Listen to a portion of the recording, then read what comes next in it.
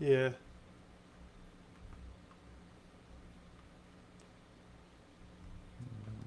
yet, James. Dude, that's fucking weird. Yeah.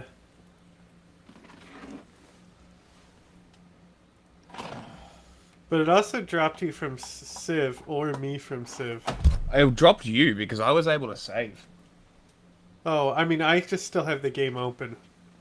Ah, okay. Well, invite me back. Well, I'm saying, I'm sitting on the message, so the game won't advance. So Oh, you can I left. rejoin. I left. You're gonna have to Just send me an rejoin. invite. I don't know how.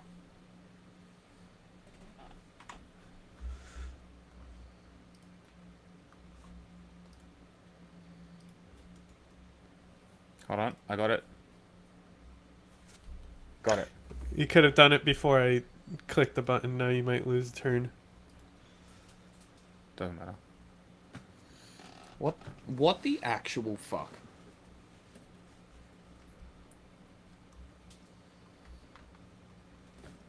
I don't know what it was supposed to do, but it certainly wasn't that. No.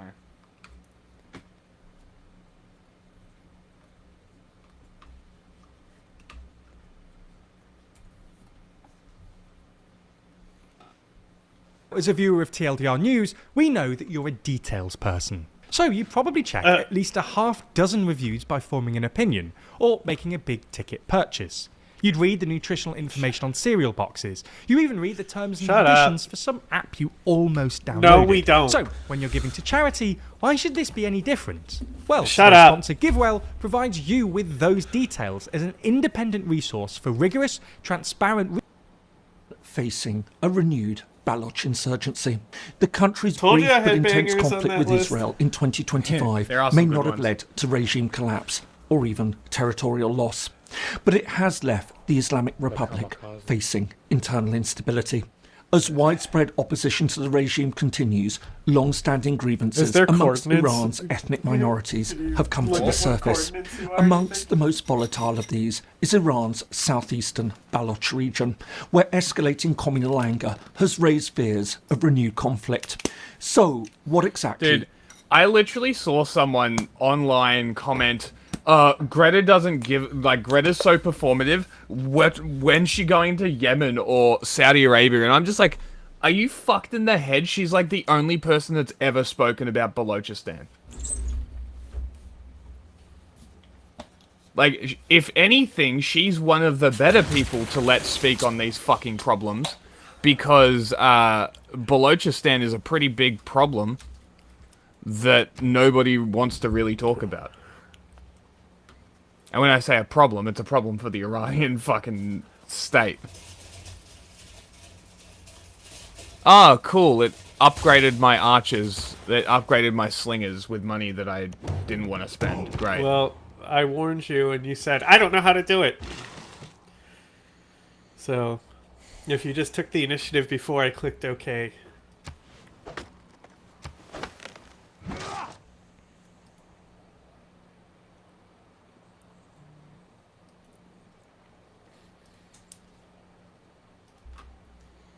Ooh, big honk.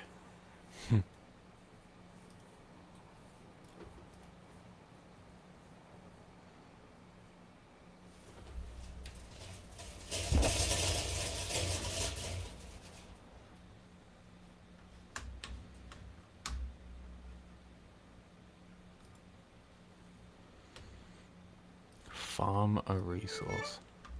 Is it like the beer or the mushrooms? Yeah, if it says farm. If it says It does. plantation, it's not farming. Because you need Okay. irrigation for plantation. Mm-hmm.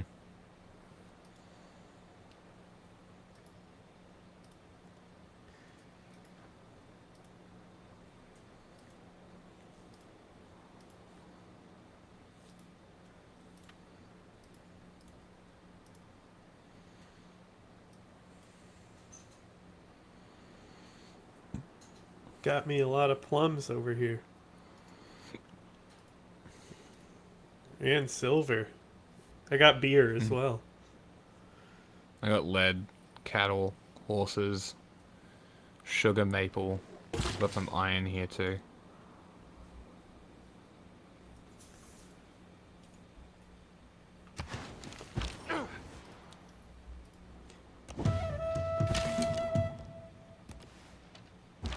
Hey, Norway.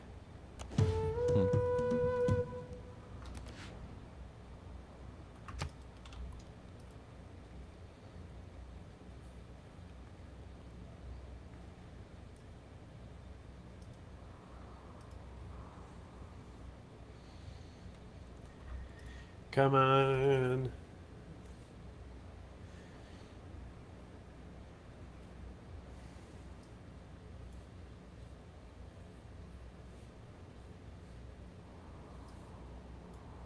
Hit play. So I'm just picking policies. Dingus. Lies behind this threat, and why could it be rising again? Hello and welcome. I'm James Hello. Lindsay, and here I take an informed look at international relations, conflict, and security. History has repeatedly shown that regimes are at their most vulnerable not during wars, but immediately after them. Conflict not only places enormous strain on state institutions, but also drains resources and exposes weaknesses. As a result, countries often face mounting internal opposition when fighting against an external enemy ends. To address this threat, governments typically attempt to restore their authority by cracking down on groups considered disloyal or unruly. However, while this may initially suppress opposition, it can lead to increased long-term instability.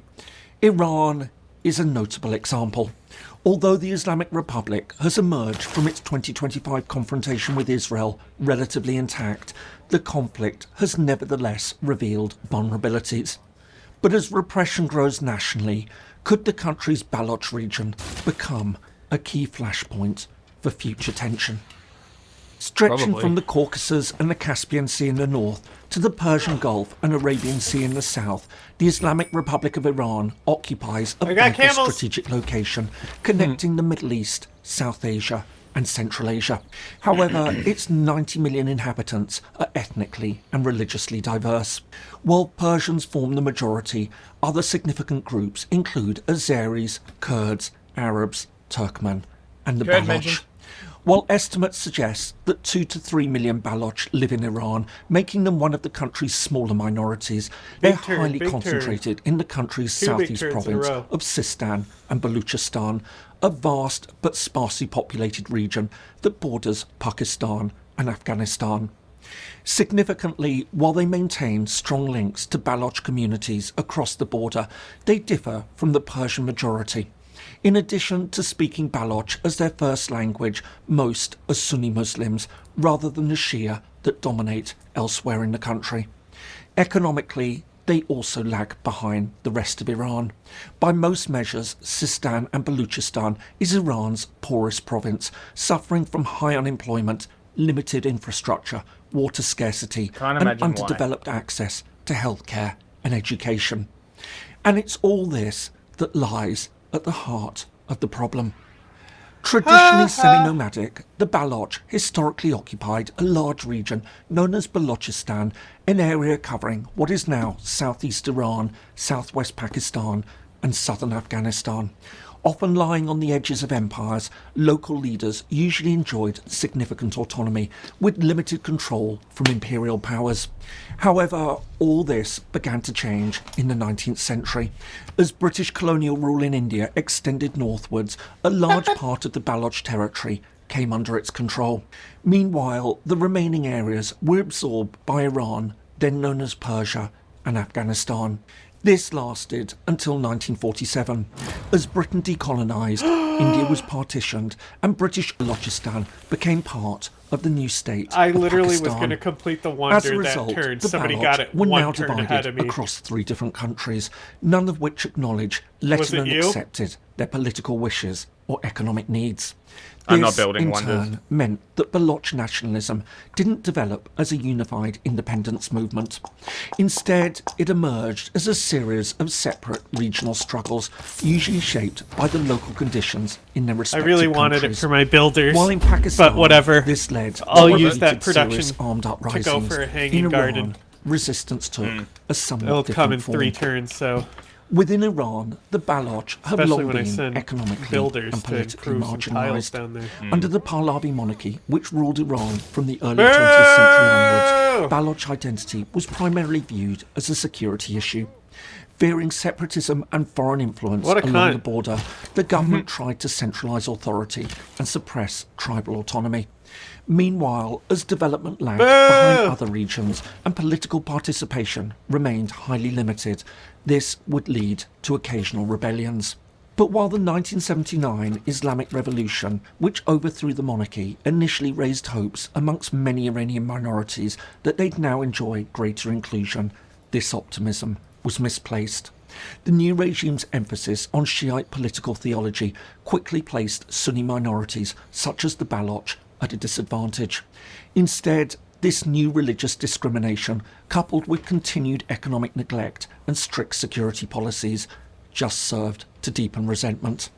As a result, over the past 4 decades, this resentment has occasionally erupted into violence and led to the formation of various small militant insurgent groups.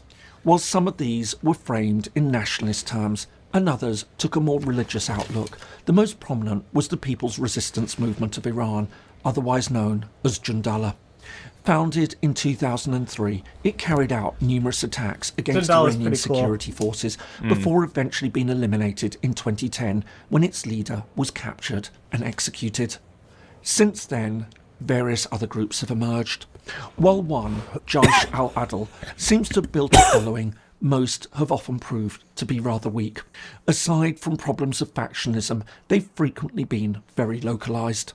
On top of this, the Iranian intelligence services have proven You to want to be give me adept 5 at gold per turn to infiltrating these 29 groups. horses? But Why don't you while go these fuck yourself? movements have never posed a substantial, let alone critical threat to the regime, they have nevertheless ensured that Sistan Dude, 5 and gold per Baluchistan turn this has early in the remained game one is of huge. Iran's most For all my militarised horses? provinces, You can go with fuck himself. frequent Yeah, you'll get more. checkpoints, raids and arrests. Meanwhile, You get as more every suspected turn. militants have often been killed, executed or disappeared without judicial process, communities have often faced He can take reprisal attacks. 20, But while the Iranian 50% government of my has tended horses to for focus 1 on less meeting gold the per turn. security challenge, it has Yeah. in fact also tried Whatever you various can get out economic of 'em. programs. He's willing tackle to give me poverty 1 gold improve and 1 economic gold per development. turn for the rest The of my problem horses. is that these have rarely brought about tangible results. Corruption, mismanagement, and a continuing focus on security have all undermined the initiatives. Soon they won't need I hope you're horses. finding I this always useful. go. If If so, I'm not going please military, consider I'll always giving a trade like my horses and if I perhaps get them subscribing early. to the channel if you haven't already. It all really helps. Many thanks, and now back to the video. This focus on repression meant that by the early 2020s, the situation in Iran's Baloch region had seemingly been contained. While occasional flashes of violence emerged, such as protests that led to over 110 deaths in September and October 2022, and another bout of violence in 2024 that led to tensions with neighbouring Pakistan, amidst heavy repression, the insurgency has seemingly become a persistent but relatively low-level threat. But this could now all be about to change. The aftermath of the 2025 Iran-Israel war appears to be pushing Iran as a whole, and this fragile situation in particular, in a new direction. Faced with growing discontent after the conflict, Tehran has tightened internal security across the country, leading to widespread repression and increasing numbers of executions. And along with the rest of the country, the security situation in Sistan and Baluchistan appears to be becoming ever more tense. But despite this crackdown, there are signs that Baloch discontent is not only gaining in strength, but is also becoming ever more cohesive. Coming just days after an attack on security forces killed several soldiers, a video message released by the militant group Jaish al-Adl claimed the formation of a new umbrella organisation, the Popular Resistance Front, to take on the Iranian clerics in what they called the tyranny of the Islamic Republic. But what was also noticeable They're seeing was a that lot this more of didn't that seem to be tyranny merely framed in being terms used of by a narrow jihadis Baloch nowadays. battle against the state, but rather as part of a wider nationwide opposition to the regime.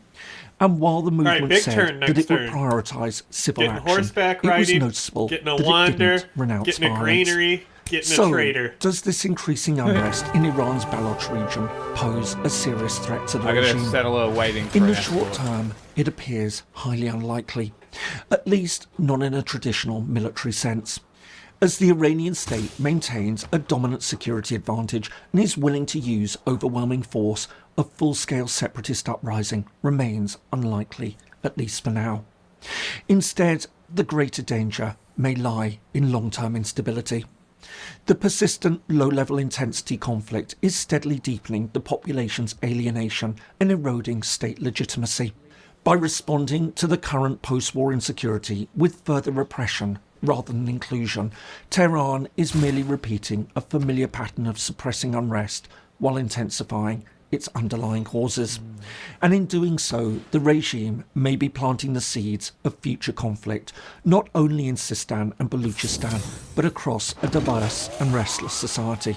Moreover, the fact that the new movement seems to want to work with others across the country is also a significant sign. In this sense, what we're seeing in Iran's southeast may not determine the fate of the Islamic Republic. However, as part of a wider trend, it clearly adds to the more serious overall threats facing the regime. Moreover, it also offers a revealing window into how states emerging from conflict can unintentionally make themselves less secure rather than more. Man, this game is I hope you already found that going useful. way better If for so, me. Here are some more videos that you might find helpful. Thanks so much, and see You you in wanted the to next do video. Pangea, and I was like, oh A few days no. ago, Hillary Clinton said this. Well, I don't have- Well-educated young people. I Where don't were have enough envoys right now, but I can pretty much take Buenos Aires for fuck all religious points. But I have This- no holy sites, and I'm not generating religion. So I just got the river goddess one, so I'm gonna put holy sites on rivers to get amenities and shit. That should quell me for a little bit, and I should, in theory, be able to do something with Yeah, that. like just because you're not going for religion doesn't necessarily mean you shouldn't build holy sites. They have other useful perks. Yeah, adjacency bonuses and whatnot. Yeah. are they getting their information? From social media, particularly TikTok. And what they were being told on social media was not just one-sided, it was pure propaganda. And before that, former Obama speechwriter Sarah Hersvitz said this. Okay, we moved on, I guess. It auto-played. Sure, Yeah, this was but the it's- next video. She's cool anyway. Yeah, no, this was the next video anyway I wanted to play, so this will... Social media is now our source of media. The media you got in America was American media, and it was pretty mainstream. It's also this increasingly post-literate media, less and less text, more and more videos. TikTok just smashing our young people's brains, video of carnage in Gaza. Those interventions have been criticized on many levels, and today I want to focus on this notion here. It's also this increasingly post-literate media. The post-literate society. don't if you follow the move, news, don't if press you're on next social turn media, or anything, you know that save there it is because real it's- concern around the it's gone to decline a of load screen leadership, the for some decline of fucking literacy reason. skills. Governments and institutions are investing a lot of money to make sure kids can read, and the results are mid. On the other hand, there is a lot of discourse around young people's use of social media and the we're back. impact it has on their mental health, but also on their ability to focus, to learn, and read. Once again, an increasing number of governments are reacting to this by implementing measures, programs, or laws meant to prevent kids and teenagers from using their phones at school or at specific time during the day. Now, this is coherent with what psychologist Jonathan Haidt has been pushing for decades now. He has written The Anxious Generation and is a big proponent of reducing phone use among younger people. I made a video about him about a year ago, I think, maybe. I'm quite critical of his work, and it's not just me. There's a group of academics and researchers who are very critical of Holy the shit, I just got a validity great of his scientist that's research. gonna I train dived the into that Eurekas, and academic I took debate the Eureka in thing for the the, video I just mentioned. You can the watch ERA that later, score. but for now, let's stick to our Nice. topic of the day, the so post-literate good. society. The post-literate society, as Sarah Hersvitz implies in her speech, and as we've just explained, mobilizes two types of discourse. The discourse on the decline of literacy and the discourse on social media use. Post-literate means after lettered, so basically it signals a transition from a society where text is the dominant way people create, share, or understand information to a society where it has been replaced by other modes of communication. And we can't help but notice that there is a negative connotation attached to it, which translates into a desire to resist it, to fight it. When you think about it, most mainstream depictions of post-literate societies are pretty scary too. Fahrenheit 451, Idiocracy, or WALL-E. That universally negative bias towards WALL-E. post-literacy means that anyone who mobilizes movie. that concept knows what Nah, reaction it will he's a trigger creep. among their audience. You just have to say movie. post-literate society. He's a and weirdo. people He doesn't The know. robot He's never- goes It has into become fucking common sense. stasis. He's Like never it's passed seen. out in a coma, and he fucking starts dragging the corpse around the city. Weirdo. What a fucking weirdo. Also, WALL-E is Optimus Prime's lunchbox.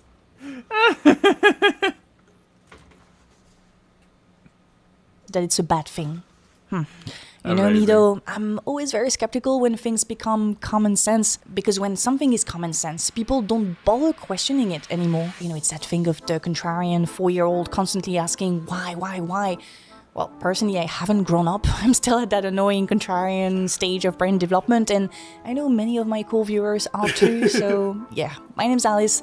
Welcome back to my channel. Today we're talking about the post-literate society. Oh, and by the way, don't forget to support the channel on Patreon if you like the content. We release exclusive stuff on there, monthly faves, etc. I put a link in the description down below. Okay. Do you So spend 5 way and too 4 much time tiles stuck in your between my head, cities. questioning everything bad. over and over? Could that bump on my arm be a tumor? Do my friends really like me? Or are they just faking it? Did I accidentally say something offensive on my Instagram story? Am I a bad person because of the thoughts I... Did I say something offensive on my Instagram story? Always. Always. You have a problem with it? Message me. Let's talk about it. have. For many people, that isn't just overthinking.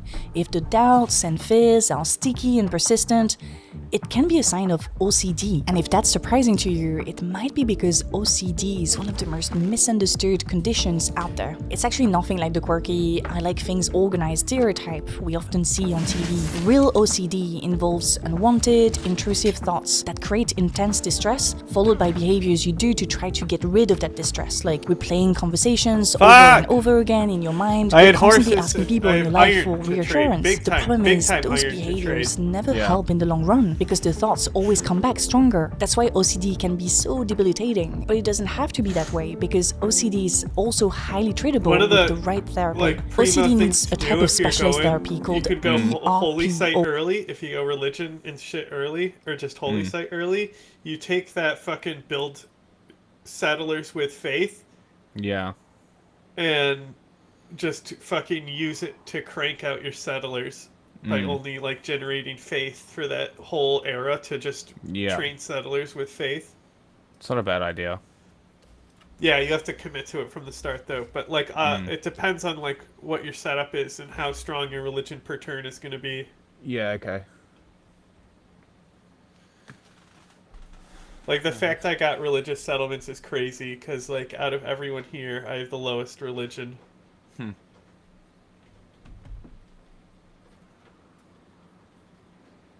Hey, I'm finally generating faith. Hit play. Yeah, I'm generating 0.9. I'm play. generating a whole single point. Play. Or exposure and response prevention, not regular talk therapy, which can often make it worse. And that's where NoCD comes in. NoCD is the world's leading provider of OCD treatment, and every single one of their licensed therapists specializes in who can help. Okay, let's go back to the video now. Let's. The demise of the Gutenberg galaxy. Okay, maybe we should start by acknowledging that there was something before the literate society, right? The pre-literate society, which preceded the literate society, or what Canadian cultural theorist Marshall McLuhan called the Gutenberg galaxy. McLuhan's idea of the Gutenberg galaxy refers to the cultural world shaped by the invention of the printing press and the rise of mass literacy. In his 1962 book, The Gutenberg Hey, there's Galaxy, a sieve McLuhan called argues printing that press. once print became widespread, it reorganized the way people think, communicate, and understand the world. I So guess this it's is the something core important. idea. The Gutenberg galaxy is the era in which printed text especially books, became the main way humans processed information. According to Yeah, McLuhan, and you print culture unlock it to get encouraged propaganda. first linear thinking, so that means processing ideas in sequence, individualism, reading is a solitary activity, visual-focused perception, text privileges the eye over other senses, then rational, analytical thought, and finally standardization. It's the idea that mass-produced identical copies shape I'm back a on a shared load screen, so worldview. don't press McLuhan that. believed that I the did- invention I of already printing did. didn't just And make I- books easier to produce, it Fucking transformed didn't trade consciousness. my iron. It pushed societies toward more structured and logical ways of quitting. understanding reality, in contrast to No, I was earlier oral saving. cultures which were more communal and auditory. He used the Gutenberg galaxy as a metaphor, a whole constellation of cultural habits, cognitive patterns, and social structures orbiting around print technology. McLuhan also predicted that electronic media, so radio, TV, later digital culture, would They all pull don't us like out of me. the Like, Gutenberg what did I do? galaxy and into a new environment, more like a return to oral, interconnected communication, which he basically called don't the have global Navy, so he village. doesn't like You know, me, it's of the idea course. that modern media connect everyone so instantly and intensely huge that the whole military, she world doesn't starts to like feel me. like a one big, tightly knit neighborhood. This shift is This guy's exactly like- what people now call a Likes explorers. post-literate Bro, society. look how much I've explored. In a post-literate That's not enough for world, you, the bro? written word is no longer the primary medium. Guess not. Images, videos, sound, and interactive media become central. Thinking becomes less sequential and more simultaneous or mosaic-like. Then communication is faster and more emotionally driven. And finally, people rely on multimedia interfaces instead of long-form text. So that's what we mean by post-literate society. McLuhan saw this coming very That's early me. on. When most people had only radio and early television, he suggested that electronic media would rewire our habits of perception, pulling us out of the quiet, solitary act of reading and back into a more collective, sensory-rich environment. You can think of it this way. The Gutenberg galaxy, the world is shaped by books, and in the post-literate era, the world is shaped by screens. So the post-literate society represents the cultural afterlife of the Gutenberg galaxy, the point where print is still around but no longer central. As we mentioned earlier, you can see versions of this idea all over science fiction, like WALL-E, in which humans mostly interact Can you with build screens can you build railways over water gaps, like one-tile water gaps? I don't think so. Fuck. and automated voices rather than text. We also talked about Fahrenheit 451, where society has They should shifted add away that. from So reading if you can entirely, go through tunnels, replacing you should be books able to with go fast over rivers immersive of, media. like- But you also So have Star if Trek. you, Characters often use voice-controlled Make sure computers, that you visual build the displays, and railroad smart. to, like, I think it's the arsenal. If you dock your units by going through the arsenal, then they won't pay the embarking cost. There's an embarking cost? Yeah, so like it costs movement Oh, to go to water. Right. So they'll be able to pay nothing. So they'll be able to just Move. faster into the water. It'll be the equivalent of a Yeah. rail line going there. That's what that building's for. Yeah, okay. I mean, it's for other things too, but I'm gonna remove the fuck out of these marsh plains because they're gonna Yeah, flood yeah. the first sea level rise. get rid of them. It gives you food. There's no reason to keep them. I will. Fuck them.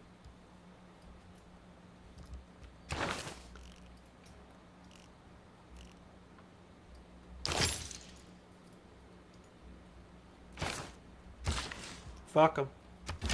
Oh, that reminds me. Iron. Come.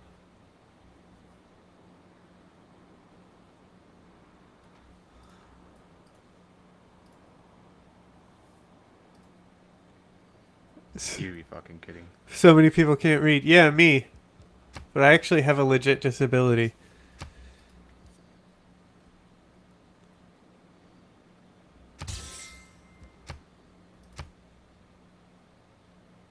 Hell yeah, bro.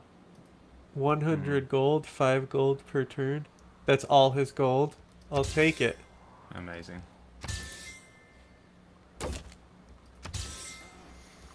Alright. Making I'm deals. gonna research a couple things before I am able to get my settler over to that continent, the other side here, and build a city there.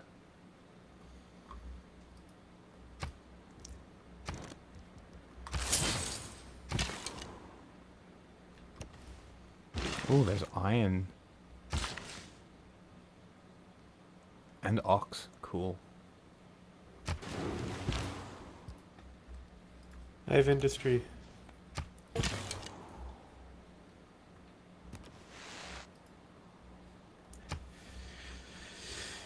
Barbarians have been super annoying, but luckily I'm good enough at the game where they're not ever an issue. Yeah. I never repaired this tile they broke down here. I've needed my builders for other things. Yeah. Play. Interfaces that make text almost unnecessary. See, in might these get a worlds, golden age, technology yeah. becomes so intuitive that reading feels optional. Culturally, though, the idea of a post-literate society raises important questions about, how we think and learn. When communication becomes quick and visual, text-based forms of communication can be harder to apprehend. When you think about it, text is still part of the videos we watch. Creators often include captions, maybe you turn them on for this video, but this doesn't compare to the act of, sitting down for an hour and just read a text with no other stimulation. So it's fair to ask, if culture keeps moving towards short videos and visual feeds, how will that change our ability to preserve complex ideas and teach critical thinking? Skeptics like Clinton or Hersvitz romanticize the time when media was more centralized, a way to better control the narratives that are shared and passed on. Hersvitz explains that in the past, you'd need to go to a pretty Zionist. fringe bookstore to learn about the sort of things you might This get is easy access a to on dust the internet. storm. And I understand her concerns. Zionist There is a lot of dust disinformation online, and tech platforms are reluctant to change that. But I want to make sure we agree on what we mean by misinformation, disinformation, or even fringe. See, a few months ago, I came across this post. It says, quote, "When someone disagrees with me, it's like, whoa, anti-intellectualism really is on the rise." Now, all those terms, anti-intellectualism, slop, disinformation, or misinformation, are increasingly used to refer to things we simply don't agree with. It's a way for us to intellectualize our disagreements, claiming we're the smart one in the conversation, we know better. And again, I'm not saying those things don't exist, but it's important to question their use. The choice of words matters. It really does. Words don't carry meaning by themselves. They are more like recipients into which people pour their understanding of the word. If you ask a Trump voter what freedom means, they'll probably answer something I'm on a load very screen, different by the from, way. let's say, a Harris voter would. If you ask me what keeps feminism fucking doing means, this. I'll probably say something quite different from someone like Hillary Clinton. Similarly, when Clinton calls out propaganda or when Hersvitz talks about disinformation, I'm curious to know what they mean by it. To me, they seem to mean all things that are not produced or endorsed by American legacy media. In fact, I find it interesting that Sarah implies that post-literate is bad and that it is harming the Jewish community's ability to preserve Holocaust education. I find it Amazing, I interesting can hit these because barbarians Holocaust from the other education side is of mostly the communicated ocean. outside of text. I remember learning about the Holocaust at school through documentaries with images, videos, films, and oral histories. This makes sense because European Jewish communities were deprived of most of their textual means of communication, of their press. They carried knowledge of the genocide in the form of images, stories, and memories. Of course, we have Anne Frank's diary, but this diary was like most diaries, not necessarily structured or analytical. It was a collection of events and thoughts written in a conversational tone. Similarly, the carnage from Palestine that we see on our phones is one of the few ways Palestinians can communicate what is going on in their country to the rest of the world. At least 206 journalists have been killed since October 7th. Buildings and communities are destroyed. I was helping someone submit an application for a scholarship in Europe a couple of months ago and ended up on a Zoom meeting with a bunch of Gazans explaining they couldn't even get a signature, even less an academic reference. But contrary to European Jewish communities during the Holocaust, Palestinians have some access to the internet, and this has been crucial over the last decades, not just to communicate with us in the West, but also to keep the Palestinian identity and culture alive. There's a wonderful book which I've meant to talk about for so long, I just couldn't find a way to do it, and I'm happy I finally get to share it with you in this video. It's called Palestine Online. It's written by Miriam Arouhag, and it starts with this quote: "They can stop us at checkpoints and borders, but not on the internet." It's quoted by Sharif Kanana. I thought I would organize those passages that I found interesting into a nice little paragraph highlighted and everything, but Miriam is such a good writer, so I thought I was just gonna read them to you, if that's okay, and you tell me what you think No, it's about not. them. The first passage But you're is gonna on do it page anyway. 25, and it says, The internet comprises different forms of engagements. One can read, write, look at pictures, watch films, listen to music and live radio programs, talk with strangers, use a webcam to see each other while talking, download archive material, and so on. The internet can undermine the state's monopoly of the media, and the combination of new ways of acquiring and disseminating information have made With the it bonus possible resources, to are form they just counter-imaginations. amenities? What is Still on that page a little bit later, the main argument here Nothing. is that Like, you mass can media get rid of them and if you communica- rather have something else on that tile. But, like, a lot of times they'll give you just better resources than a regular farm will. Okay. Like, right here, I have corn. A regular farm tile that I can farm is 2 food, right? But this is 2 food and 2 gold, so it's just a better flat tile to build a farm Okay. on.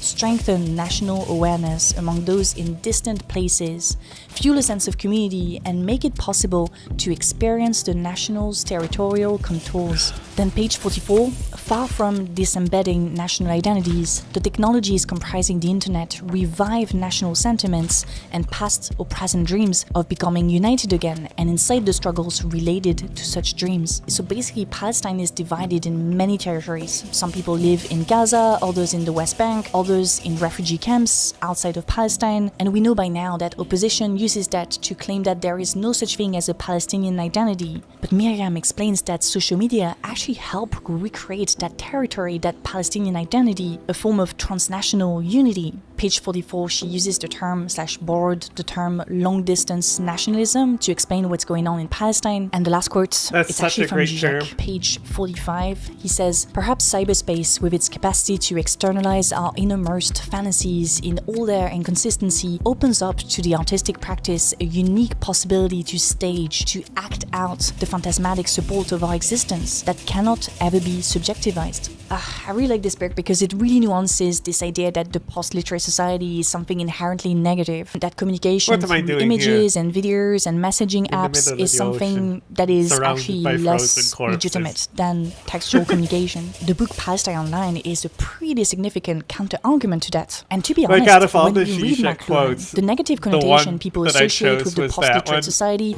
It's isn't pretty as good one. obvious. I'm on a loading McLuhan screen, by believed the way. this transition Not- onto not a now, new like, media I've just got environment put on a simply loading felt like a screen. new stage in a long series of media environments, each shaping human perception in a different way. Maybe you don't remember the name McLuhan, but you've probably heard about this phrase, the medium is the message. Well, that's from him. He thought electronic media could overwhelm people if they didn't stay aware of how media shaped them. The medium is the message means we need to study environments, media environments, not judge them. The information age. While doing the research for this video, I stumbled upon an essay which kind of set the tone for this video. Here it is, The Dawn of the Post-Literate Age, and it was written by Patrick Tucker in 2009 for The Futurist. This article makes one point very clear. Writing is not a sacred artifact, but a tool. For thousands of years, text served as humans' most powerful technology for storing knowledge. From databases to printed books, writing allowed us to preserve information with a level of stability no other medium could match. You know, when you tell a friend a story, you can't really trust them to repeat that story exactly as it was said.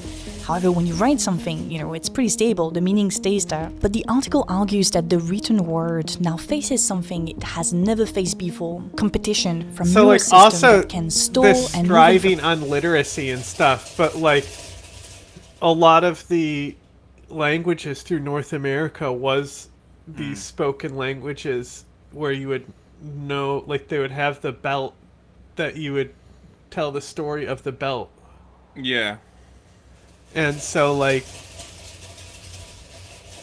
that was a pre-literate society. I don't see it as much different. No, but the tales did change, and they have changed. I would imagine. Yeah. Like, there's no way. I they mean, haven't. but still, like, you look at, like, it did a lot of beneficial things for their cultures. Having those legends and tales that evolve through the cultures.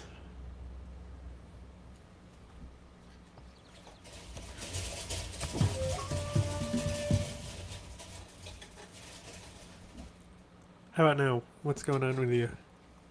I'm back.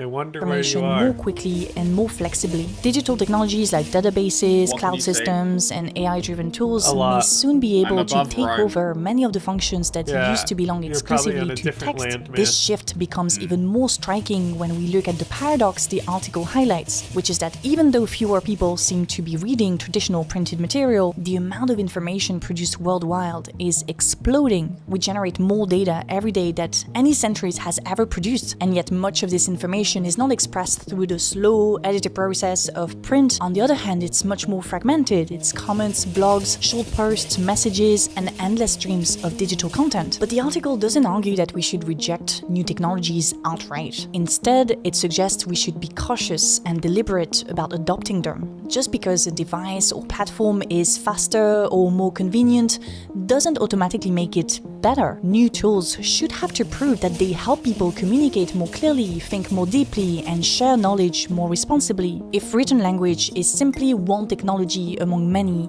then any replacement must demonstrate genuine superiority, not just novelty. We should not allow technological change to happen to us by default, but rather evaluate each new tool on its real impact on human communication. This is where media literacy becomes essential. If information is a technology that can be reshaped, edited, and manipulated, then the most important skill for the future is not memorizing facts or clinging to older media, but understanding how information systems work. The article suggests that technological literacy Jack may over there eventually be more thinking real important hard than on the traditional wrong decision literacy, to make. not because reading becomes irrelevant, about? I'm but because just people settling will a need full to city know and how to clearing navigate and this judge place of information in a barbarians. world overflowing That's with not it. the wrong decision Going to back to the Sarah Hersvitz clip we showed at the beginning, the Hillary Clinton's clip we showed at the beginning, instead of moral panic about declining reading habits, the focus should be on giving people the skills to tell good information from bad, to understand how digital platforms shape what we see, and to make informed choices about the tools they use. I really like this 2009 article because it leaves room for a more hopeful vision. It imagines a future where young people, far from being passive consumers of technology, become more selective and critical than the adults who market these tools to them. They might reject certain platforms, prefer older or simpler devices, we've seen that happening already, or they might combine all their new media in ways that generally support their goals. This sort of resistance, choosing tools for value rather than Nobody convenience, likes is itself a sign of me. deep technological literacy. It suggests that a post-literate society does not have to be a society without depth. It can be one where people approach information with awareness and autonomy, choosing the medium that serves them best rather than being shaped by it. So yeah, I'll end on this hopeful note. We like to tackle big topics on this channel, but ultimately we want to keep things hopeful, positive, if we can. I really hope you enjoyed this video. It was a bit more dense than my usual videos. I don't know, what do you think? Did you enjoy it? I appreciate feedback as long as it's communicated in a polite way, respectful and polite way. But yeah, thank you so much for watching. Don't forget to like, to subscribe if it's not already done. You can also support us on Patreon. As I mentioned earlier, we have a bunch of things happening over there that are exclusive to Patreon. And yeah, thank you again to NoCD for sponsoring the video. Where did you come from? Where did you go? Where did you come from? Pendejo. What? Hey guys. Didn't see you there. How long have you been there? In the future, could you please make your presence known? Maybe you can't rein in the pace of technological change. You can certainly, Yeah. and we should, if we realized we would, Prove it. insulate young people from exposure, especially to new stuff. Okay. Right? Not immunizing them is a terrible error. Right? It can't work. Honestly, oh my God, it's a Christmas miracle. he's really Thank you, made Jesus. reaction videos Thank you, into an Jesus. art form. Thank you. Because today we're looking at our... What am I trying to say here? Hold on, let me gather my thoughts here. Today we're looking at our favorite muscle man, America's favorite muscle man, Joe Rogan. To honor him, I've got some new drops. I don't know if you're aware, we do these things called drops. They sound like this. That's in the Bible! Or. Oh! These are some compound drops for Joe Rogan. So I hope he likes it. Just to honor him. They do like this. Generally speaking, Hassan Parker. look Chinese. Okay, that's generally speaking Hassan Parker. Look Chinese. And then... Adult. Hassan Parker. Okay, thank you for that. This is one of my favorite Joe Rogan guests that we're going to be looking at. We'll take a little look at. Hassan that we're gonna does look lay Chinese our beady lately. little wet eyes upon. Brett Weinstein, They go on and on for the first, I don't know, hour of the show where it's a little boring. Let's just say that if you're having a hard time sleeping, you're trying to get off whatever dangerous sleep drug you taking, just listen to this, and then you will go bye-bye. But then we finally get to something interesting where it's like they're talking about, oh, these kids, we got to take care of these kids. What the hell are these little rats? What are these little trash rats we call kids up to? We got to do something with them. And this is like the most incoherent thing I've ever heard, but I have been thinking about this a lot lately. It kind of leads somewhere interesting. Let's check this. Let's check more of this out.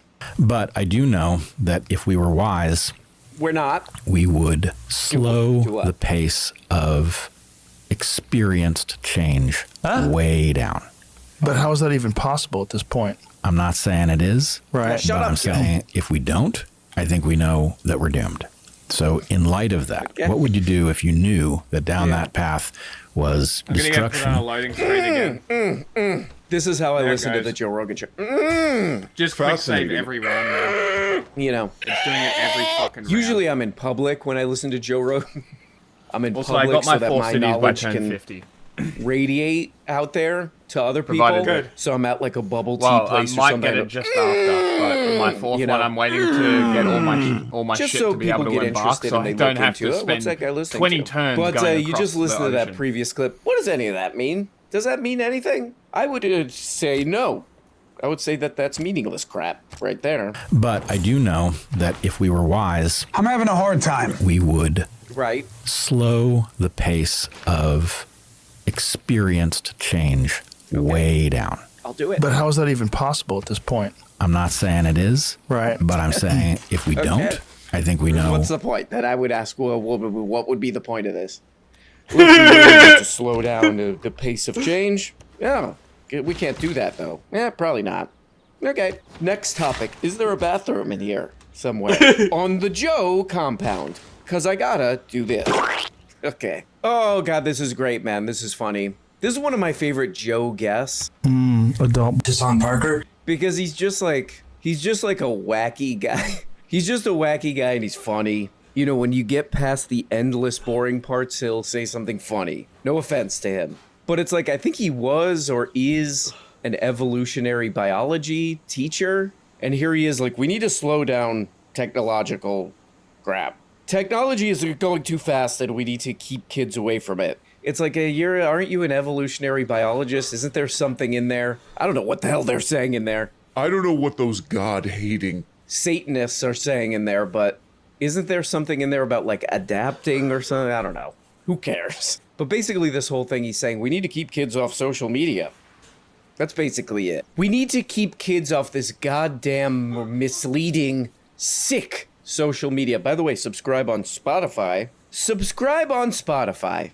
Spotify. Generally speaking, Deshaun Parker. look Chinese. That's their catchphrase. Hassan Parker looks Chinese. I mean, it's so vague that it's kind of like all this stuff is like pointless. It's just background. I think it is for most people. It's just background noise. I gotta go pick up an XLR cable or whatever dumb crap I'm wasting my time doing. I gotta put Joe on in the Nobody background. picks I'll up. put Joe on Nobody the but background him because would be I picking up an am familiar XLR with his cable. voice. That is What's he not a talking thing that about? normal Don't people know, never do. will. Yeah, I have No, Joe. But it's so vague. I have a single XLR cable, and I don't think I've ever needed to replace it since I got my microphone. So, Yeah. You normally only need one. I have two. I might have a couple. I But that's definitely just- have two. Why? To use. Fair enough. Two different inputs. Do you have two microphones? Yeah, I have a few microphones. Okay. Like, most of them are for, like, lavalier interview mics. Aha. I'll run them with cables instead of wireless because normally I'm filming sitting down anyway. Yeah. It's fair. Jack, Hello. these are the cans at the front. What cans? Oh no, something from Amazon. These monster cans. It's not mine. It'll have a name on it. Oh, look way up the right. Oh my god.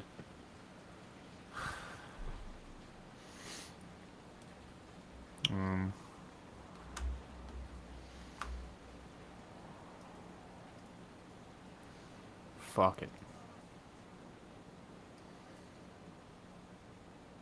I'll play the video. I'll be back. And it like goes nowhere. That it's the only thing. Oh this my can god, mean advance is like, the game, you it's going fuckhole. too fast. We need to insulate kids from all this. We need to insulate kids from this crap. Yeah, they're talking about we need to keep them off social media. And this is like, I'm fully now going Candace Owens suspicion conspiracy on this now. You know, with how popular that Jonathan Haidt Anxious Generation book has gotten. And now there's an Australian social media ban for people under 16 that turned out not only they knew it wasn't going to work, but it turned out to be... It turns out like it really looks like that was on behalf of the gambling lobby. Oh, hey, don't worry, you can keep running been gambling listening? ads.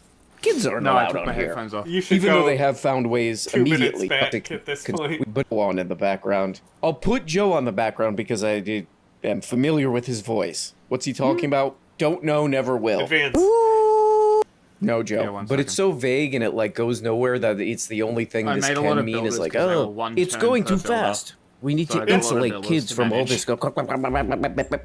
We need to insulate kids from this crap. Yeah, they're talking about we need to keep them off social media. And this is like, I'm fully now going Candace Owens suspicion conspiracy on this now. You know, with how popular that Jonathan Haidt Anxious Generation book has gotten. And now there's an Australian social media ban for people under 16 that turned out not only they knew it wasn't going to work, but it turned out to be... It turns out like it really looks like that was on behalf of the gambling lobby. Okay. Oh, hey, don't worry, you can keep running gambling ads. Kids aren't allowed on here. Even though they have found Did you hear ways that? immediately around these bans. Did you hear that thunder? Did you hear what he just said? No, I was distracted by the massive thunderclap. Not only they knew it wasn't going to work, Keep but it going, turned Matt. out to be... Generation book has gotten, and now there's an Australian social media ban for people under 16 Okay. that turned out not only they knew it wasn't going to work, but it turned out to be... It turns out like it really looks like that was on behalf of the gambling lobby. Oh, hey, don't worry, you can keep running gambling ads. Kids aren't allowed on here. Even though they have found ways immediately. Advance the game, for fuck's sake, before you start.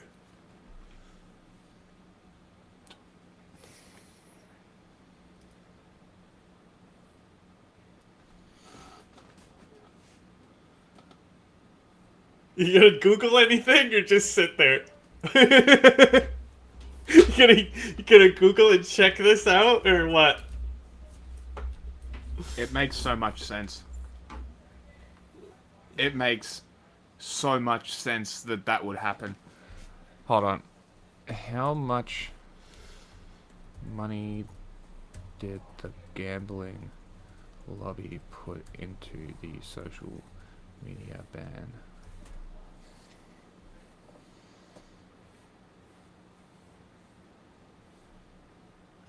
Bro, you have a fucking mafia state.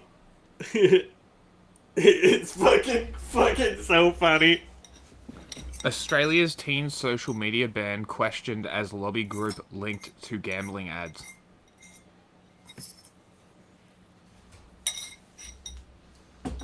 That's fucking insane. A group that campaigned to ban the social media for under 16s has been accused of lobbying for the restriction to distract from a ban on gambling ads. On December 10th, Australia became the first country... Yeah, whatever. The online safety, whatever. While implementing the restriction on children using social media, the Australian government has shelved plans to ban gambling ads. Holy shit, is this fucking needed? You have no idea how many fucking gambling ads there are on Australian television. It is disgusting. It is gross. And I reckon, I'm going to say, every time that I watch television, or YouTube, or Netflix now as well, right? Gambling ads. Every single time, without fucking fail. There will never be one. Like, that needs to happen. That's insane. The Australian Financial Review reported that the government is expected to abandon bans on a total ban on online gambling advertising, using the under-16 social media ban as cover to water down the policy. When announced the new social media ban, Albanese stated, "We've passed important legislation to keep our kids safe online." But yeah, fuck all those guys gambling their money away while you guys cash in six-figure paychecks. How much of their net worth is gambling money, you reckon? Well, what net worth percentage of Pauline Hanson's is gambling lobby money, do you reckon? I'm gonna say probably a significant fucking amount. But we'll have to wait and see. Because if this is actually the fucking case, that's nuts.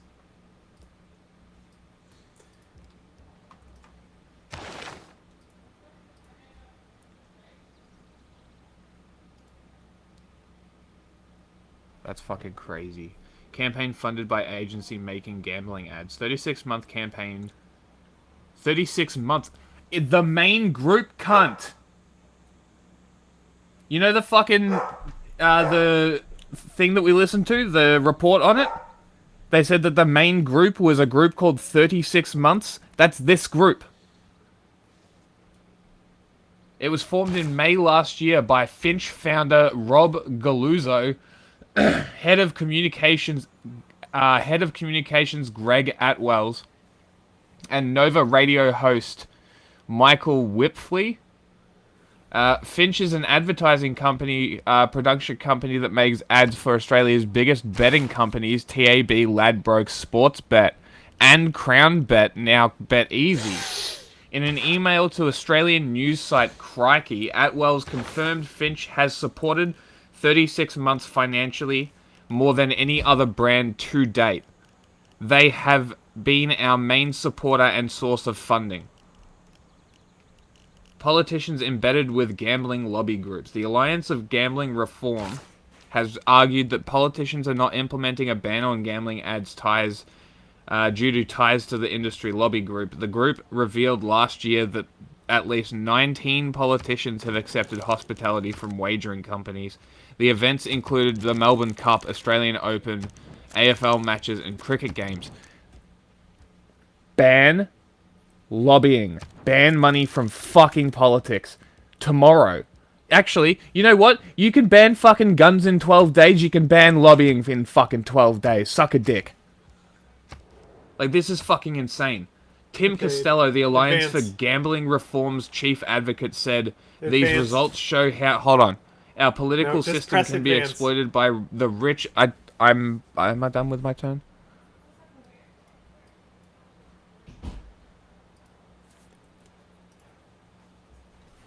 Fucking crazy. Exploited by the rich and powerful lobby groups in secret against popular changes such as proposed gambling ad bans to the detriment of the Australian community. Gambling lobby groups responsible Wagering Australia has also been accused of infiltrating the Australian Parliament Sports Club. RWA denied the accusation, with Chief Executive Cal Cantwell stating RWA's work on regulation and harm reduction happens through the proper parliamentary and regulatory procedures, not the sporting field. Jesus fucking Christ. Labor tipped to drop proposal for online gambling ad ban. And of course it's fucking ad-walled. Paywalled. Go fuck yourself. Fuck you and your paywall. Australian Financial Review. Who owns the Australian Financial Review? Nine Entertainment Co. Okay, who owns Nine I think it's Costello.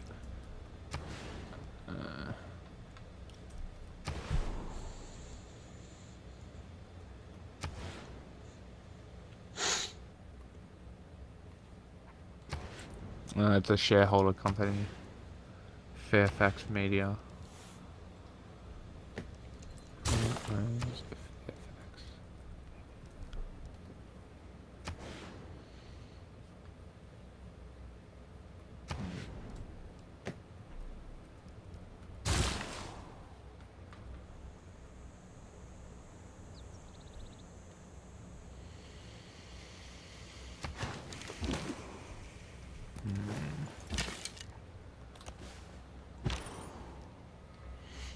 interesting.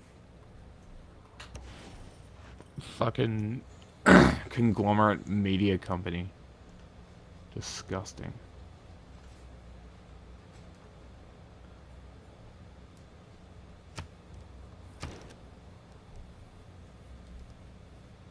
Alright.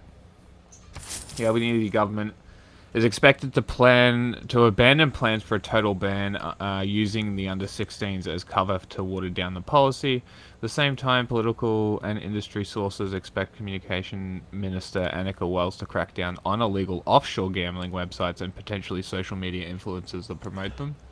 As new research shows, they surged in popularity, sure. Prime Minister Albanese last year intervened to kill off a policy being developed by former Communications Minister after meeting with executives for big television networks and sporting codes. Wowee. What a surprise. I fucking hate this country so fucking much. Okay.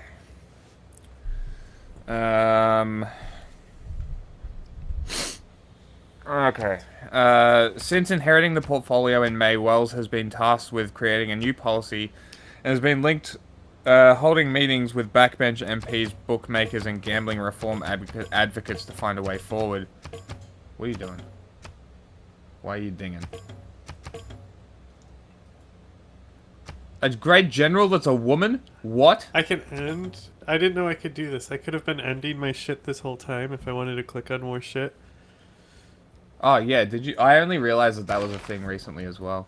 Who'd you get? Are you also getting a great admiral this turn? A woman. Trung Track? Yeah, Says are you Vietnamese. also getting a great admiral? No. Maybe next turn. Okay, so you're this unmet player. Yeah, okay.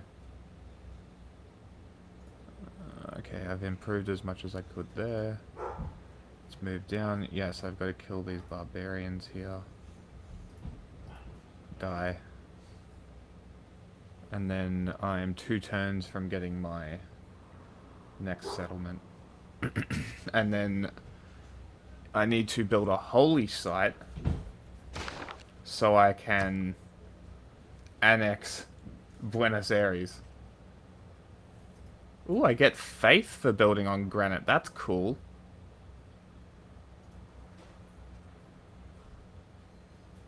Bye-bye, builder. Make sure my chinchillas have food. Yes, go check the chinchilla. Ooh, I might get a golden age. Ooh.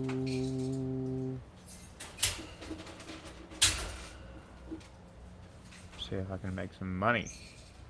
Nobody wants my whales?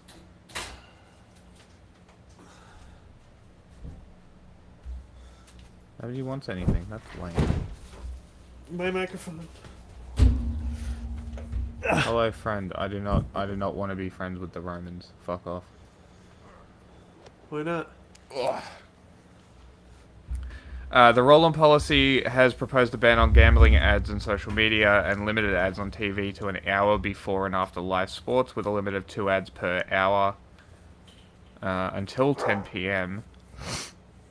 But these ideas were widely criticized by the gambling industry and sporting codes, of course they were, which said that they went too far. Go fuck yourself. You understand how much money the AFL is going to lose by not being allowed to have gambling sponsorship. Like, they're going to have to, like, AFL teams are going to have to lose sponsorships over this because they literally have gambling companies on the back of their jerseys. Right, this is...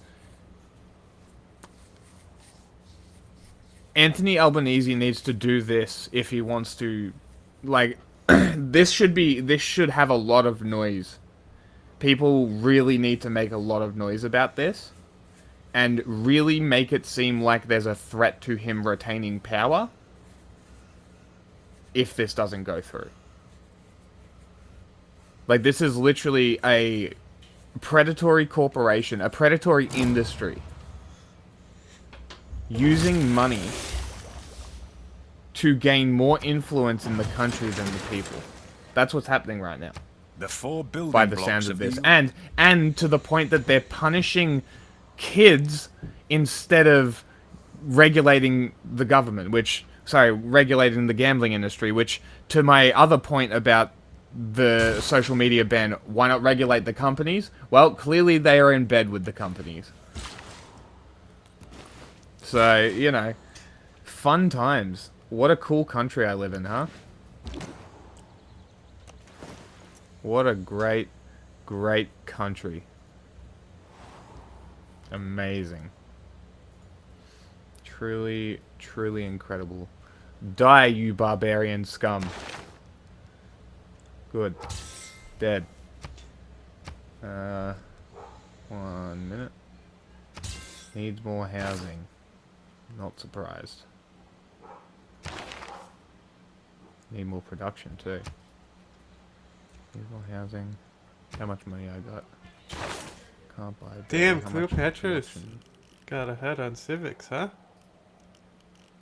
It's Cleopatra. That's what she does. She just jumped up there. She were neck and neck, and then now suddenly she's way ahead. That's weird.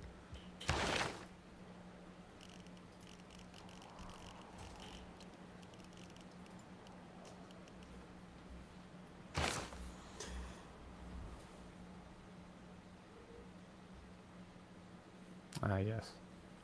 Cool, great. Yes, everything's coming together. Everything's going very well. Is it 10? It's 10:50. I told you it was just after 10:50. I'm gonna get it in like 3 turns. Sources familiar with the Wells talk said the matter would ultimately be decided by Albanese, and they were confident he would not impose the total ban of online gambling. However, no announcement is expected until the new year. Sporting codes and bookmakers are opposed to a blanket online ban in part because they say it would do little to stop the ads for illegal offshore sites being promoted. If somebody online that's like a streamer promotes an offshore gambling company, find them like a corporation. That'll stop them. If you really want it dealt with, make it financially invaluable. Financially, what's the word?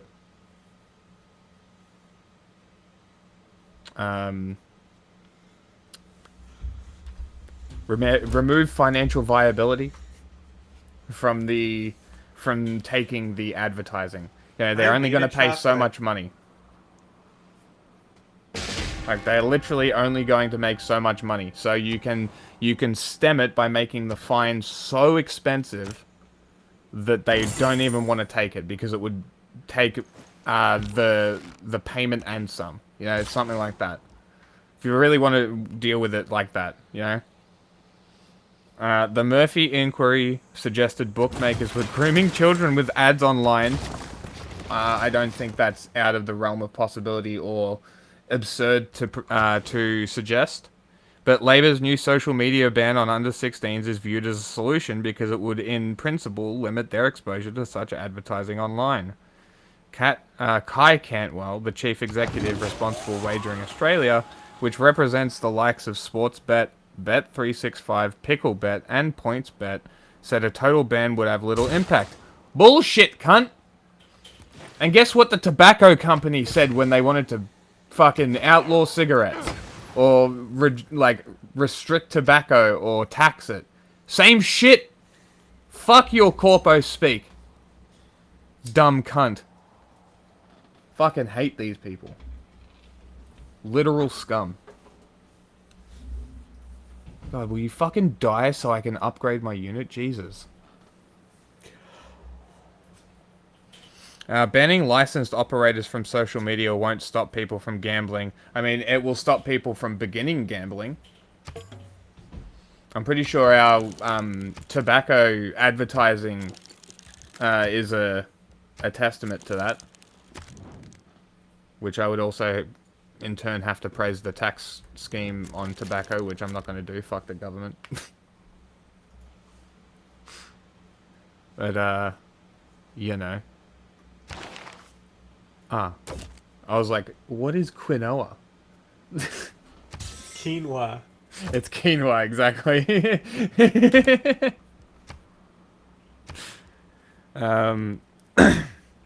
It won't stop people from gambling. It will simply allow illegal offshore operators to fill the void.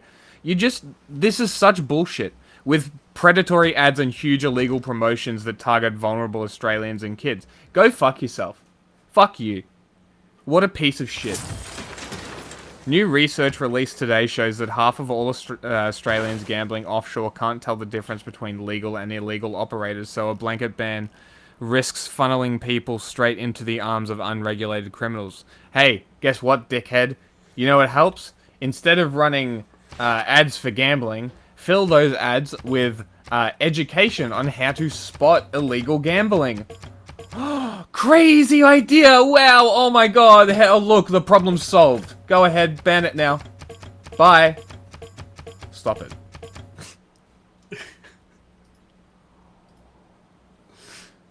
You wanted this. You asked for this. I mean, why do you think I told you multiple times to go back and listen to what he said? Should probably get a second governor now, I reckon. Yeah, who'd you grab? The chubby turban guy. Yeah, Pingala. He's really good. He's the best one. Mostly because I want the science boost. Yeah, he's the best. But that's all. I also have a general sitting here, which I'm gonna use if I have to go to war, because he reduces war weariness. So he's just sleeping in my encampment at the moment. Doing general stuff. Alright. I gotta build some stuff. Gotta move all my builders down.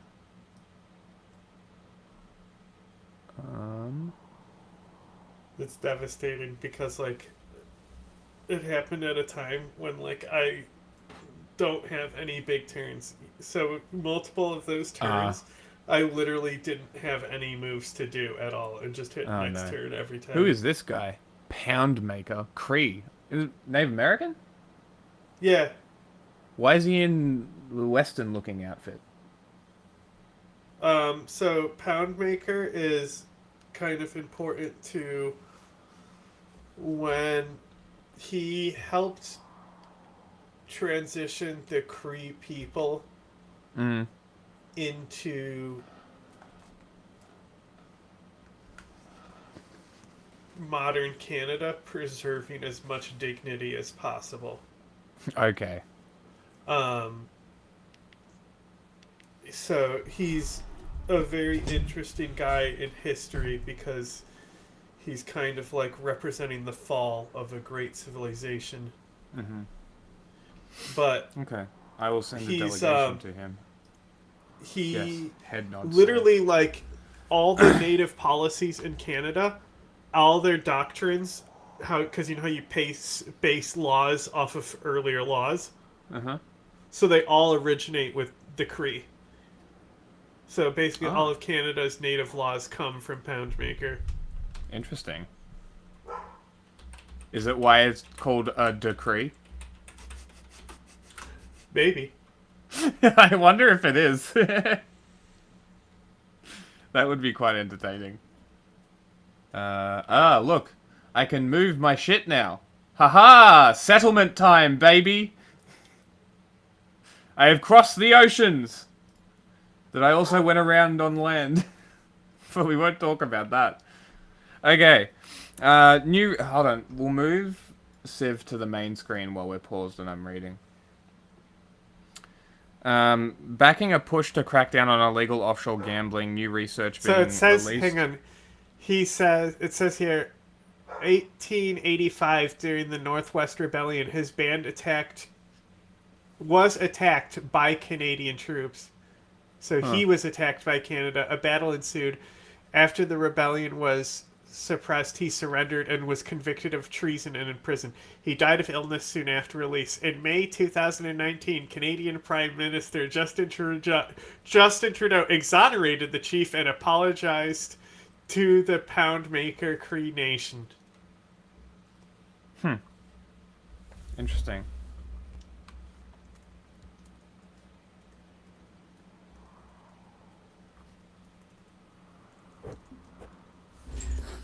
Slapping down gambling bans by banning kids from social media.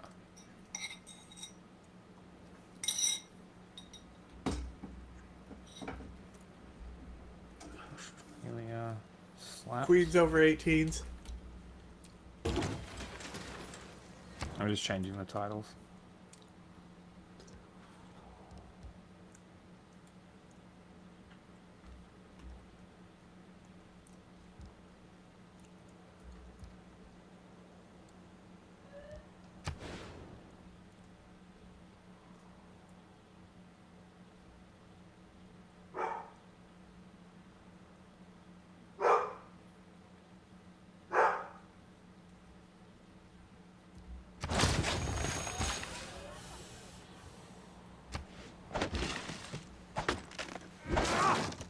I think my sister's playing with my megaphone. I'm hearing the alarm. Now they're yelling at the dog because they're setting him off. Okay.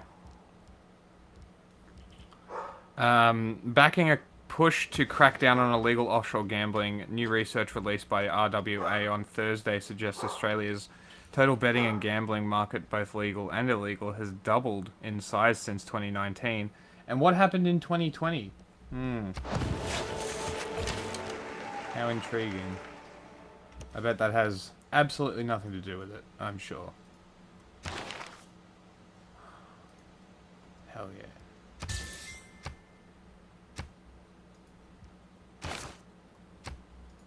Get on that land, bitch. Hell yeah. Settlement time. I'm gonna settle on this iron. Haha. Yeah, that way you don't have to put a mine on it. Mm-hmm. And it's only, what, 1, What happened to Rim Brown? 3, 4, 5. It's only six tiles from my main city, which is not too bad. Should be Play fine. Rim Brown. I'm still reading. Oh. No, I do not. I do not want to go to war with the Romans, but his scout better move off my settlement location.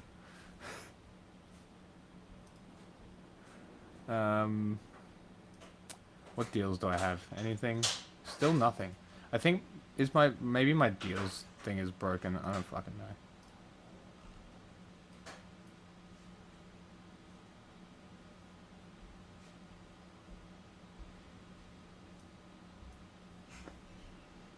Since 2019, growing from 5.3 billion to 10.9 billion. The bulk of that, about 7 billion, is funneled through onshore operators like Sportbet, while the remainder goes to illegal. But Responsible Wagering Australia said that offshore market was growing at a much faster rate. Part of this growth they attributed to overseas operators targeting gamblers who are listed on the government's Bet Stop program, which prevents local operators from dealing with people on self-exclusion register. A survey of 4,000 customers found half of players who use illegal offshore sites did so while on the Bet Stop register. Banning gambling advertising would remove a potential 300 million revenue pool from media companies that buy billion-dollar rights to broadcast major sporting events on the basis they can recoup some of that investment through advertising. Gambling companies also face sporting codes such as the AFL and NRL, both through direct sponsorships deals and product fees, where sports take a cut of money spent betting on their games. Look, oh my god, they have a vested interest. Oh my god, wow. What a surprise. NRL chairman Peter V'landys, who is close to Albanese last year, labelled Labor's early proposal a nanny state ideology. Fuck you. Sounds like these people are cunts. Around these bands, you could keep doing gambling I'm ads. fucking real. There's that, and there's data collection crap, controlling the content on TikTok, because there's certain things that are evil on there. It's evil, I'm still by the on a way. load screen, The by the things way. that are being shown on TikTok, that's evil, not the things themselves. Let's be clear on that. Tassan Parker. Okay? Word to Tassan Parker. on that. But what's crazy about this, too, is this guy is, used to be, allegedly is an evolutionary biologist, And what experts have been saying about, the problems with kids on social media, yada, yada, yada, is like, look, they're A, gonna find a way on there no matter what, and B, gonna need to use it. So here's what you do. Teach them. Teach them how to use it. It's almost like, technology evolves and you have to adapt to that. Mr. Evolutionary Biology. Also, it's funny. It's like, we need to keep kids off of this goddamn computer. By the way, quick note, all the jobs will be there. Welcome to the Joe Rogan Experience. Trained by day, Joe Rogan all night. All day. All night. All day, all night, all day, all night, all day. You would start thinking about the question of, is there some way, maybe you can't rein in the pace of technological change. Yes, you can. You can certainly, Okay. and we should, if we were wise, we would Yep. insulate young people from exposure, especially to new stuff, right? There's a question about what stuff that we already have. To new stuff. To new stuff. Okay. Anything new. Yeah, exactly, man. That adds up to me. I have a kid. I'm like, that's a rock. That's a tree. That's the sky. And then the kid's like, what is that? He sees like a hamburger or something. What is that? And I go, don't look at that. Don't look at that. What does that mean, Deuce? We need to keep kids away from new stuff. I think at that point, if you're a genuine, an earnest P-World listener of the Joe Rogan Experience, I go, what the hell am I wasting my time on this for? I need to keep kids from new stuff. Okay, maybe it's time to find something else to feed through my ear pods when I'm buying rubber bands to keep the trash bags in my kitchen up because they keep falling. But that's where this little thing becomes either just stupid or suspicious, because he doesn't say, look, technology evolves.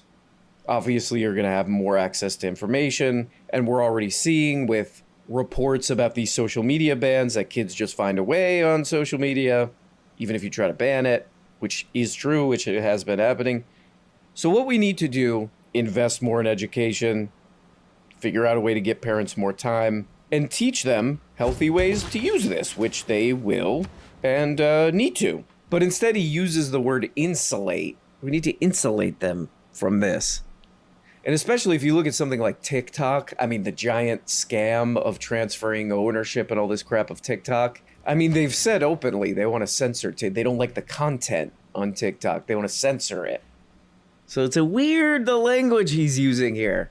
Not we need to teach kids how to use social media, which is all you can do. We need to keep them away. Insulate.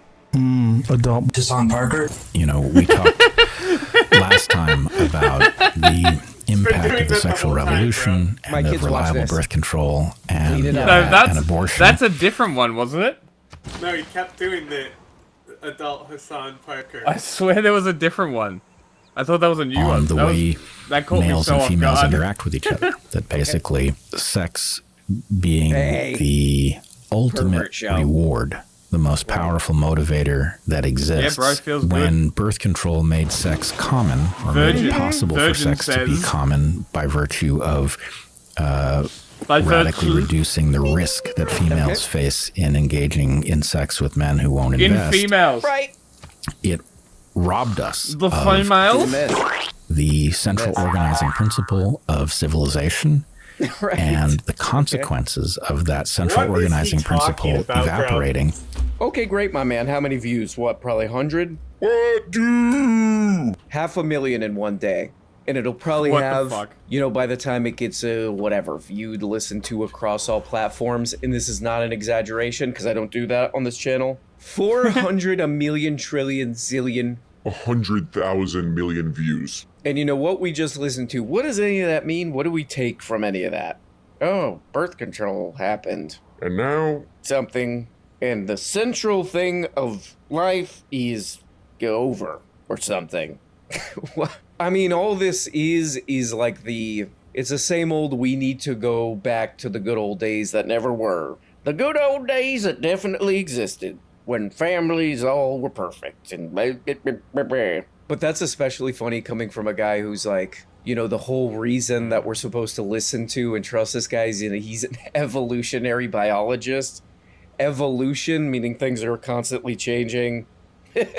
We need to go back. You know, that thing that says things are constantly changing, adapting to the world. We need to go back to a time that exists in my mind. And that it's seen on the TV. It's great, man. It's great. It's some great ideas. The Joe Rogan Show is about ideas, you know? It's about ideas, and it's about toilets. And I love this. This is a very constructive and positive message here for the Joe Rogan listeners, which is we can't adapt. Instead of adapting, which is something that humans are good at, you know, adaptation, we need to go back.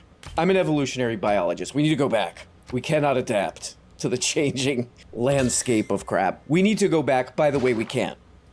Okay, I spent 3 hours and 14 minutes on this. Well, I spent 1 hour in change minutes because I 2x'd.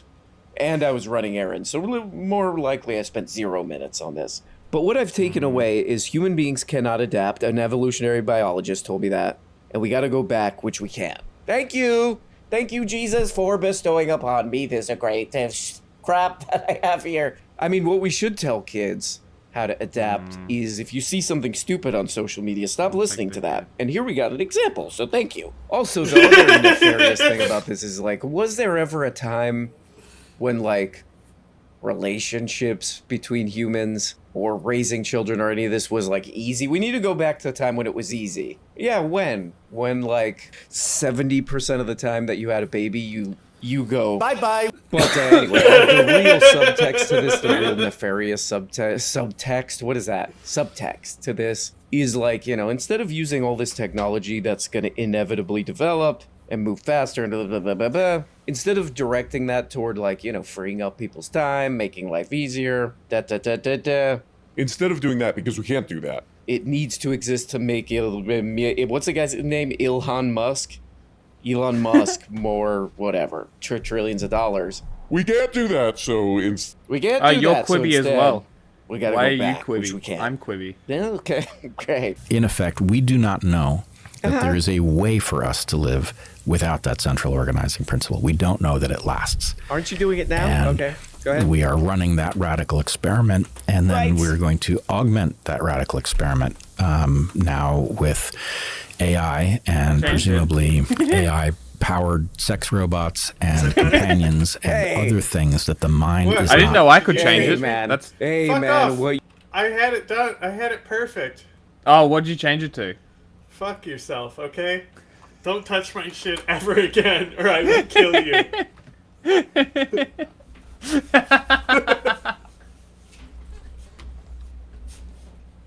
That's great. You're looking at online, that's none of my business. That's not Load anyone's screen. business. That's between you and your internet browser, your Internet Explorer / Netscape browser. If you want to do one of Netscape. these, that's on your time. Okay, enough with that. What is I that mean, from? it's hard to That's tell if this is Yoko just Ono. goofy. Is just it goofy really? internet Yeah. crap or like some weird nefarious stuff? That's because like of awesome. all the issues, you know, of all the things that are issues, you know, whatever, housing, you know, I don't know, public transportation. I'm looking right now at like the Have you seen healthcare the marketplace or whatever, where you have to Yoko buy Ono like health screaming insurance. that Yeah, I'm John getting Lennon's scammed playing on the that. guitar? I'm getting absolutely The big guy's eyes are scam. super wide. You know, a thing that's Yeah, like I a have basic seen that. thing that I have to think about and pay money into. It's I a think that might be scam. the Doesn't only thing work. from her I've Of all seen. these issues, what's the main problems? Birth control and AI sex robots. Hi, I'm doing like this, and like this, and like this, and also like this. and we are running that radical Why is she so experiment, weird? and then we're going to I don't augment know, that bro. radical experiment now Okay. with AI and presumably AI-powered sex robots and Pervert. companions and What the other fuck, things bro? that the mind I like the AI thing too because it's like, man, like Tim Pool says this kind of stuff too. Man, the world is gonna absolutely fall apart, man. The world is gonna fall apart. What is? And by world, What I is mean he my going to world. do now My that Tim pants are Pool's gonna not fall gonna apart. putting out content anymore? with these AI pervert He's gonna bots? feel- Like it's he's in gonna some feel way, in lost. some fantasy world, you know, a different version of Blade Runner. You know, no one hangs out with another human or dates or marries or whatever. Nobody has kids. It's just robots. Oh, this fantasy world that I made up. How scary is that? And meanwhile, like, AI is being used in, like, military crap. No mention of that. The three of The us over real here thing are is, doing A guy like, says the he wakes exact up and same says, I love strategy. you. Hilarious. And then you pan the camera over, it's a computer. It actually sounds kind of good. I'm getting kind of excited. What? Nothing. Well, the problem is What the is it? thing that does turn you into an adult Okay. is a world of consequences. Thank God. Right? Now, as a child, somebody should prune that world of fatal consequences or, you know, ones that would get you maimed. But Okay. allowing Hey, you taking to it too far, man. experience the harm of your wrong understanding of the world is how you improve your understanding of the world. Absolutely, man. And- Thank you. No, thank you very much, man. Yeah, you're aware you're talking to a guy who keeps falling for AI videos or fake videos of someone trying to go into a different bathroom, and then Jamie has to say over Does and he over really? again that's That's so fake, and funny. Joe keeps watching those videos and thinking they're real. You realize that's the guy you're talking to, right? We've got this system in which we are allowing people who know nothing to teach children the nothing that they know as if it was high mind. Brother in Christ, you tried to do a theory of everything and phenomenally fucked up, and you've just been on a PR fucking nightmare for like 6 years. You know nothing. You proved that you know nothing because you tried to show that you knew more than everybody else with proven theories. Like, I applaud you for the effort, but good lord, my brother in Christ, holy shit, shut the fuck up.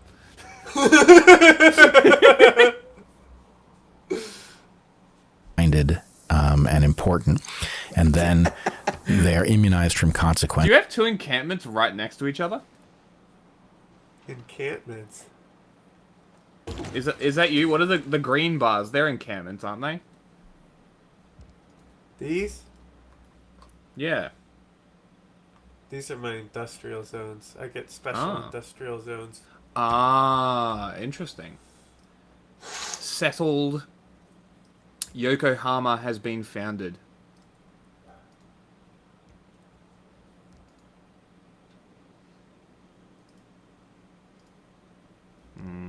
Delicious. Delicious. Delicious. I love everything. This is great. All right, you can go back over here actually and make that an industry. You can go there and sleep. Thank you. And Goodbye. you can make me a farm right there, because I need Nagoya to get some shit together. By Right. what I think you and I would agree was initially a well-intentioned attempt to protect people from bad luck, you know, that.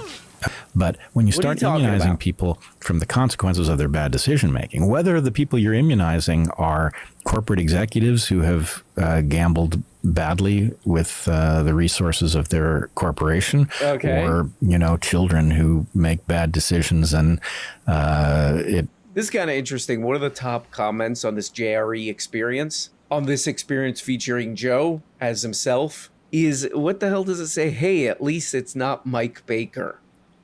That's the guy who Joe's audience has just like over and over again expressed their complete and utter disgust that he has this like, you know, CIA guy on, and they're like, no, Joe, no more of that guy. We hate that guy. And he sucks. He's boring, you know? He just like keeps having him on. But that's kind of like the perfect comment right there. At least it's not the guy who we most dislike that Joe keeps having on and on. Again, Joe really adapting and learning from his behavior. Joe, this sucks. No more of this guy. I'll keep having him on forever. Anyway, I got a video of someone at a college and they're telling a guy to shut up or something. Joe, that's an AI video. No, it's not. Really adapting our behavior, learning from our mistakes. But it's like, it's hard to even tell what the hell this guy's talking about, like, at all. Right. Like, even according to his, like, conservative crap. Because he starts off with this thing like, you know, people, there's these people, they teach this crap, and then people get into the real world and they realize that's a bunch of crap. And it's like, so they're doing this old thing about, like, college professors. By the way, this was like a Turning Point USA Charlie Kirk thing. Like a blacklist of college professors who aren't saying what we want.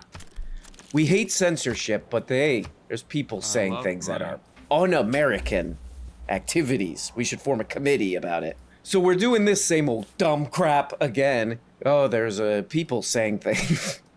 There's people saying things that they do.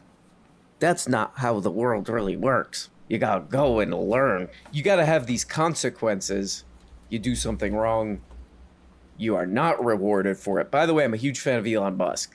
Guy who can't function in society, keeps doing basically crimes, and continues to receive more and more press and contracts from the government and That's the thing with this is just like, you know, a bazillion views, and this just exists in it. You know what it is? Okay, it's so a red curtain. This is that room from Twin Peaks. So they're the in the Twin industrial Peaks room. district It's some alternate reality. is cheaper and available earlier than the district it replaces. So I build it in half the time as any other district. So Okay. oftentimes I only need less than 3 turns to build them. And they're a defensible district with a range attack. So they also function as encampments as well. Ah, no shit. That's pretty cool. Okay. Load screen, so save that shit, please.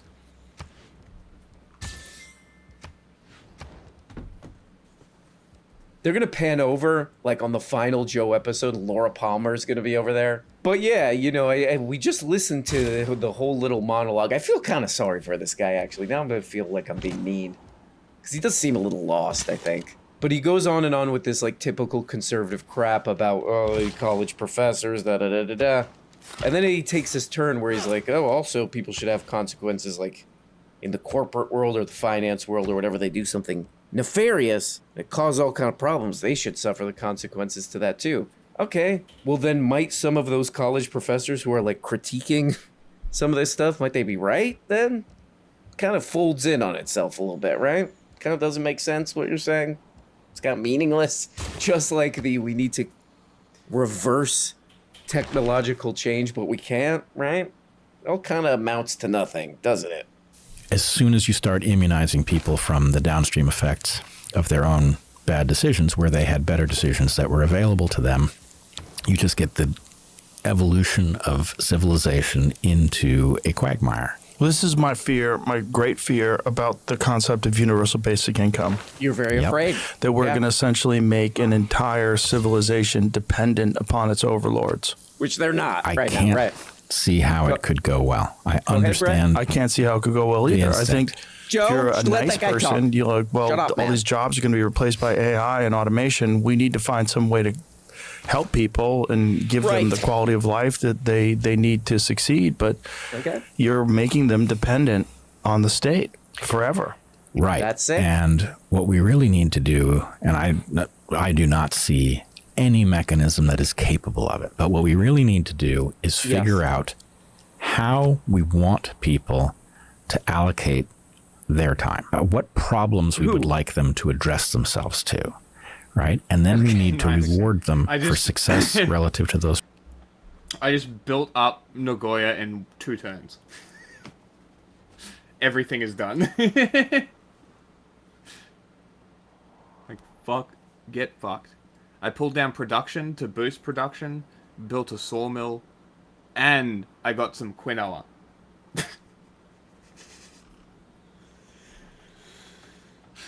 Problems and allow them to suffer from the failure to make progress relative to those problems. Now, I don't exactly know what those problems are because civilization is changing so fast that it's very hard to even define. Oh, my what it is that calcified need to be thermal done. brain Right. can't deal with it. It's changing so quickly. Hey, dickhead. That's how fast shit changes. It's not different. I think we talked about this last time. No, we didn't. People are not going to be coherent absent purpose. They need to have purpose. And it Imagine someone not being coherent. Okay. Oh. They need to have purpose. And it used to be that biology itself forced purpose onto you. Right. Right. Like, where are berries? On the for frontier. Example. Hey, let me give an the example. Hey, like, hey, that cheetah's trying to bite me or whatever. That kind of crap, right? Yeah.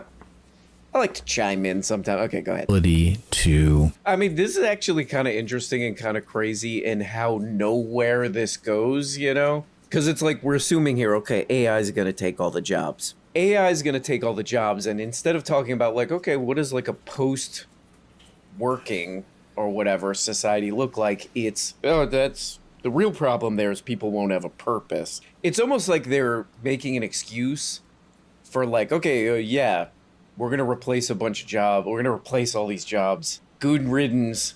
You figure it out, morons. It's like they're making an excuse for that instead of saying, okay, we got to reorder society in this post-work situation. Instead of going into like, what's the best way to do that? They're like, oh, those people are going to lose purpose. Right. Yeah. I mean, it's like ridiculous how many times I've heard this from these kind of channels. I mean, this is like Tim Pool stuff. Oh, you know what's the real problem is not trying to figure out how to do a post-work society, but it's those people are so stupid. People are so stupid. Just essentially, some people, wink wink, are essentially so stupid that they just have no purpose. So they have to be given one at Target and Walmart and Elon Musk, LLC. So dumb. This is like dumb to the point of boring. I mean, Joe says this thing where he's like, oh man, it would be sick to do a what is it, this dumb thing called universal basic income, because then they would have overlords. Also, these morons are too stupid to have a purpose, so they need to be given one by, I don't want to call them overlords. That's a harsh, over good guys, I call them. Okay, Joe. Anyway, I gotta go to the bathroom. I always wondered, like, does Joe Rogan have like a manager, you know, who talks to him about his crap, you know? It would be good to have an advisor, you know, if you have like millions of dollars, somebody to be like, you know, see, I was reading the comments. A lot of people hate that one guy. They should kick that guy to the curb. But if that were a position and Joe, you know, I'm around, you're going to hit a dude up. It's going to be very expensive for me to take this position that I made up. But like advisor of content or something, I'll be like, yeah, Joe, look, I saw another video that Joe uploaded about UFOs. He's got some UFO doofus on there. And it's like, that's fine. That seemed fine. I don't know. I didn't listen to it. But he's just like, oh, there's a little man in Peru. Probably an alien. I touched it. I kissed it. You what? Nothing. I didn't do anything to it, man. Shut up. You know, just going on and on about this stupid, dumb alien crap. That's fine. That's like the fun Joe Rogan. Or used to talk about drawing and comic books all the time. That's fine. You gotta talk about that stupid crap, man. You know, werewolves. I saw a werewolf once. Doing your best. Joe Rogan likes to talk about that. That's fine. But then he gets into this stuff and it's just like immediately unlistenable crap and boring. Why does he keep doing this? What do you make of the tridactyl mummies in Peru? Can we pee first? Yeah. Okay. We'll do that On right now. them? Sweet. We'll be right back, folks. On the Go mummies? to Jay Anderson's X page. It's Project Unity. Yeah, I saw he's coming on soon. Yeah, so Jay Anderson just released this, and Jesse Michaels love actually Jay. went down to Peru and actually saw those things and handled them in person. And he's handled them. He handled them. I don't want to say what kind of handling, man. He was all over those things like, hey, man, you can't grope those aliens, one of the Peruvians said to him. Bro, dip, dip, dip, dip, dip, dip, dip. Oh, Cafe Con Leche, guys. We got a new segment. I just got an alert. That's what that noise was. I got a new segment. What is this stupid new segment called? Oh, it's High-Rise Glass Pool Breaking Watch 2025 to 2026. Is there a graphic? I don't think there's a graphic. Let me look. I don't think there's a graphic for this. High-rise glass pool, watch 25 to 26. This video is insane! It's like floating over the whole city. Wait, did you hear that? Oh my god. Okay. How does that make sense? Okay, guys, if you don't know, high-rise There has pool to be- apartment. What was the thing called? High-rise glass pool watch 2025 to 26. That He's a can't be real. life-changing segment where it's about. I kind of forgot what it's about, really. Oh, it's about a YouTube short that I clicked on that was a high-rise glass pool breaking. It's terrible AI-generated crap. I was and I gonna clicked say. on one, and now I'm getting every possible variation on this. And I keep clicking, and I will forever. A lot of these look like whoever is generating these, like, is not even proofing them, like what the AI software is spitting out. I don't know what the hell this one's even supposed to be. Whole city. Wait, did you hear that? Okay. No, get out now. So this pool, it's just like a triangle. Its shape inexplicably disappears. Okay, this is a really good one right here. A high-rise glass pool, obviously. Duh, hello, just broke. As they always do in every case. So a disaster just happened, all these people fell. 100 stories or something. Physics-wise, it makes no sense, but check out this girl who didn't fall. Check out her reaction to all these people falling this giant disaster. Check out her reaction. Look. Wait, did you hear that? No. There you go. I'm gonna lounge. I'm gonna kind of lazily, That one's awful. wade over. By the way, going right into this giant shard here. Okay, but anyway, blah blah blah. That's just AI crap. This is not AI slop. This is filmmaking. And this is my favorite genre. This is. I'm not even lying. This is an water looks entire awful. genre. The arm, the shadow. Sorry, it's a subgenre Awful. of this genre. The genre of infinity pools breaking on top of high rises, which is my main form of content that I consume. This is by far my favorite giant I'm subgenre still on a of this fucking AI loading crap, screen. which There it's we go. somebody playing an instrument to a couple who's in one of these high-rise glass infinity pools. And then I guess the musician just loses his mind. Here we go. Check this out. Okay. Trombone, okay. Okay, so he's just playing the trombone Lol. for this couple. And he's like, go to hell. And then he throws the trombone into the pool and this just explodes every glass. Well, I think I've made my point. This is the greatest That makes sense. subgenre filmmaking of all time. Adult. Deshaun Parker. It's fascinating, man. I'm fascinated by things. Like Joe Rogan, I'm fascinated by things. So that's my favorite subgenre, people throwing brass instruments into infinity pools on top of high rises and then all the glass breaks. That's my new kind of favorite film. But since I'm clicking on all these terrible AI videos of high rises, now YouTube thinks I want to watch like water related disasters. So it's also showing me these fake behind the scenes making of Titanic. Oh my God, things. yeah. And I These do are want to say crazy. these are the greatest films ever made of all time. These are so Look at this. stupid. Look at this one. Look at this absolute beaut. Who's that? That's Jim Cameron. That's Jimmy Cameron right there. Yeah, action now.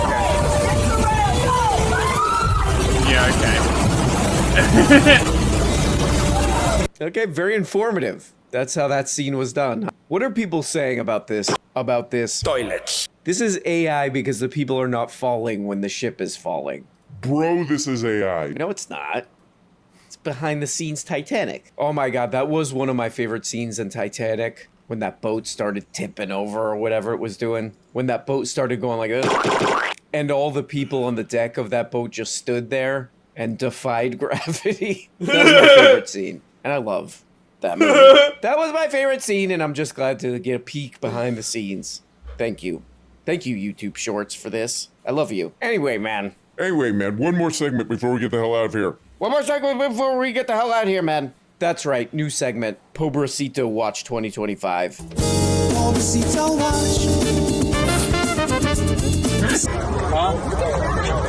Whoa! Look at that robot. Okay, robot doing karate.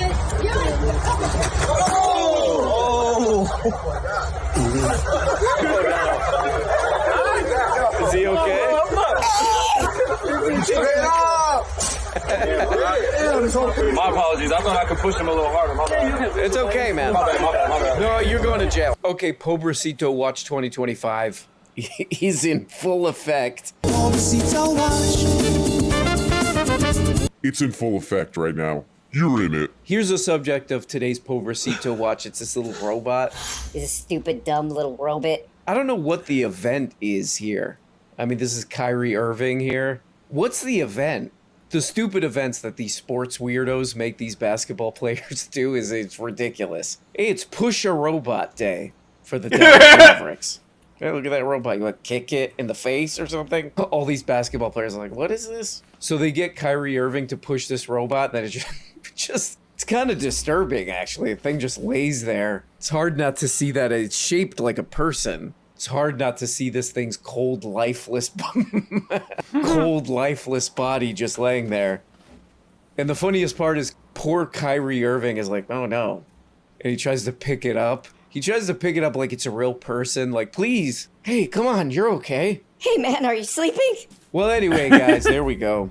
It's the weekend. Who knows? It is. Next.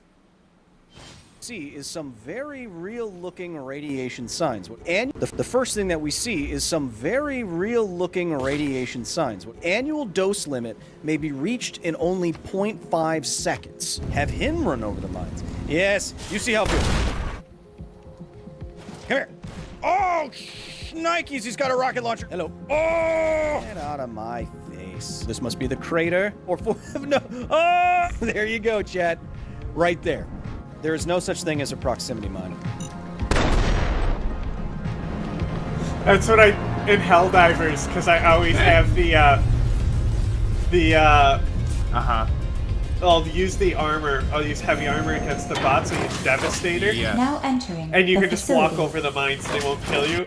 So Oh, I'll really? just go. Proximity mines are a myth. I don't believe in them, and just That's walk funny. right through the mines, right into the. Like I heal before walking through them, Mhm. and I'm just completely fine. Just power straight into the facility, Okay.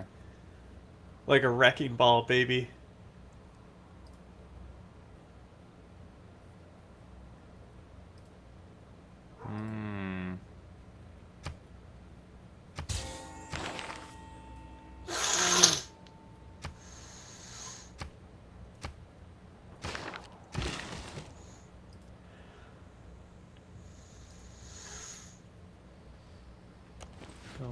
Penguin.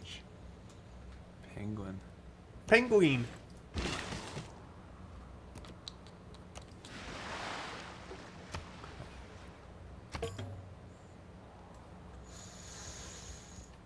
Penguin.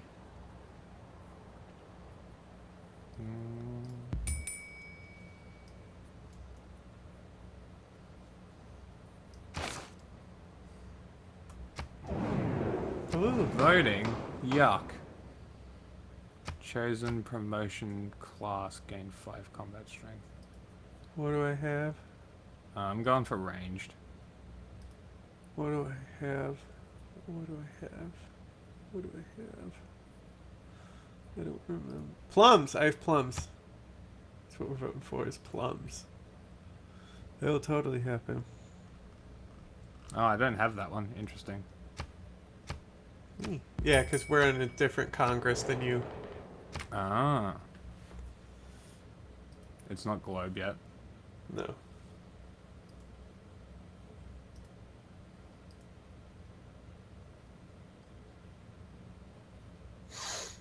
What's this? Need more housing.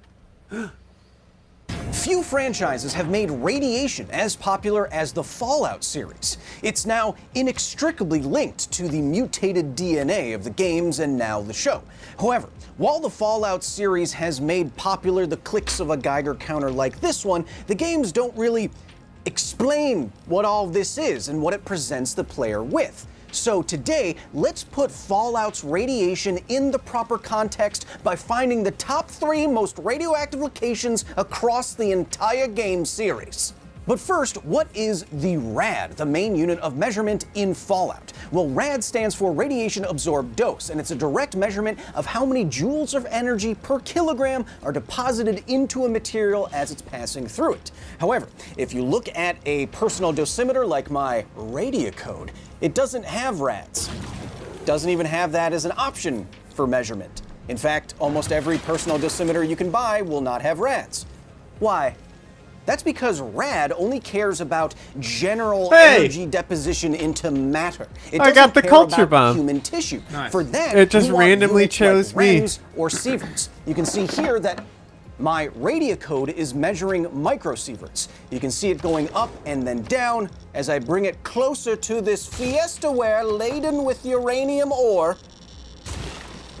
and then I take it away. Now, there are ways to convert between all of these units, REMs, RADs, sieverts, but for today's purposes, all you need to know is that because of how the Fallout games are made and the units that they are using, the rates in these games are absolutely crazy. Like, drop and run crazy. First stop, Fallout New Vegas.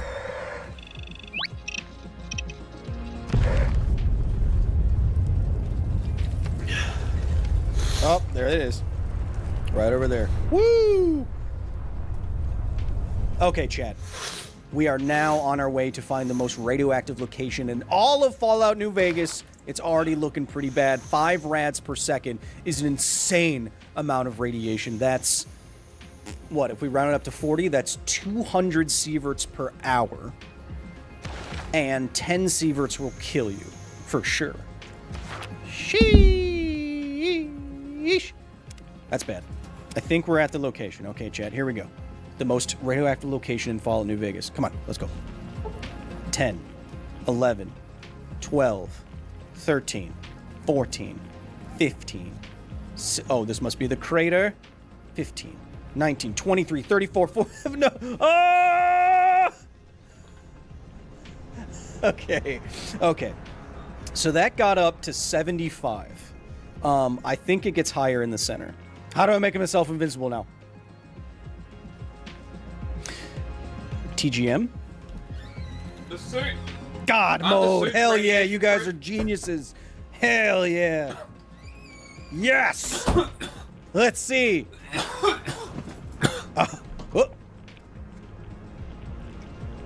Aren't the wait, we T-60s can keep radiation proof?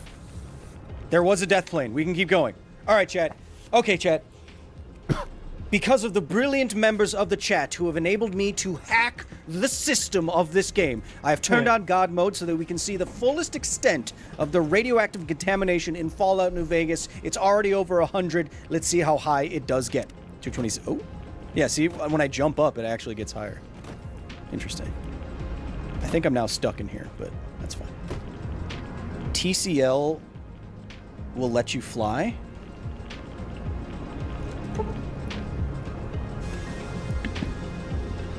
Power armor was retconned in the 4th game.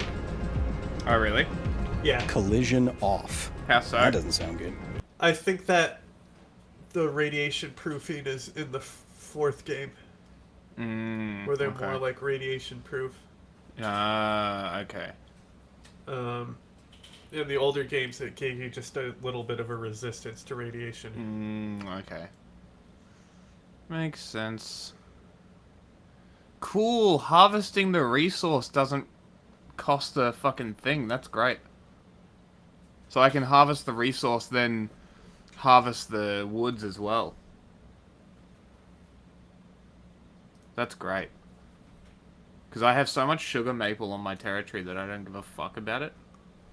So I harvested one of it. And that should be fine. Alright. What do I want now? Let's go for gunpowder. I don't really need it, but fuck it.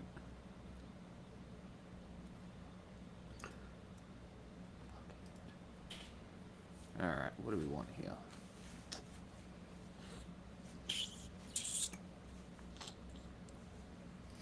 What do I need? Nothing really. I can build literally anything.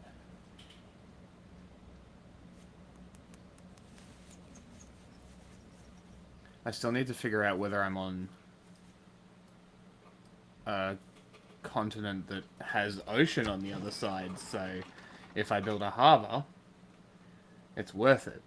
If not, I'll just build a commercial district. I think I was gonna You should build probably industrial. build harbors. Because Me? you'll be on the coast. Yeah. That's what I'm thinking. +3. +3? Alright, I'm not gonna build the industrial zone just yet. I'm gonna build... Let's do the harbour.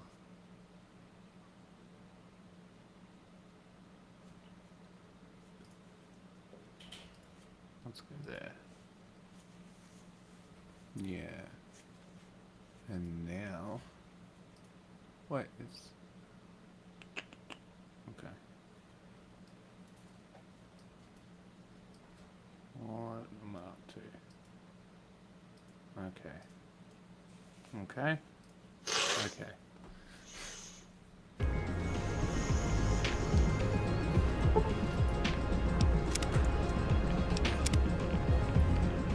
Whee! You hackers!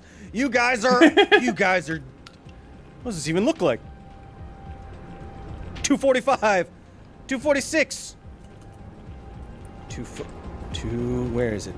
There's got to be a locus to all of this somewhere that they put up in the air or something. Whee! Whee! Guys, I didn't know you could do stuff like this.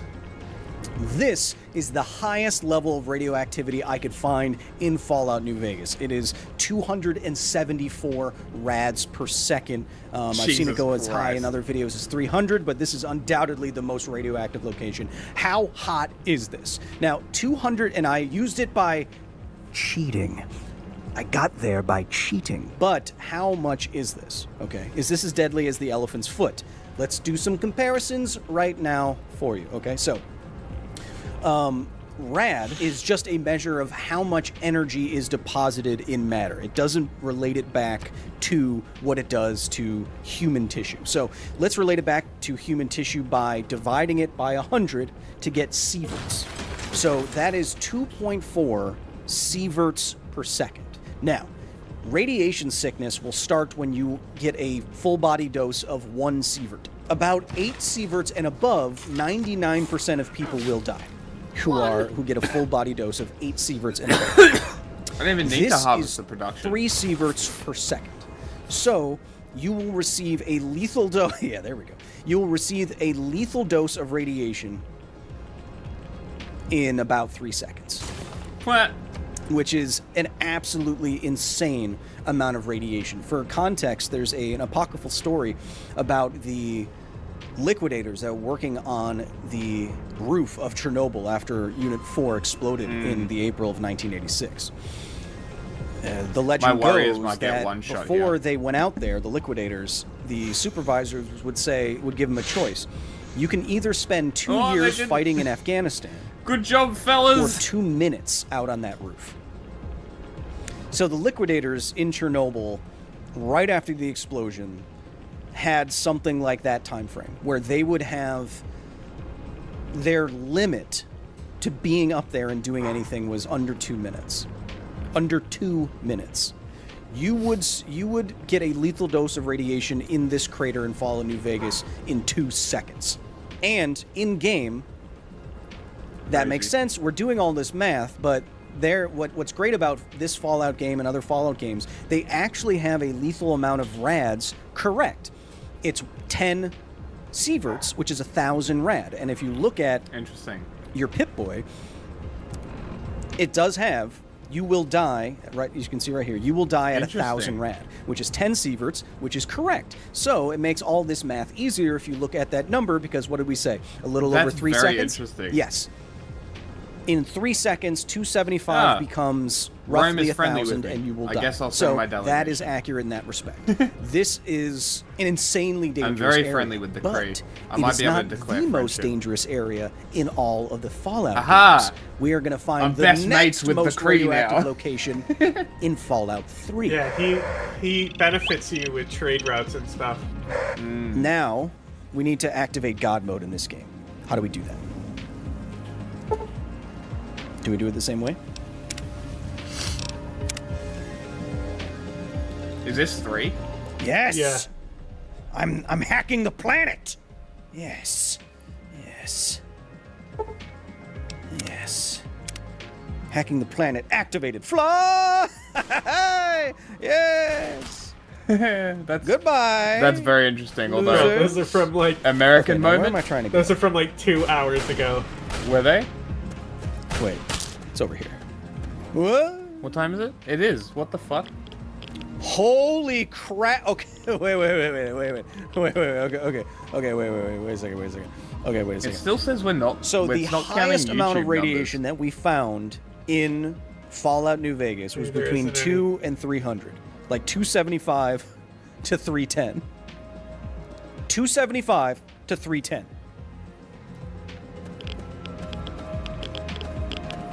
Whoa! Whoa!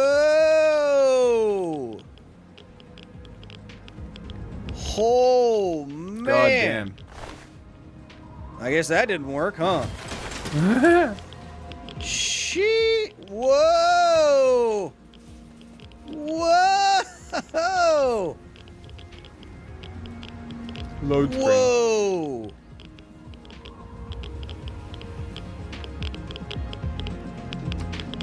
Just trying to find the hottest.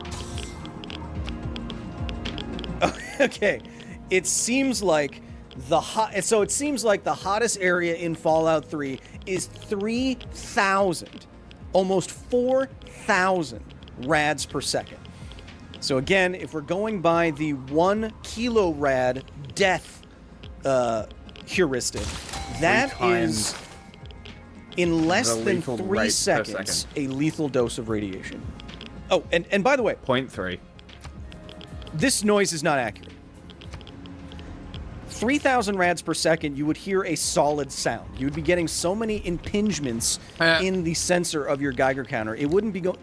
This is a counts per second, counts per minute that you can. It's like. Tick, tick, tick, tick, tick, tick, tick. If you were getting that amount of radiation, your Geiger counter would sound like this. Like that. Okay. How does this compare to real-world locations like the hot cell in INL? The hot cell at INL and its height, I've been told it gets to about 10,000 Röntgen.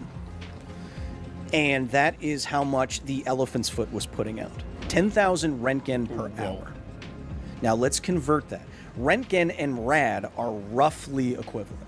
So 10,000 Röntgen per hour is 10,000 rads per hour.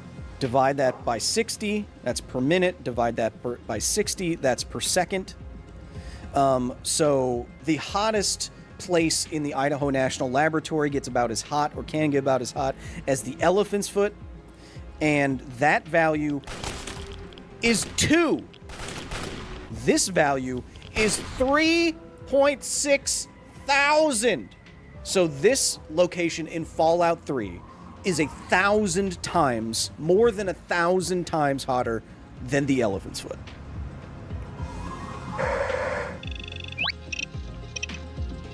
Before we get to the most radioactive location in all of Fallout, a quick note about radiation shielding. After a nuclear detonation, most of the radiation you'll be concerned about will decay away in the first hours to days to weeks. What you want to protect yourself from are the longer-lived isotopes like strontium-90 and cesium-137. These are gamma and beta emitters that can be attenuated by shielding. So if you had something like, I don't know, a piece of power armor in your personal collection with some lead lining, it would reduce the dose rate you would get from these beta and gamma sources. So having a mod in Fallout 4 and other games about like lead plating would make sense. But for the most radioactive place in all of Fallout, not much is gonna help you. When we go into the location, after going through... Please wait. After going through this, you can see that once we get inside where the reactor is, Contamination complete. the ambient level of radiation isn't actually that high. 4, 5. I mean, in terms of absolute robots. In terms of absolute amounts of radiation, 5, 6, 7 rads is an insane amount if you're talking about real-world levels of radiation. However, if you're talking about levels of radiation in this game, choo-choo, baby! We've already... Choo-choo, baby! We've already seen much, much higher levels of radiation. So it's not actually this reactor here. Choo-choo, baby! What it is something further down. He's such a dork. There are 2 ways to see the highest radiation in these games.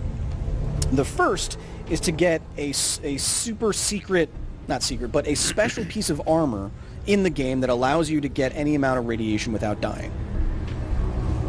Now, why would you need that, Kyle? Well, mostly because if I try to drink this water, I die instantaneously, as you can see here. If you can find a way to drink this water without dying, you will see the highest level of radiation in any Fallout game. So what I'm going to do is bring up the console command. Bro, he still has and warriors. make myself a god. Now, by doing that, I can drink this Wawa. And if I do that, hopefully... There you go, chat. Right there. This is the most radioactive thing in any Fallout game. How do you check the science of other players? 10,000 rads. It's at the top. So 10,000 rads per second You might have to go into your settings to turn this on. 3,000 times worse than the Chernobyl nuclear disaster was immediately after the reactor was exposed to air. That handful of water gave me more of a dose rate, 3,000 times more of a dose rate than the worst nuclear accident in history.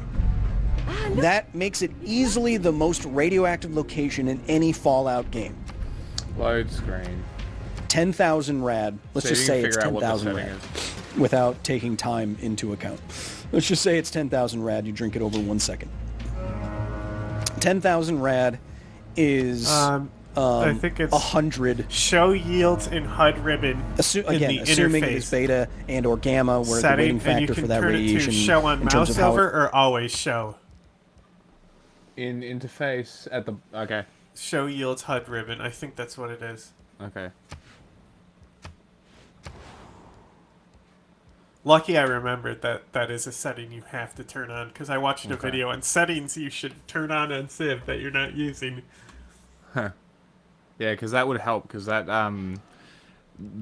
would determine whether I help the city-state that I want to annex fight off the Romans. Which I could. I could produce soldiers, I could produce an army in 10 turns. It's fucking crazy how big my production is. It's fucking nuts.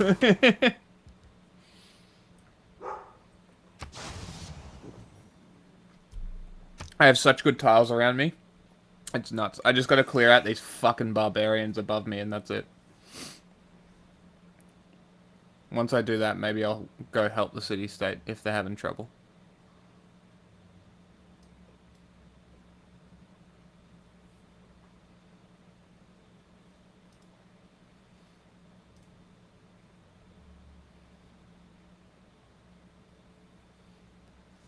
Portugal's mad weird. How so? Justin, he's just like really relegated to this little tip. And he's not really expanding. He only just now expanded and is putting out another settler. Like, he just got his 4th and is going for his 5th. I have 5 right now. Yeah, okay.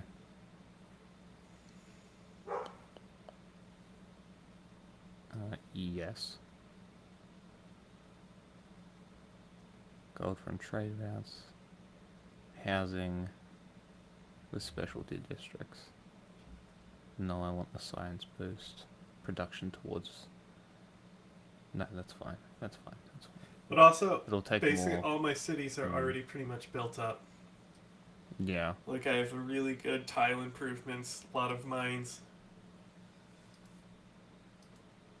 I got me plums.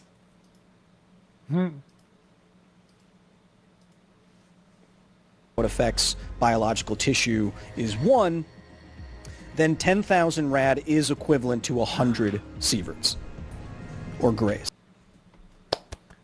I got my tech upgrade. I'm not getting swordsman anymore. I'm getting samurai. Which means exciting that times. 1 dose of radiation that I just showed you inside mass fusion is equivalent Builders are to gonna the take highest 2, though. That's a bit- whole body dose any human has ever experienced. And he died in less than 50 hours after experiencing that. We're just going to go with 300 rad per second, and then death is 1,000 rad. 1 kilo rad, as we said. So, instead of doing this off the top of my head, this is what we're going to do. So, how quickly will you reach your lethal dose in Fallout New Vegas? In its hottest location? Less than 4 seconds. Then, we found a location with 3,000 rads per second in Fallout 3. Wait, that is a third of a second. Nice. Lethal dose of radiation. Then we found 10,000 rad per second in Fallout 4, which is a lethal dose in 0.1 seconds. 100 milliseconds, twice as fast as you can blink your eye. Continents, what? Faster than human reaction time. So that is why new continent. criticality accidents and things like that, like the Demon Core, like other criticality accidents we've talked about in the main channel at length, that's why it can be so haunting and so scary, where you can receive a dose that will kill you before you have time to react. And then you will die hours to days to weeks later. You will be a dead man walking. That is why I always remember that haunting apparent moment where Lewis Slaughton is quoted as saying, well, that's it. Hey. Are they new comments? Are they new ones? 4:30? Yes. 2:30? No, they're still old. What? 3:30. Half an hour ago. We're bad at looking at the chat. I while commented playing, on all of them. Don't loop me into it. Divide that by cum. My intention. Because after he dropped the Demon Core beryllium sphere reflector and he knocked it off, after that happened, he knew that even though it happened in maybe just a fraction of a second, he was dead. He was a dead man walking. And that is scary. Did this help you understand radiation in the Fallout universe? I know going through all these games helped me, and it's kind of funny.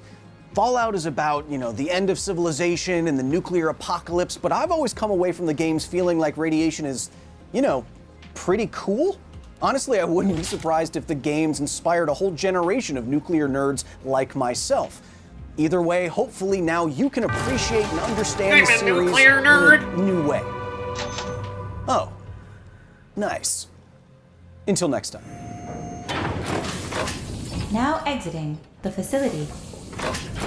Thank you so much to the very nerdy staff at the facility for their direct and substantial contribution in the production of this video. If you want to join the facility, if you want to join our private Discord, get private live streams every month with me, vote on titles and thumbnails, ask questions in the Patreon exclusive podcast with ADEF. Go to patreon.com/Kyle Hill to join the facility today. And hey, if you support us just enough, you get your name in every single episode. Oh, look at all of you.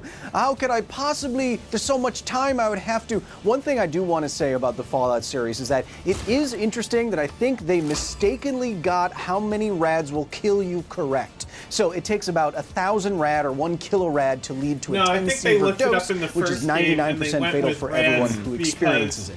They stumbled upon this value. If they didn't look it up, I'm willing to be corrected that they got this right on purpose. But I think they stumbled on 1,000 rad because 1 rad is an easy unit to understand. 1 rad per second, that's a good rate that you could use. It's not some weird fraction. Let's just have 1 per second. And then 100 seconds, that's too quick for the player to deal with. You die in under a minute or a little over that's no.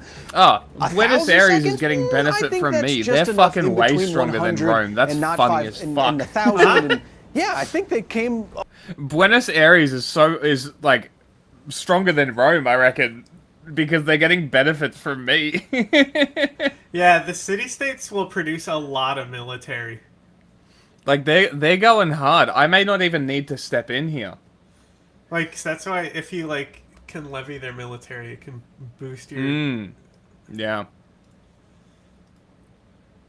Like, yeah, all these city-states have men-at-arms and stuff. I got my general swimming over to seize this man-at-arms. Because I'm going to convert him into mine. Because I think the man-at-arms goes into the other unit that Japan has. I believe.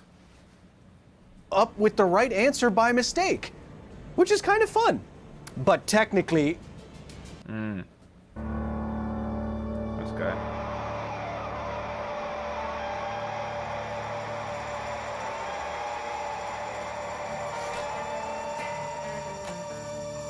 Uh-oh.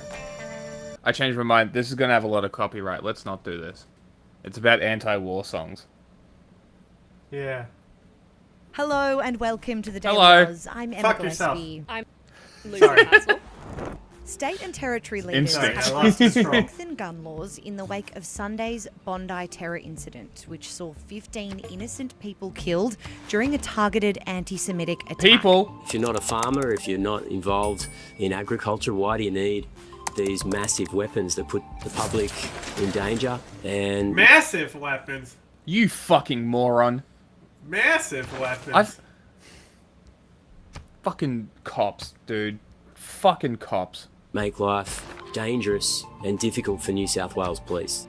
Now, according to Oh, get police, a fucked. 50-year-old gunman who died at the scene was the licensed owner of multiple firearms. Those guns, weapons he owned lawfully, were used in Sunday's deadly attack. No Now, way. the Prime Minister and New South Wales Premier are pledging to reform gun laws to Wow, I better bet you protect that'll stop the Australians next one. against extremism. Today, we'll explain current gun laws and what leaders are calling for in response to Sunday's attack. Can't wait to see how stupid this is.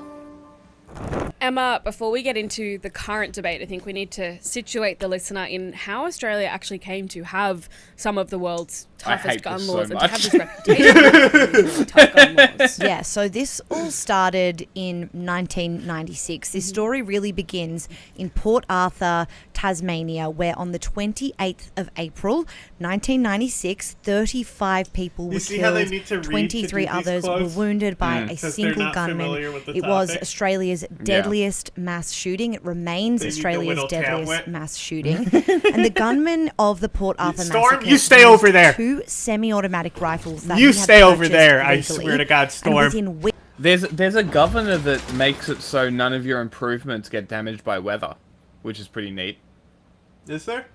Yeah, so if you don't want to build a dam, you can just put that governor there and your shit survives floods and stuff. Which one's How good's guy? that? I can't remember which one. It's one of them. I think it might be the chubby turban guy. Nah. Double check. It could be one of the scary looking white guys.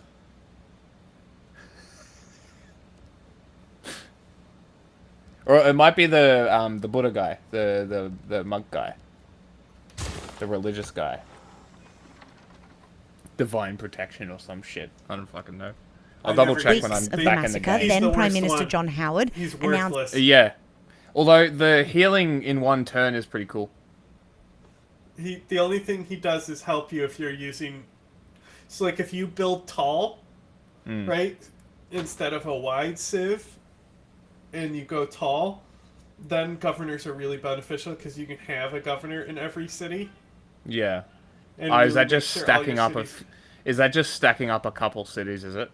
Yeah, so you're gonna have like cities because it balanced it so you can generally it's you always want to play wide, but if you're forced to play tall, there's certain civs that are really good at doing it. Okay. Like, Chandragupta can play tall very well. Okay. Yandel. Or Yongle, whatever his name is.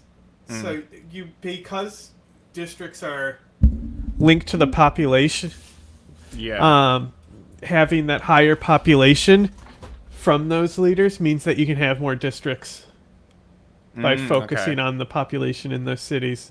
Yep. So it counteracts having to settle many cities and have like two districts per city. Interesting. And then there's also cards that will give you points, policy points, depending on how many specialty districts, but it's normally 3 or more. Okay. Which is a fully developed city. Stirrups.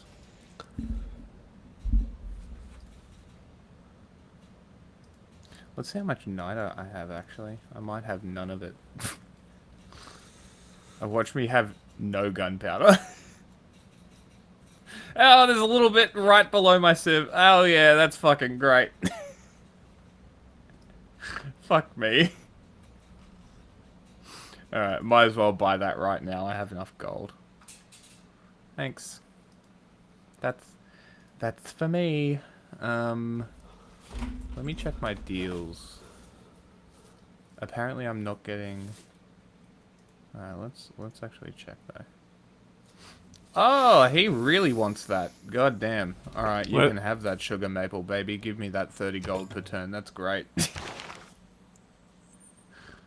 Wait, Holy did shit. you say you got rid of a luxury resource? Yeah. Never do that. Strategic. I've Sure, got but the heaps. luxuries you can always trade. That's what I did. You said you harvested one. No, I traded it. I harvested one because Yeah, I was that going to build destroys it. something. I was going to build something on it anyway, so I just harvested the resource because I was going to build on it anyway. It gave me some of it, so I traded that away because I've got 3 that I'm about to build on anyway, so I'm gonna get more. And the guy gave me fucking 16? No, it'll show up next turn. I think it's like 30 gold per turn and gave me 40 at the time. Crazy. Like, how could I give that up? Stop fucking dinging. I just love that it... Sweeping overhaul. I of learned that I Australia's could. gun laws that, as you mentioned, Lucy, put Australia on the world stage. We have become known as a country with some of the toughest gun laws in the world. What did those changes look like that Howard Yeah, tell us. implemented? So he brought all state and territory leaders together to agree on what is called the National Firearms Agreement. Now, this was considered groundbreaking at the time many because days it did it created take? consistency across the country that No, hadn't it been there didn't. before. The key changes included banning certain types of firearms and introducing... How many percentage of the gun deaths were they involved in by chance? Do you have those numbers? This curious. is like Ulala level of like staged production. Staged talking? Yeah, I know. Like, it literally is. And if it was a funnier accent, we'd be making fun of it more. Introducing a gun buyback scheme. Now that saw... By the way, for the 2 people watching, it was 1.3%. Military-style rifles were involved in 1.3% of all gun deaths. That's suicides, homicides, and there was one other category as well, I think. But that was between 1980 and 1995. Also, I would say that with how America brain Australia has become, you would see a trend of mass shootings with those rifles if they This is true. were easier Right to now, we access. absolutely would. Yeah, absolutely would. I'd 100% agree with you. But before this time, before we got poisoned by American brain rot, it was better. It would have been fine. And it's like, murders haven't really gone up with firearms either. Like, it's not like we're going crazy with murders. Like, this is a freak event. Like, it literally... literally Netanyahu's fault, for fuck's sake. Like, can we just acknowledge that for once? I would love to just, like, publicly acknowledge that Netanyahu's actions are solely responsible for the rise in anti-Semitism and his We're all conflation classical republics, too. Oh, really? Yeah. And his conflation of Judaism and Zionism and Israel's actions are all to blame for the rising anti-Semitism. Like, sure, there might be a little bit to blame for, like, here and there to be like, oh, well, okay, the Nazis are coming back. Okay, why are the Nazis coming back? John? Why are the Nazis gaining ground again? Because people are giving them ground, plain and simple. Exactly. So it's like... probably avoid things that give Nazis ground. And it's like, maybe we shouldn't see Tucker Carlson having Nick Fuentes on his podcast and not having extreme consequences of it. Pretty not cool, yeah.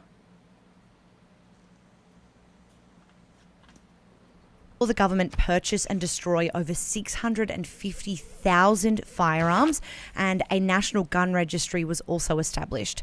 The reforms introduced much stricter licensing requirements, so it became a lot harder to own a gun. And as a result of those reforms, it means that...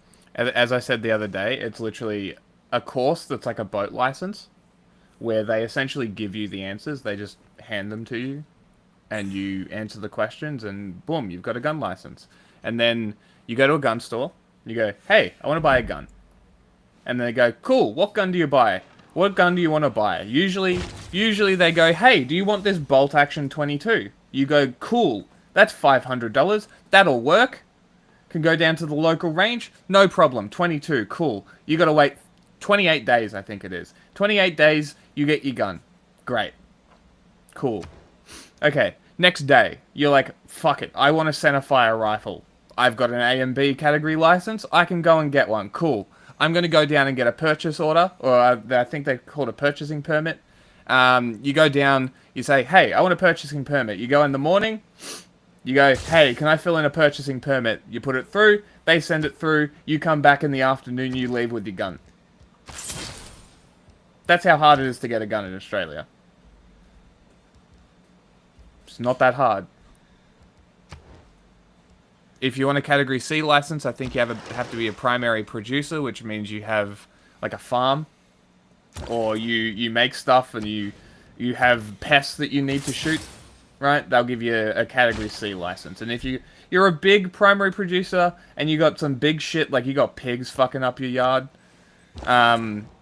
you can get a Category D, which is semi-automatic military rifles, unrestricted. Oh, and can't forget the super deadly 7-shot lever action rifle. Sorry, even better, lever action shotgun. Those are in the same category as assault rifles. So that's got cool. a big turn finally next turn. So that's real cool. Just so everyone, the 2 people watching, 3 now. Woo, hey, it's a bot. Never mind. No, the bots don't count. Oh, don't they? They don't stay there long enough to actually count as a viewer. Okay. Who is Boudica? Why you go back to the city, buddy? Weird. But that's fine. Let's heal. I don't know why he went back to the city. That's very strange. What a weird dude. Alright. Let's go over here. Yeah, hell yeah. Let's settle that next city. On the thing that looks like Queensland with a river in the middle. Or a lake, more so. What do I want now?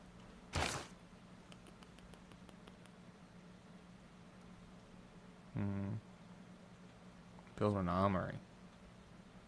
They all have horses, but they don't have iron. Really? Yeah. Interesting.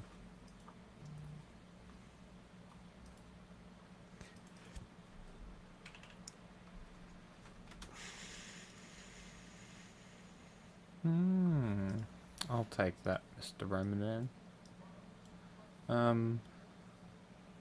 What do you got? You got heavy chariots, man-at-arms. You got crossbowmen, swordsmen. It looks like the two city-states are at war with the Roman man. I should denounce him, actually. I got grievances against him. Then do it. Yeah, denounce Rome. Yeah, it just means that, like, if you ever need to go to war, you can work through the process of eventually going to war. If you plan on going to war with them in the future, try to denounce them way ahead. Yeah. So that way, when you do go to war, you don't cost yourself all that Diplo favor, true. and people won't be mad at you. Like that surprise war I declared in that last game for nothing. Only for everyone to hate me and then want to go to war with me later. Accomplished nothing. Just a big waste of fucking time. War never changes. I just wanted that fucking settler.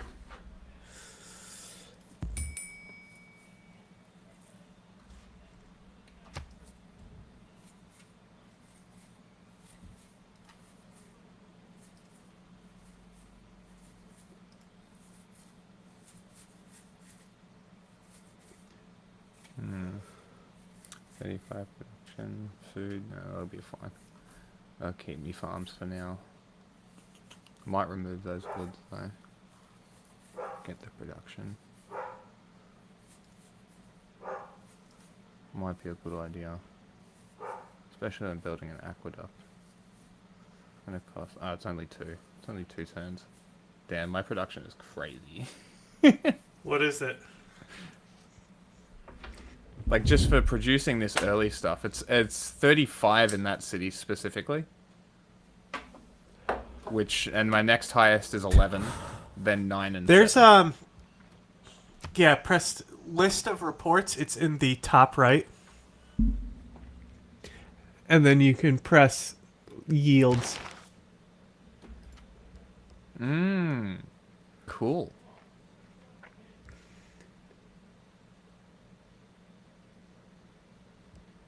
So my city just says like 15 production. Where did you get the 100 from?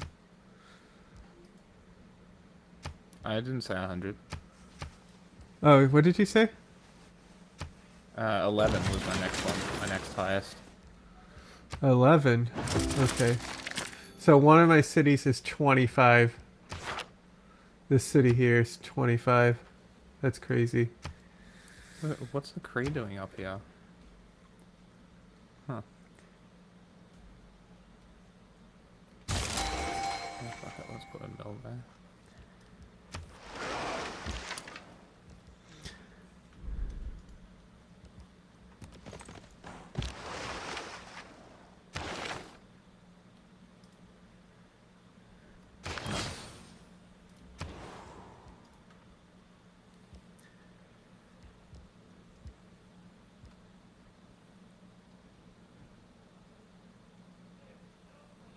Yes. Ooh, I could almost annex Buenos Aires for gold. What happens if I annex it during a war with Rome? I don't know. 'Cause that's mod stuff. Okay.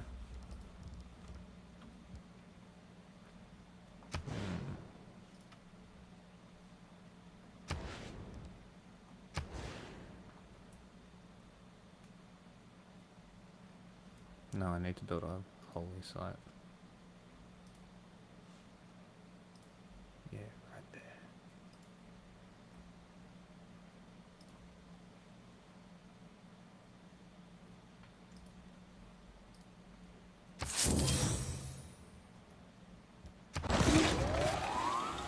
Plant like brave men.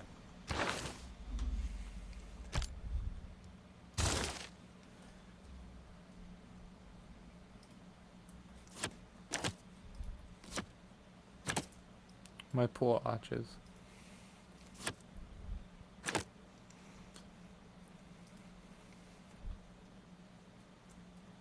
You have gained a casus belli to declare a protectorate war on the Trojans. Ooh. Ooh. That sounds fun. We'll contemplate that.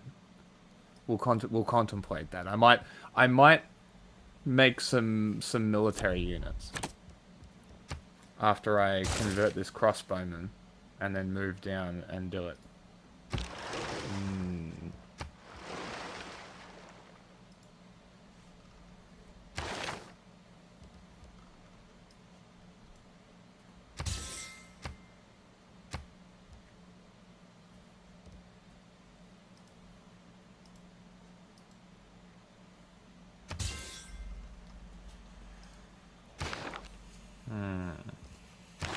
Yeah, I'm gonna buy a builder as well.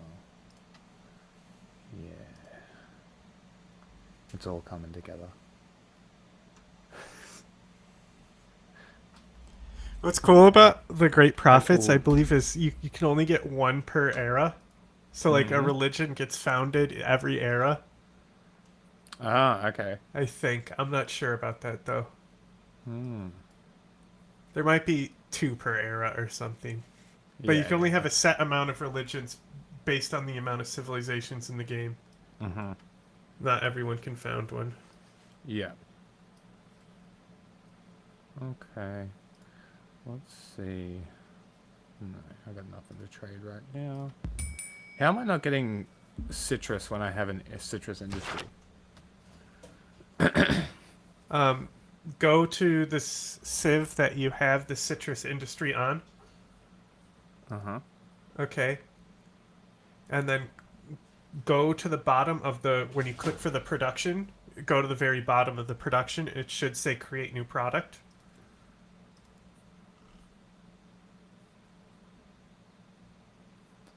No. Okay.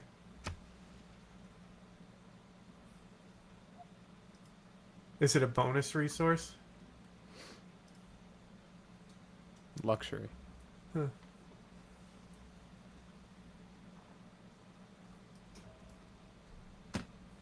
When you turn it into an industry, it might take it as a luxury from your people in order to give it the boost.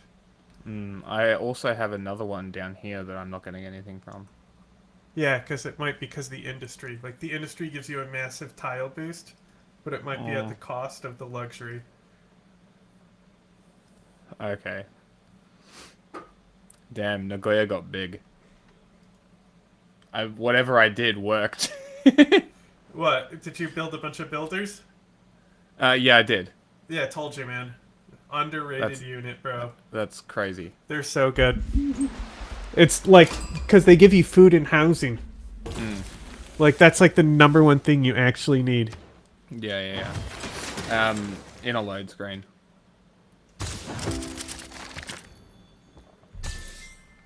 You need to provide a genuine reason for owning a firearm.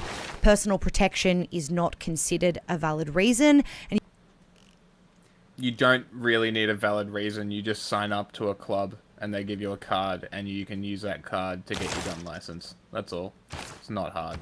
you also need to complete safety training and pass background checks. Again, the training is you go to a course for a couple of hours and they give you a booklet with the answers and you just copy them down. That's it. all of that framework was as a result of those sweeping reforms. 12 days. That's how long it took them to make these dog shit laws. 12 days. There's a reason that they're dog shit. Also, what I was going to say before is there's a graph that I found in the same ABS statistics that I'm quoting about the 1.3% of gun violence. That shows a graph of overall violent crime, I think, or it might be just violent gun crime, dropping since the 1980s, beginning to the late 1980s, dropping, which is also consistent with the violent crime rates around the globby. And is that they just were, we don't have around the globby, it's just the globby? yes.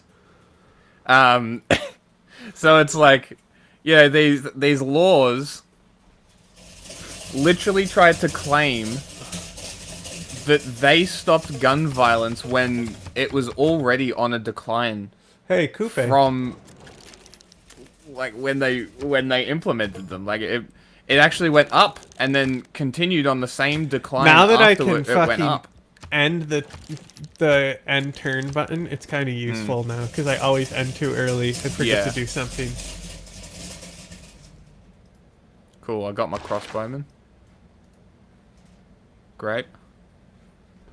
Great. I can't remember which button it is. I don't want to press the wrong one. I'm gonna get my thing up. Hold on. This one. Whoa, So loud. First Merchant Republic, baby. Nice. Unless you have people on your continent that are way ahead on culture. Dude, his fucking military is so weak. I could fuck his day up. Okay. Hey, Kyoto, I need your production. Let's make some stuff. Where's the armory? Did I build an armory? I didn't do an armory. Let's do an armory first. I already got a what- Golden Age secured. Really? Yeah. Let's go with knight. Let's go with samurai. Ooh, I can't even make crossbowmen yet. Nice. Gaul is a very interesting play style because you kind of get rewarded for using your units, and you're rewarded for going to war with civs that are higher tech than you, because the way their culture is set up, that if you get them really set up the way I have them here, then I'm gonna be ahead in culture, which means I'm gonna form corps and armies way Yes. before my enemies. So even though my units will be lower tier, I'll have more organization among those forces as well. Yes. And then they get bonuses for every. It's melee, ranged, and I think anti-cavalry, but maybe cavalry as well. But melee and ranged at least, if they get adjacency bonuses and boost each other if my units are close together. And then you get culture for the cost of the unit. So the later the unit is, the more culture it gives me for producing it. Okay.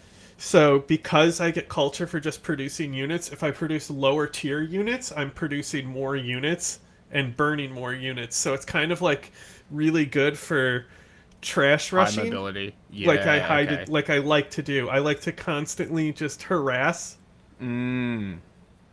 So, and I'm rewarded for it in a different way that like other barbarian civs like Norway benefit from raiding.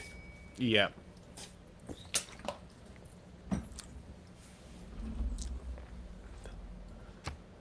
I benefit more from like wave tactics.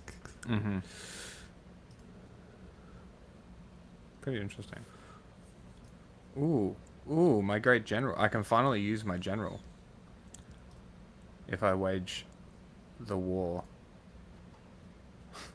Which And is then good. because my industrial zones also can have ranged attacks, Yeah. the encampments I build mean that some cities I can get 3 ranged attacks. So even if they crush me, then I just bounce right back with the way it is. So it's like what's interesting is like in the beginning what Sean Bean was saying, it's like talks about how like the Gauls were defeated, but then they later culturally ended up destroying the Roman Empire because their culture became more significant than the culture that tied the region together to begin with. Interesting. So they like failed militarily, but then won in culture, and that's kind of how the faction is set up. So I really like them. They're probably Fair my enough. favorite.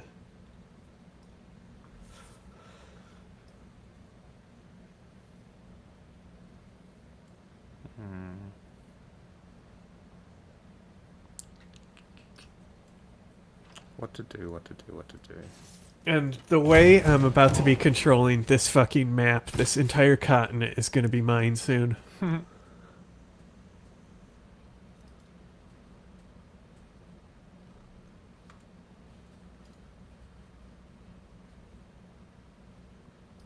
You heal up, fellas. You've done well.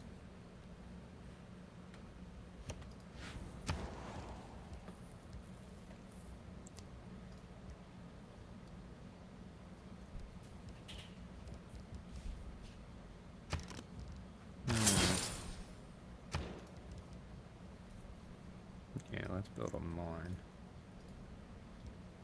3.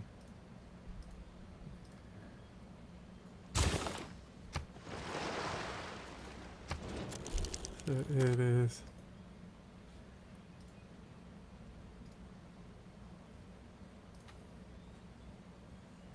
Yeah, so my special infantry, so it has an increased cost and receives plus 10 combat strength when fighting units of a higher base combat strength. Interesting. Plus 5 combat strength versus district defenses. And then a Gaulish unique heavy chariot unit that replaces the heavy chariot, plus 7 combat strength against anti-cavalry units. So my fucking heavy cavalry is good against anti-cavalry. Yeah. And then non-civilian is trained. Melee, anti-cavalry, and range units receive plus 2 combat strength for every adjacent unit.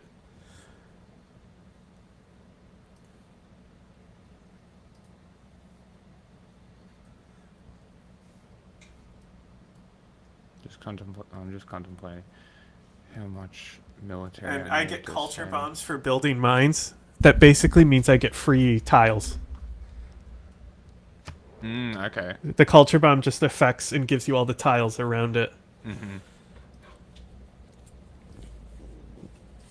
Pretty good. That is good.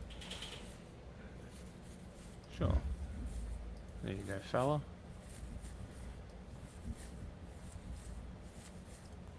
Okay.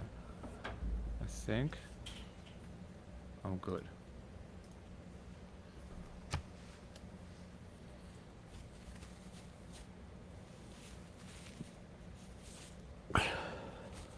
And I think I have a policy which gives my builders... I had a pimple in a place that is just more painful to leave it be. So I Yeah. basically like had to do one of the rippers because it's Oh, like right in right. the crack of my nose. Yeah. And it's just like, I'm just trying to get it so it's not a giant hard scab. I find I have the policy that that my builders get 4 builds per turn, or four builds per builder. So I'm gonna fucking build like crazy at the moment. I'm gonna build for. Yeah, that's why I was going for the pyramids. It gives all builders 2 extra charges. Fair enough. And I missed it by 1 fucking turn. Going to a load screen.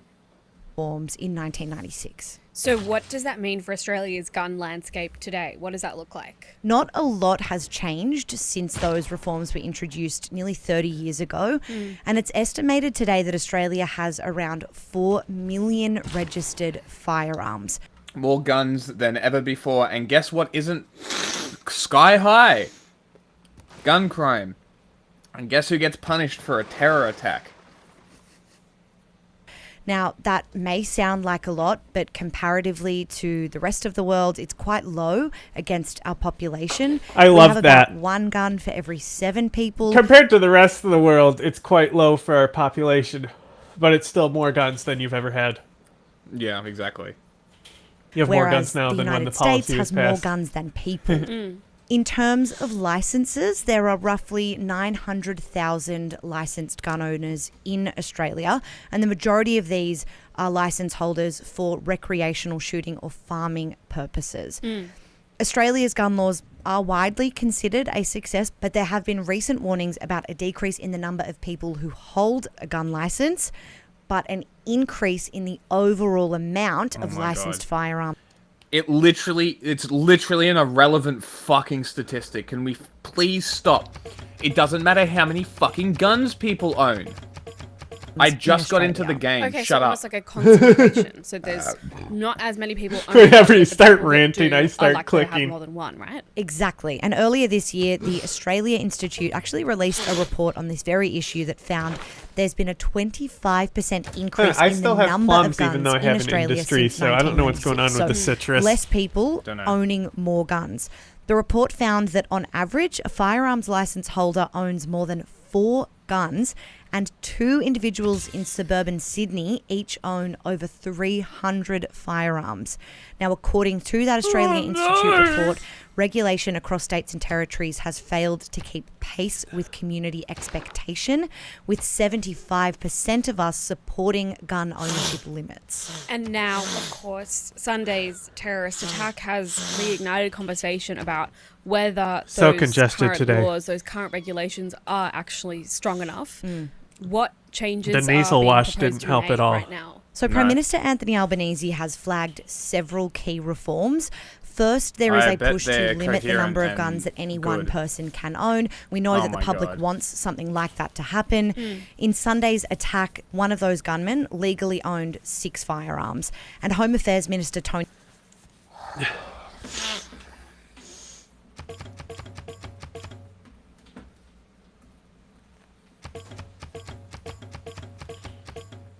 This country is run by fucking retards.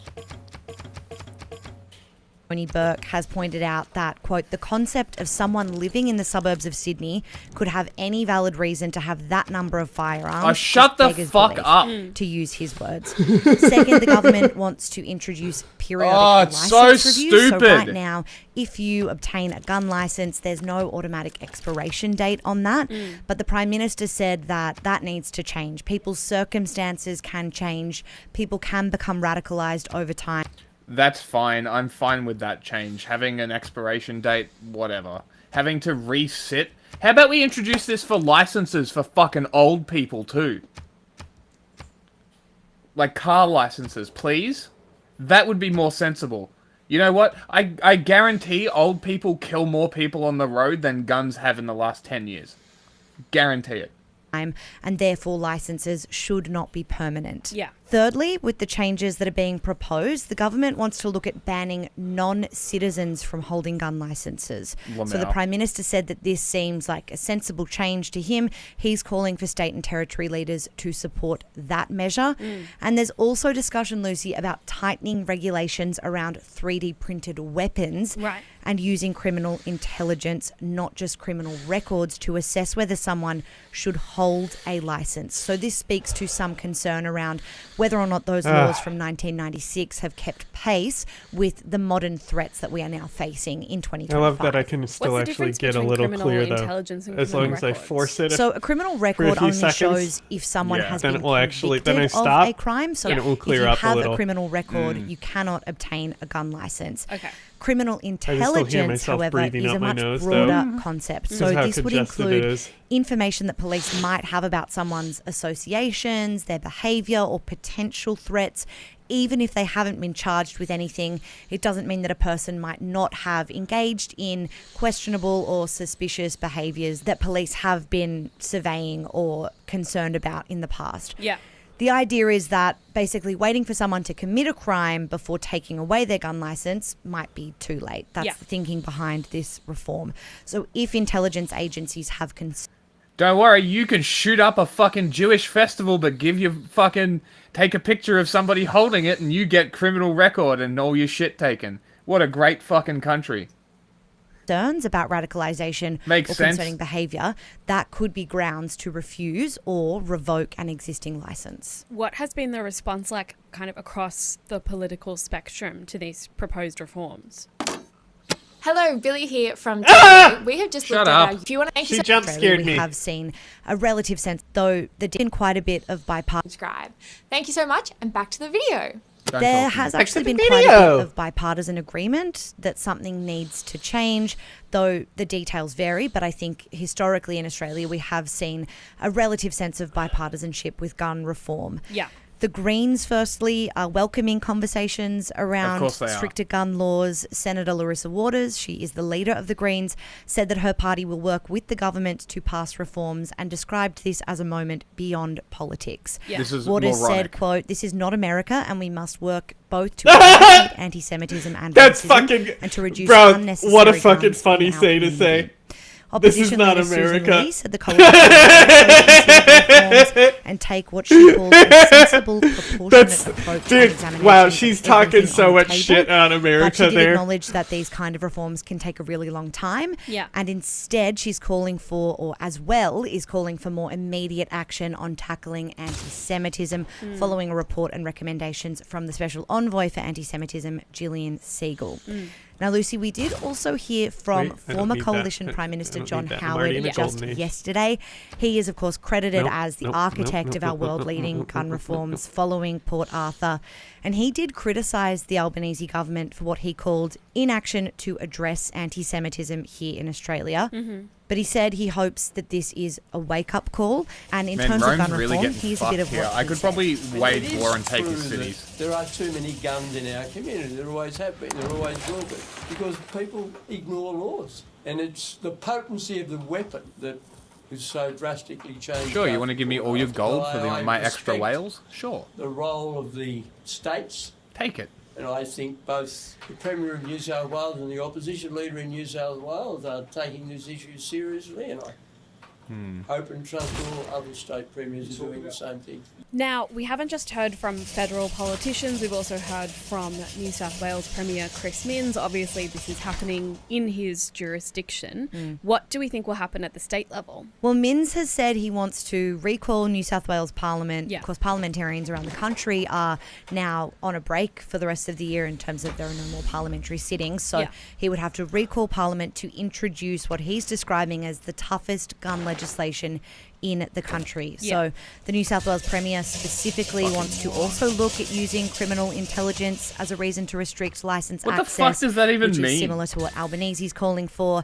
Minns wants a review of age limits and to restrict access to particular kinds of guns and Oh as my well God. limit the quantity of guns. Like what, dickhead?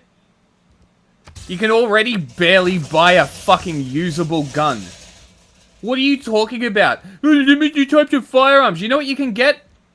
You know what you need a gun license to get in Australia? Fucking paintball guns. You know what else you need a license to get? Airsoft. And air rifles. Well, there was Like- that guy who almost got assassinated. You know Remember? what the most time and I've then used they an kicked air him rifle? in his butthole. You know what the most Do you know I've the used an video air- I'm talking about? Where they I have kick no the guy in idea. the butthole. ever used an he air tries to- rifle? no, shut up. He tries to run on stage and shoot a politician with an air pistol. And it Oh, that jams, one. and he goes to, like, fix it, and then everyone just jumps him. Yes. And one guy runs up and kicks him right in his butthole. Yes, I do remember that video. Classic. It's a very good one.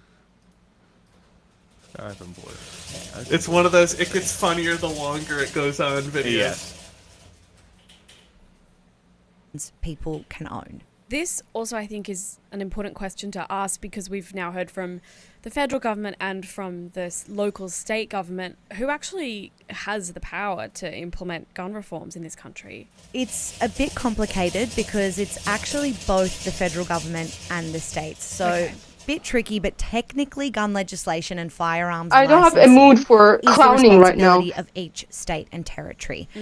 But the federal government does play a really important coordinating role. So after Port Arthur, for example, the National Firearms Agreement created this framework that all states and territories agreed to follow. Yeah. So that ensures consistency across the country. She sucks. So when we're talking about national gun law reforms, what's really happening Big is runner. Prime Minister Anthony Albanese Big turbo. is bringing together state and He's a territory turbo leaders kid. through the National Cabinet Yeah. to agree on changes, but ultimately each state and territory will need to pass their own legislation to implement those reforms. Okay, so the federal government can't just pass a law that applies everywhere. In essence, anything is possible, Yeah. but that is not historically how we have tackled gun reform and gun legislation in Australia's history. Okay. The federal government can screen. regulate certain things like gun imports as well through custom laws, so they could Oh my restrict what guns and how many are coming. What are you gonna do? Restrict more shitty made Turkish fucking lever action shotguns, you fucking idiots?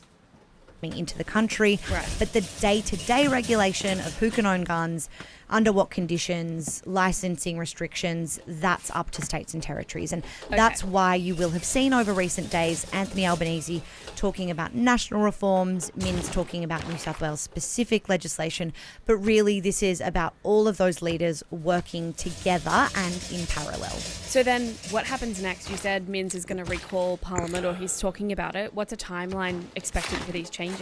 Things are moving quite quickly, Yeah. but I guess we have to accept that we're coming towards the end of the year and there's only so much that will be possible within the next couple of weeks. Anthony Albanese has been in regular contact with his state and territory counterparts. They met for National Cabinet on Monday and will continue to meet over the course of the coming days. All state and territory leaders have agreed to pursue urgent reforms. We are waiting to see what Chris Minns will do in New South Wales next, and then I think we can expect some other states to kind of follow suit. Yeah. This New South Wales is the dumbest of the gun laws. So the rifle that I had in New South Wales would be illegal because it had a folding stock. So because the back of the gun folded in to make it less long, so transporting it is fucking easier. That's illegal in New South Wales because you can conceal it. You know, this fucking, like, what I'm gonna say, meter-long rifle is gonna be so concealable. Taking this much off it? Yeah, bro, you're fucking so smart. Everybody likes me. specific proposals will still need I'm to be popular. drafted into laws, passed through parliaments, all of those processes. Yeah. But given there is such broad political support, so much public concern following Sunday's devastating attack, the government, or governments at all levels really, have made it clear that this is a priority and we could see changes within the next few weeks and months. Thanks so much for explaining that I'm today. glad that that's the priority and not fucking housing. Oh my god, Stupid fucking cunts. Hated that so much. How It was produced so it was. it was awful. How produced it was. Like the nobody is as natural as the Podjons, and the reason why they're so natural is because they know what the fuck they're talking about beforehand. Yeah. Mm-hmm. It definitely helps. Okay. Okay. I'm just trying to plan out my moves. Yeah, what are you thinking? I'm gonna settle another city. Uh-huh. On this river down here. Settling cities is good. And then I'm gonna annex Buenos Aires, and then work on annexing this other city-state here, and then I'm gonna fuck up Rome and take his shit.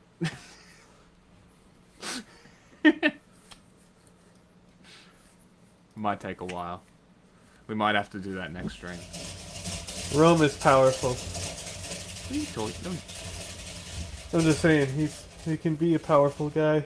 174 is his military strength. He's losing to a city-state right now.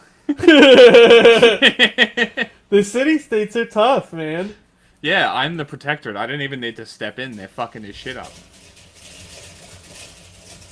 Are you at war with him? No, he waged war on my city-state that I was a suzerain of. And I assessed it, and I'm like, they've got better military than him. And then I think the other city-state here is also fighting Rome. So he's got two city-states fighting him. And I'm just sitting here like, you fucked up, bro. Where traders. Oh, I can do 3 traders. Great. 3 traders. And then let's do the shrine. Yeah, to getting, so like also like using traders to do the internal trade to get all your roads built. Mm-hmm. So that way you can like move around your cities better. Yeah. So like Rome, his thing is basically any city he founds, there's already a road that connects it back to Rome. Wow. That's fucking cool. That'd make the military engineers a lot easier to use as well. You've already got the roads. That's great. That's a great fucking, that's a great bonus. That's nuts. Yeah, but like it's nothing compared to like anytime you get a Eureka, you get the technology. Rome has really good stuff though. Like all their stuff works very well. And they get a unique aqueduct, and aqueducts are already a pretty important district. Like anytime you're not settling on a river with fresh water, aqueducts can be beneficial. They're really good next to mountain tiles because you can get water from mountains. But it's food and housing. It's one of the only districts that gives you food and housing. I don't know if it counts as a district. It just takes a district slot. Yeah. Which is why I try to avoid building them. Fair enough.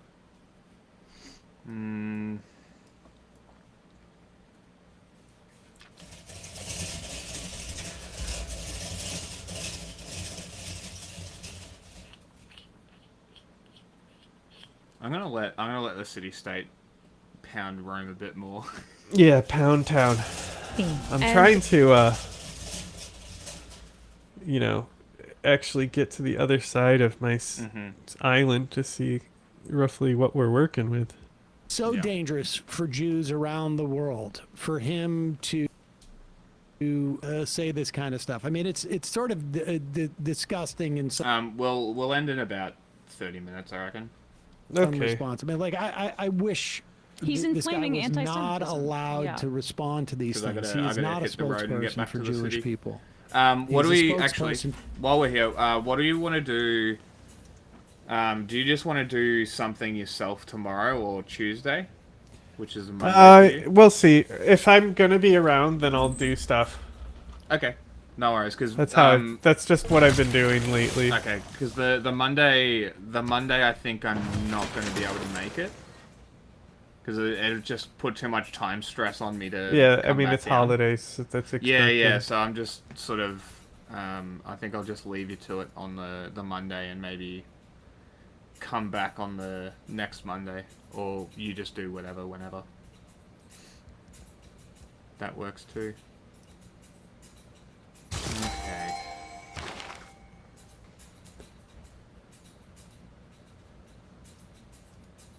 put you there. Put you over there.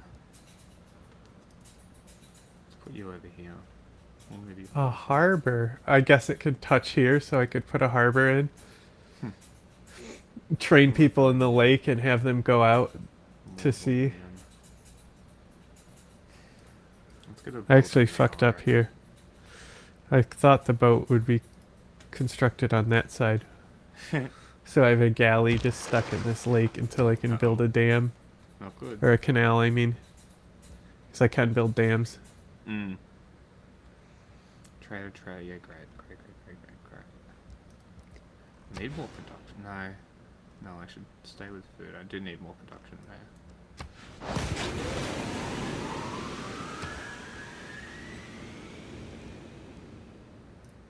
What the fuck was that sound? Me building a dam.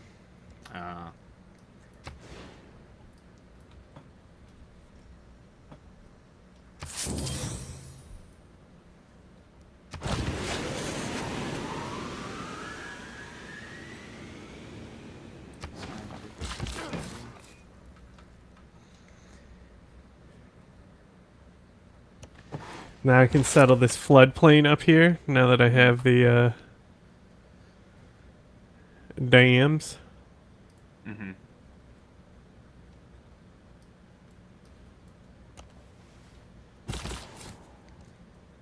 Okay, it's at war with... Buenos Aires is at war with Bukhara and Rome.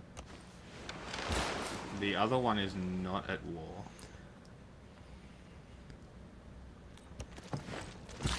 That one. That one is at war, okay. Well, if they start pressuring it too much, I'm gonna declare war, and I'm gonna go help. But I've got all my troops sitting down there waiting.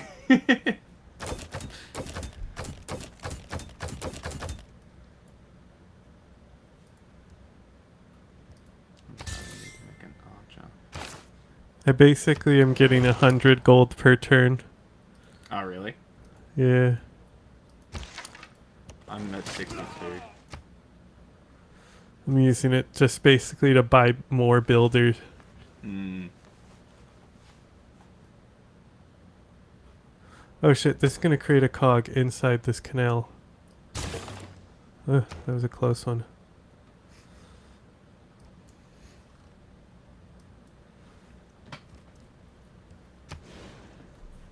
For Israel. If his policies were ostensibly meant to keep Jews safe around the world, guess what? Massive failure. Failed. Well, it can't be his failure. It's the failure, apparently, according to him, of people that, God forbid, support Palestinian self-determination. Your call for a Palestinian state pours full fuel on the anti-Semitic fire. It rewards Hamas terrorism. It emboldens those who menace Australian Jews. Shut up. And encourages the Jew hatred now stalking your streets. Anti-Semitism is a cancer. It spreads when leaders stay silent. It retreats when leaders act. I call upon you to replace weakness with action, appeasement with resolve. Instead, Prime Minister, you replaced weakness with weakness. Just so you know, that's him basically blaming in the, 24 hours after this horrific attack at Bondi Beach, or Bondi, I'm not sure how to pronounce Bondi. it, but this attacking people celebrating Hanukkah, anti-Semitic, horrible, horrible crime. That's Benjamin Netanyahu scolding the Australian Prime Minister because Australia recognized the Palestinian state and blaming that attack on that on doing so. I mean, it's beyond parody. He should check in with his buddy Lindsey Graham, who seems to be blaming somebody else, not even associated with Australia. Do you imagine? But here is clip number 8. This is Lindsey Graham on Fox News yesterday. Load screen. Obama and Biden have Obama. This. I blame the terrorist. But Obama allowed ISIS to come about when he withdrew from Iraq. We watched this, I think. Trump destroyed the caliphate, killed Soleimani, and got out of the Iran nuclear deal. And the dumbass Biden, the biggest dumbass on the planet, withdrew from Afghanistan, obliterated our borders, and rejoined the Iran nuclear agreement, making the Ayatollah flush with cash. Pause it for a second. First off, what a fuckhead. He did not rejoin the Iran nuclear agreement. I wish he had. He said that Obama did that. We did watch this. I remember Sam saying that. Sam was incorrect on interpreting what the doofus was saying. This one. Or change it.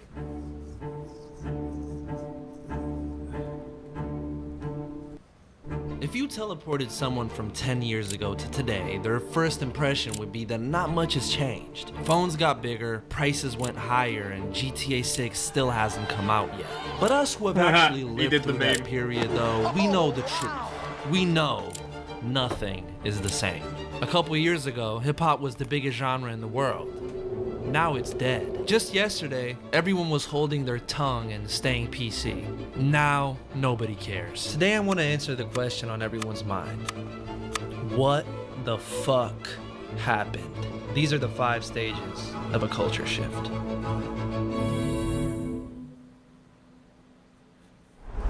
Stage 1. Beginning.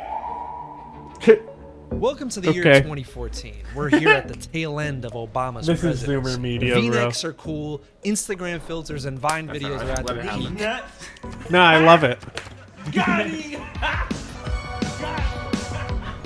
My name is Jeff. Everyone is doing the Ice Bucket Challenge, and Happy by Pharrell Williams is the biggest song on the planet.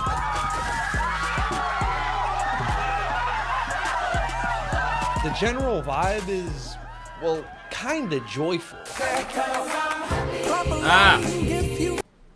I had a feeling this was a I risky mean, if one. Happy dropped today, it would flop diabolically, become a TikTok meme, and get categorized as coworker music all Probably. within a 48-hour window. Things wouldn't stay like this for long, though, as behind all the corny enthusiasm in the pop sphere, change was coming. In the most unexpected form. Hip-hop had at one point been a massively successful and influential genre. By the time 2014 rolled around, though, it seemed like those days were long gone, and that the once giant cultural force was on its last legs. Some may have disagreed, but the charts certainly seem to point in that direction, as 2014 statistically marked the lowest presence the genre had had on there in a long time. Mainstream hip-hop was dead, and the genre needed a spark, a wave that would pull it back up to the center of everyone's attention. The fuck? I pressed it. In another corner of society, though, that was already happening. There is growing outrage tonight after an unarmed African-American teenager was shot and killed by police in the St. Louis suburb of Ferguson, Missouri. Leading up to 2015, several disconnected examples of inequality had managed to cross over from online virality to nationwide outrage. They're mad. I'm mad. We should all be mad, man. We should all be angry because of what's going on right now. We are asking for games to be more inclusive.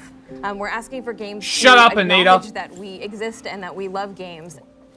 With the rise of social media, You're there was not a growing gamer. You don't feeling play that fucking everyday video people games. Now had the power to make an actual change. Fucking Your movie game sucks player. was talking about the one guy, Andy Pants. And it what? Andy Pants Gaming. He's just a Okay. fuckhead.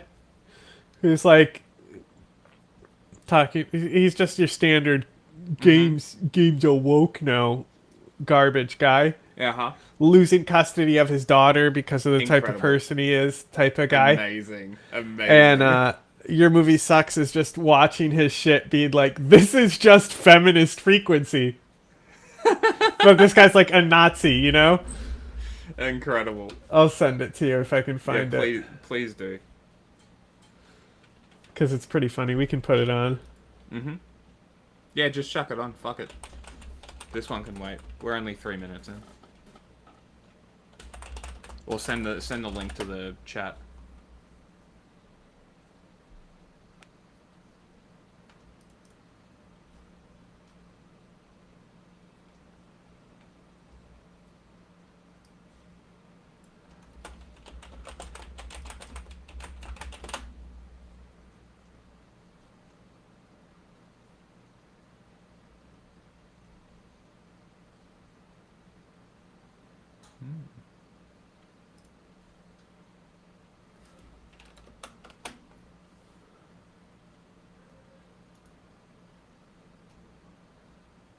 Finally.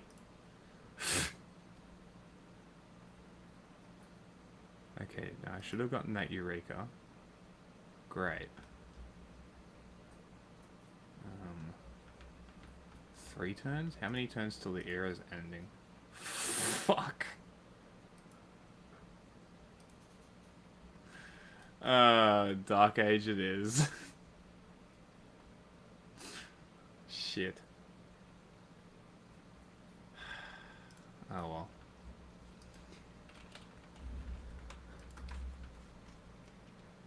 Four turns, damn.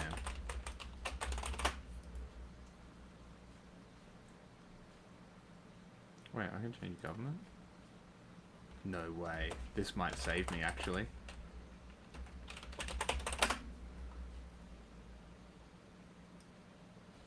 Unit maintenance, yes please. Wonders, I don't give a shit. Trade routes, gold from trade routes, housing, specialty districts.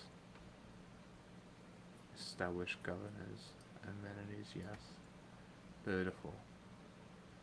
1 to all yields, each government plaza, diplomatic quarter building and palace in the city.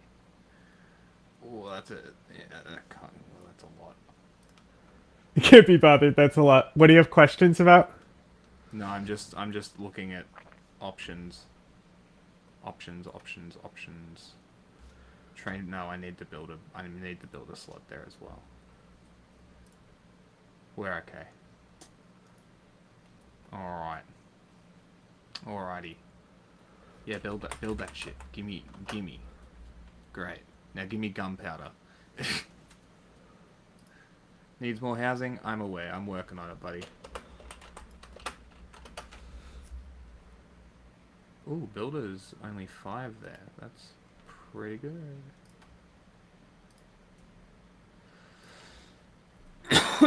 Where that video? I'm trying to find it.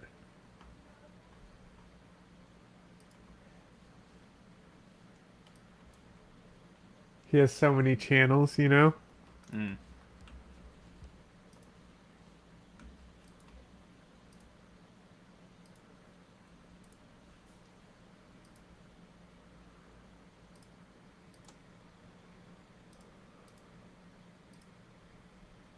Found it.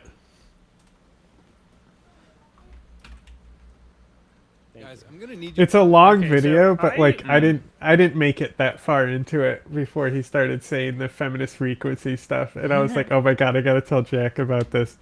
That's great. Like it's just like basically a clip from his stream, and it's like a 2-hour thing. I'm just. I'm Go- pro. just go to the Part of beginning. Antifa on Twitter. Guys, you. I'm gonna need. I found a weird thing, and I think the reason I found out about this, so like, who was it? Was it like the Act Man or somebody that quote tweeted a person saying like, oh, they like lost custody of their daughter because they created like AI Chris Pratt out of them. Like C-scam or whatever. Is this? So I like looked up this person's channel just because I was like, okay, what the hell is this person? And their most recent video I started watching the other day, and I was like, it's pretty insane. Even like, if you don't think about that, I should maybe. Does anybody have the tea on that shit? Like, did I accurately describe the situation, or did I not accurately describe the situation? Like, what's the deal? Like, he's getting a divorce and lost custody because he created Chris Pratt from like images of his real life daughter. That's weird. Is that what happened? Somebody give me that info, so I don't have to, you know, like I could search it up. I don't know if I want. Yeah, what's the deal on that? Does anybody know? Is anybody more terminally online that can just tell me? Anyway, I'll just react to this video. This video is pretty unhinged, so I just... Guys, I'm gonna need y'all to stop noticing some things. Stop noticing that Nathan Drake and Sully were replaced by girl bosses.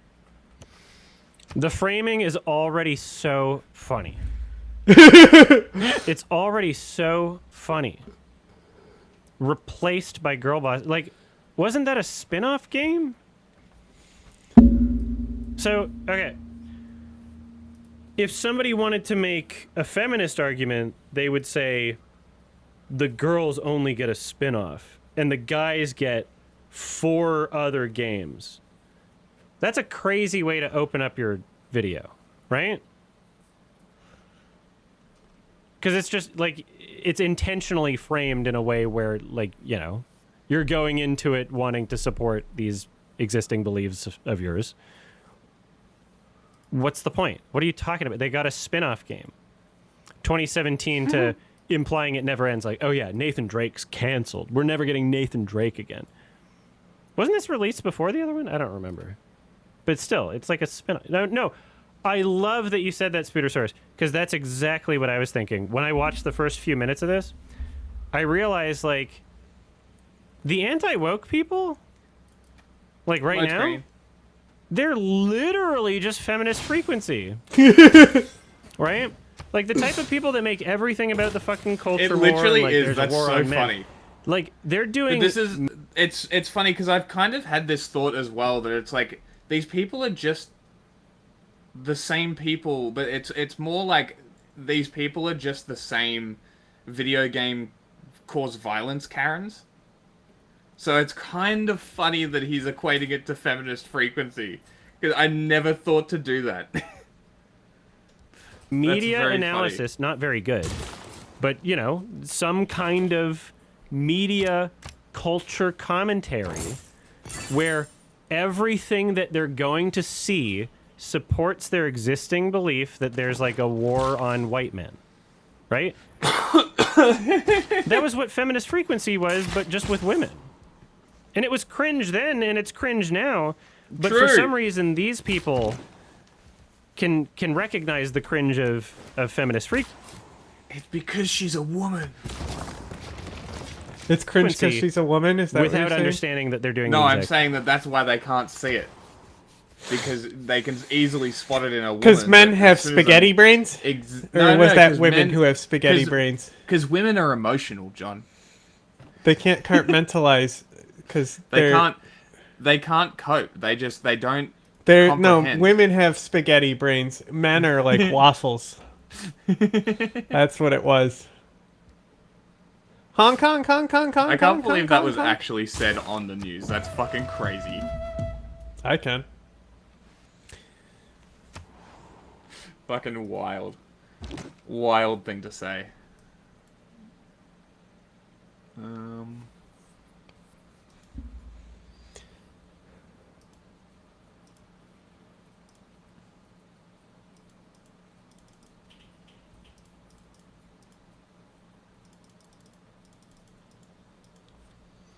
No one wants my iron or horses? This is sad.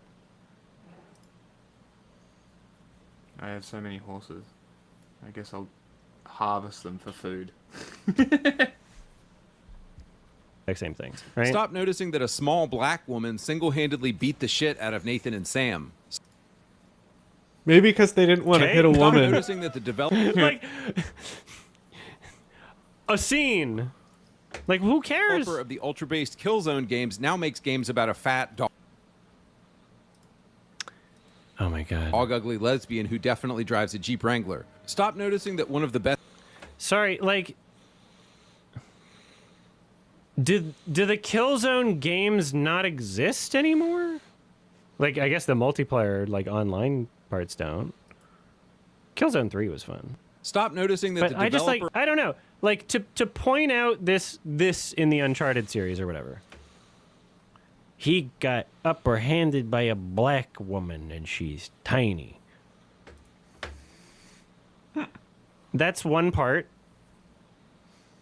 What about all of the rest of it? That's like, it's like when these people complain about, like, there was a queer kiss in the background of one shot.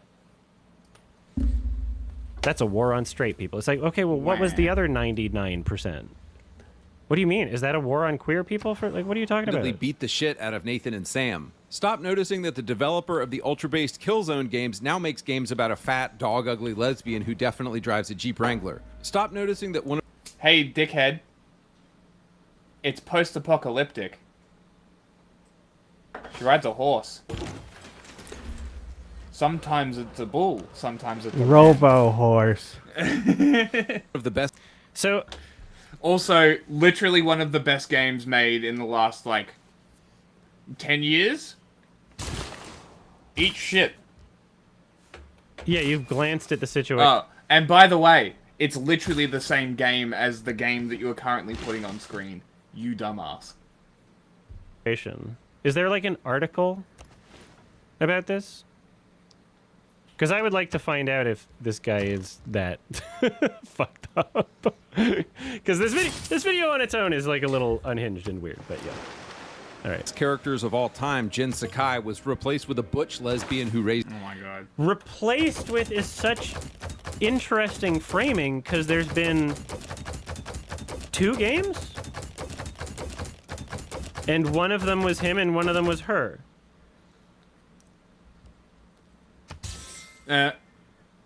Trojan Man wants horses. What do you mean like, did someone force them to He wants to give me 1 gold. He doesn't exist anymore? Like, what are we talking about? Like, I will it's not so take weird. your 1 gold. Dirty Roman fuck. Fuck you. This is a child Use with all your another horses, woman. huh? An action Use that all your God horses hates. trying to wage Stop. war against my city sorry, state. You think are I'm you going to give you serious? horses? You Lesbian cunt? who raises a child with another woman. Raises Fuck a you. child with another woman. An action that God. An action that God hates. You know, you would almost think of that as like satirical if the rest of was, like unhinged, you know? God hates. Stop noticing that angry masculinity personified, Kratos, was replaced with the cuck of war who is. Cringe. Are conservatives Oh, against no, Fellas, is it giving gay to be there for father your son? figures or something? Like, what the fuck are we- Did you want him to like beat his son? He literally does Is he not do like, things like based? that. He is not Yes, a he good does. dad. No, he is not. I am not going into a dark age. You're not. Not or are. I just got out. Okay. Still, like, the original God of War games, I played the first one. I haven't played all of them, but like, from what I gathered, like the new direction was that they're humanizing him more, right? They're just making him more human. They're giving him more character. Mm-hmm. Right? Isn't even the main character in his own story anymore. Look, I might have wanted to kill that child. I might have to step in with Rome now. But I don't think that he's a cuck of war because he didn't. Stop noticing that a muscly armed It's so weird. The framing also with him saying, stop noticing every single time. Stop noticing. Nothing to Very see here. cringe. Stop noticing. Light screen. Like, Just wait. make the same video with Anita Sarkeesian. So like, she could have basically done the save exact at the same start of framing, every turn. right? Stop I've been. noticing that the women are treated badly in this scenario. Stop noticing that it's only male characters for 99% of games. You play as the male character, unless it's a game where they give you the option, right? How many games are you forced to play as a female character? What's the percentage? Zero Like Dawn. 5%? Tomb Raider. And also, forced is a strong word because no one's forcing you to play the game. You can just not play the game. lesbian in Last of That's Us 2 true. literally killed Joel as the bagel director of the game held him down for a beating. Stop Wait, I got a noticing- normal age? Oh, there it is. Artistically, that was okay. This okay, I could have all gotten right, a yeah. golden No, age. I yeah, thought I this was is very in one. uneven. I didn't read it properly. Artistically, that was a bad choice in Last of Us 2, in my opinion. Could have handled it better. Could have handled that death better. This is a This is called Nazi. this is a shit. weird one. that the director is Jewish. Ellie's girlfriend is Jewish, and the entire game was stated by the director to be a metaphor for Israel. Stop noticing. Is he gonna whinge about fucking? Wait. The comments that Neil Druckmann made about comparing the game to Israel-Palestine, were those pro-Israeli? Because I thought when people were complaining about that, they were like, that's woke. So I would have assumed that it was like pro-Palestinian, those comments. But here they are trying to make the case that oy vey, all of the Jews are conspiring to make you always the hate Jews, white brother. Christians. Because they're all forcing you to play the spin-off game of the Uncharted franchise. And forcing you to put more weight on one scene where a black woman gets the upper hand and ignore the other 99% of the game. Like, I don't know. Like, there's tons of Israelis that, like, are pro-Palestinian. I don't know. Like, what were the comments? I'm going to look this up because I've always heard that, and I've been curious. Druckmann, Last of Us, Palestine. Okay, yeah, it does seem a little pro-Israeli. I can't believe I stopped myself from getting the golden age. I was holding back, even though I could have gotten an formulation for error Ellie's score. turn towards darkness can be traced Like there was back to multiple 2001. things that I In his early chose 20s, not to do Druckmann because I wanted to witnessed save crowd it so it lynching could two explode in the soldiers next West era. Bank. And then they cheered afterward. Druckmann, who grew up in Israel, recalls, it was the cheering that was really chilling to me. In my mind, I thought, oh man, if I could just push a button and kill all these people that committed this horrible act.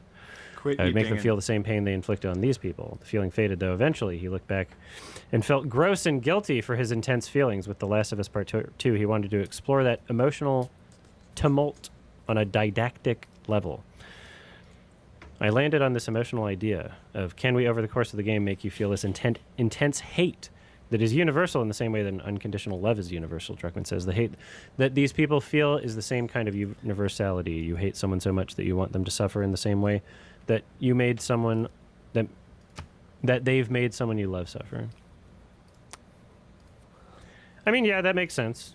I don't know what the context is of this. This one, he's talking about something that happened in the year 2000, and I don't know what the crowd was. Was the crowd Palestinians or Hamas or something? Like, I don't fucking know. So, I don't know what his perspective on the entire conflict is. He seems to have been enraged that 2 Israeli soldiers died, and if he's from Israel, that would make sense. Anyway, yeah, what is the point of bringing that up here? This is a weird image. What is the point of bringing that up? Rome might try and make peace with Buenos See, here's the Aires, thing. and as soon as they do, I'm going to annex I made it. this this point when we were talking about the critical drinker subreddit people, where they got mad, like literally like thousands of upvotes, and every single comment freaking out about a thing that didn't happen. Where at one point in Elio, it was supposed to have queer themes. And then they'd scrapped it before the movie got released. And they were mad about it as though it's a thing that happened. And then if there was somebody in the comment thread that was like, wait, I saw the movie, this didn't happen. Not only would they get downvoted, but then there would be other people like making post hoc rationalizations for why they should still be angry. And they would say things like, yeah, well, it's because they wanted to do it and that's the problem. When it's like, okay, wait, did it show in the final product, right? So when I play The Last of Us 2, I've got my criticisms with it, right?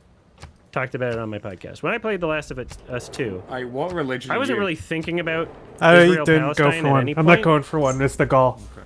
So I don't if that's even have holy something sites this where game. he Can you drew tell me what religion, inspiration from who is that? Catholic, Catholic, who's Who cares? Orthodox, who's...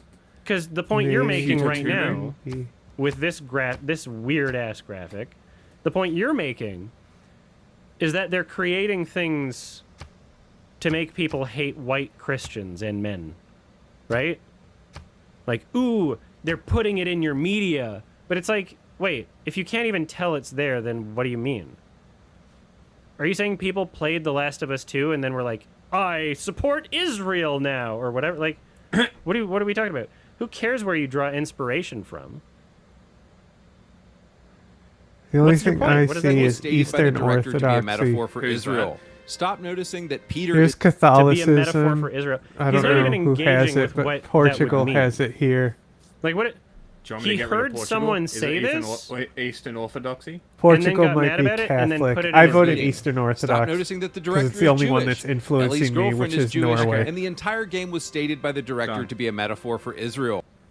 The entire game doesn't was matter stated to to me, be though. a metaphor for Israel. None of those I'd have to listen to diplomacy the decisions podcast mattered. quote. No. Does anybody have the podcast quote? The entire game as a metaphor for Israel is not the same as he was inspired to make a story about exploring revenge because of something that he had a personal experience with. Right? Stop noticing that That's a very different thing. Anyway. Peter The is cuffed by a Trojans sent woman me and a black... warning? Alright, bitch. Fucking try and warn me. I'll fuck your day up. Man and Spider-Man 2, and MJ somehow went from being a journalist This is funny. to a superhero because stunning. Superhero? I mean, they did girl boss her up. I don't know if superhero is the right And word. brave. Shall we do Xbox next? Stop. Oh, okay, yeah, we're doing it. Okay, we're doing Xbox now. Shall we do Xbox next? Let's see if Stop these- noticing that based masculine characters like Marcus, Dom, and Cole were Imagine using the word based with. Nothing. I think it was Sea of Thieves that they were showing. Oh, okay. Like Having no a progress shred flag. of Yeah, like yeah, irony yeah. or cheekiness. Like imagine using it in a serious way. Deeply Like this is unserious, your feminist frequency right now. Right? Does nobody have an article or anything about the thing about this guy? About the only reason why I looked up his YouTube channel? Sorry, is this new Gears of War? Did they make Gears of War this? And you can't play as big guys anymore? Is that what happened? based masculine characters like Marcus, Dom, and Cole were replaced by Kate Diaz. Stop. Replaced by... Alright, I'm gonna look this up. What's the newest Gears of War game?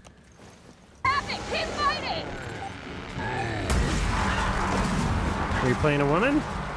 There is sections where you play a woman.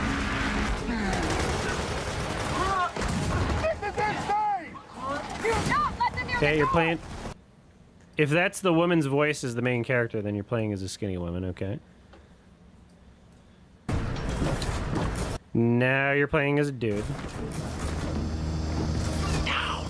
It does, I'll agree, it does kind of like betray the art style of the franchise for people to not be buff. I don't know if like the gender thing I care as much about. But Baird was never buff. Wouldn't it be funny if you had like fucking No, he wasn't. gigantic buff woman? Like that'd be hilarious. Like Gears of War has always been like so silly. But it looks like you're playing as a dude for, I don't know, most of it. Hey. Like this is you're playing as a dude. How much of it are you not playing as a dude?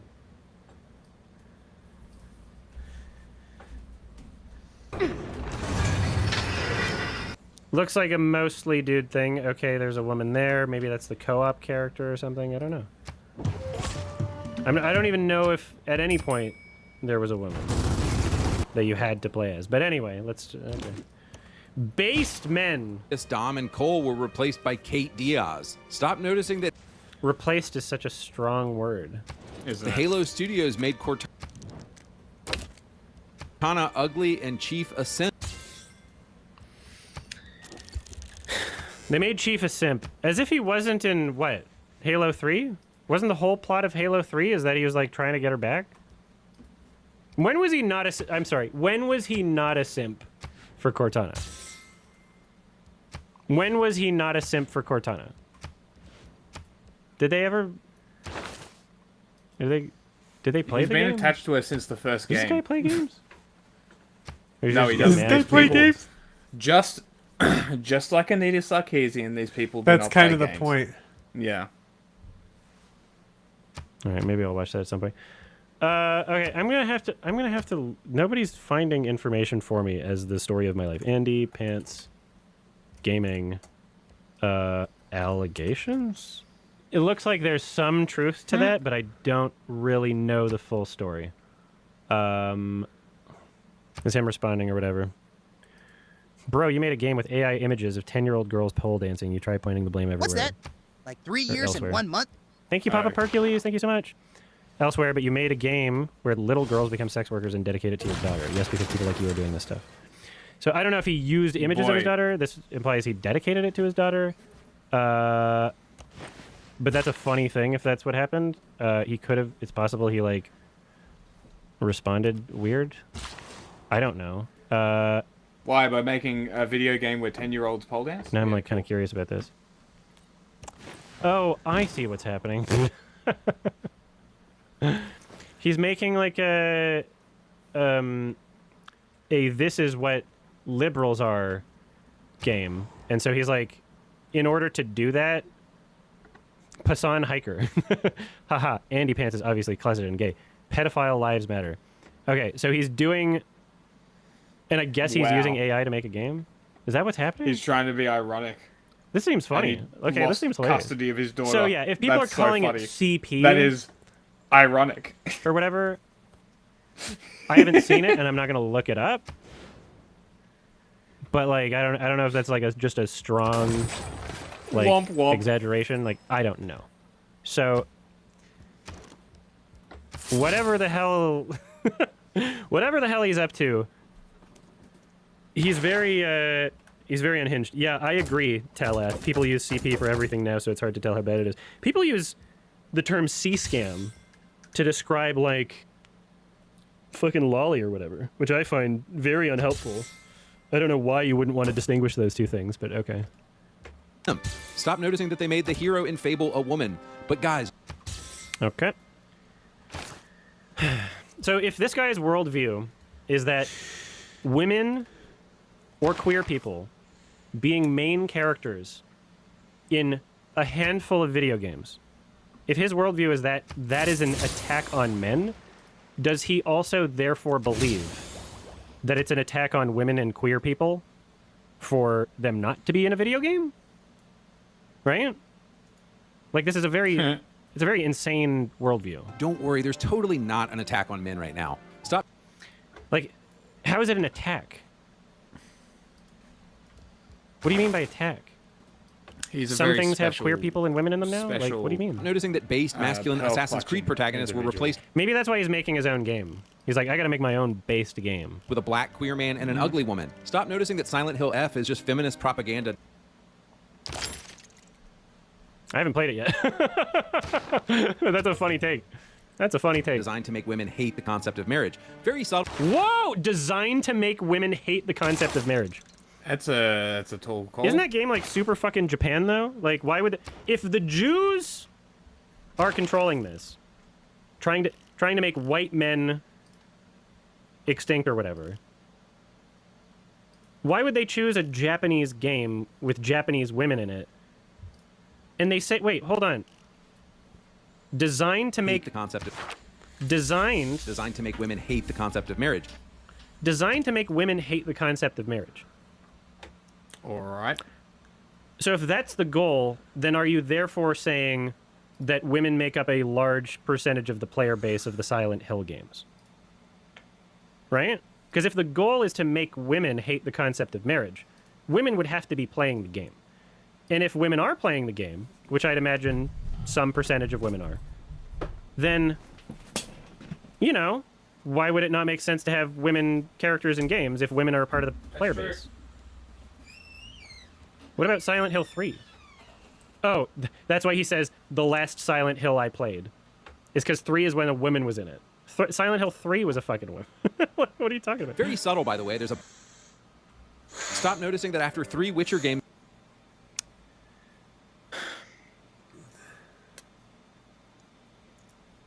I mean, if like men like you were who I had to worry about getting married to, I would also hate the concept of marriage. Because this strikes me as a person that like kind of wants to control, you know, kind of likes the idea of marriage as a way to give someone less freedoms, you know. It's not a bad thing to be against. Starring Geralt, the new game we... Bro hates the idea of a character arc. Yeah, once the character arc's done, there's no real point in playing anymore. You might as well change the character. I guess Geralt didn't have enough games. Oh, and Ciri wasn't a character already? Shut the fuck up. We play exclusively as Ciri, who they just happen to make ugly and fat now. Say goodbye to hot Ciri. You know, they also fucking nerfed Metal Gear Solid Snake's ass in the new Smash Brothers. He used to have a fat butt. They got rid of his butt. What the fuck? Can you bring that up?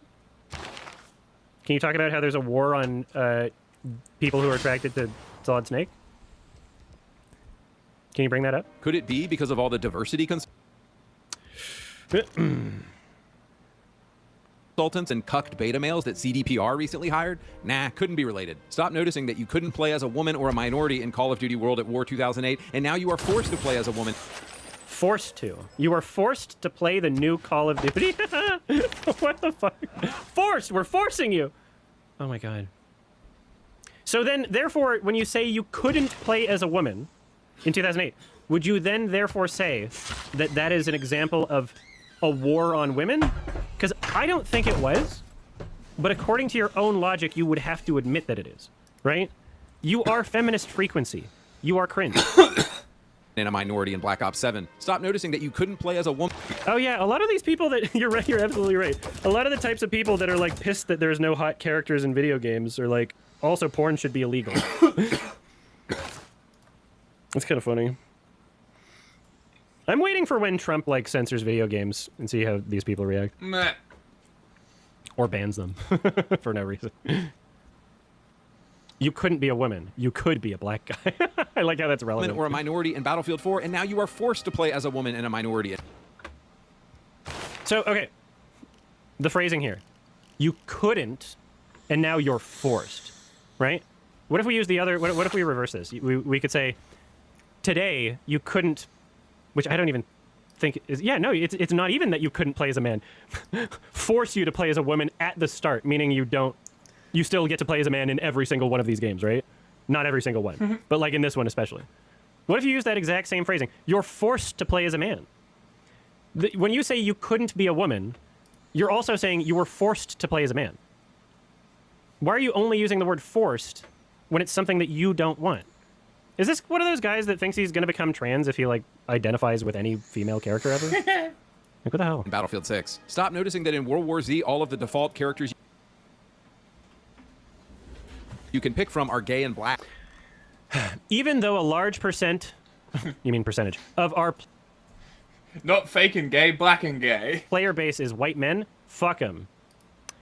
So this person's worldview fuck them guys is that if there is a piece of media that doesn't prominently feature a white man, that is them saying fuck you to white people. Therefore, do you also think that in Battlefield 3 or 4, where you can't play a woman, is that them saying fuck you to women? Is Battlefield 3 and 4 a fuck you to women? If they push this...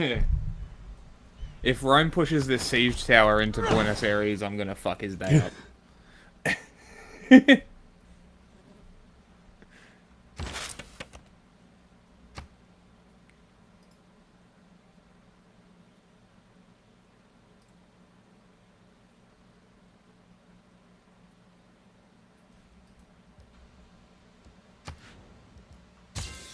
Yeah.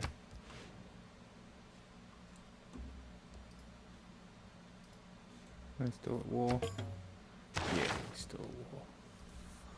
Alright, let's they can keep weathering him down. I might use him to cull some of my units instead of upgrading them.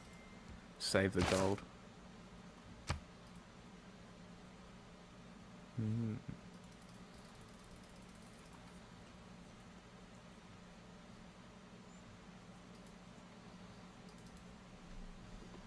The amount of trades I have. I have 108 gold coming in per turn from just the trades alone. Really? My friend wants horses. I shall give him horses. How many do you want, sir?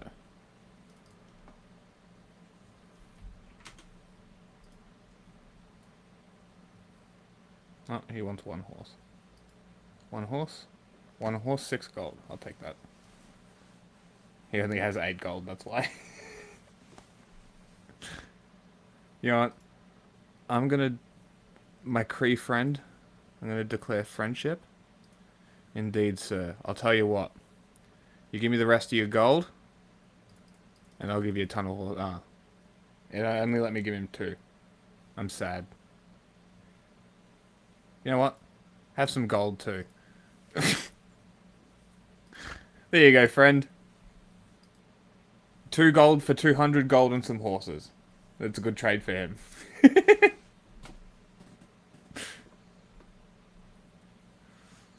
didn't have much gold. Hopefully that helps him out. What do you give him? I gave him 200 gold and some horses for 2 gold. Who'd you give that to? The Cree. Oh. Yeah, he's been good to me. In your worldview, I'm trying to understand this. Stop noticing that in World War Z, all of the default characters you can pick from are gay and black. Stop noticing that every single film. Why does he say it Stop like noticing that? it. The repeated stop noticing is to emphasize that it's a gigantic Jewish conspiracy. Yes. They're doing it. They're doing it. They don't want you to notice. It's all happening. The world is so scary.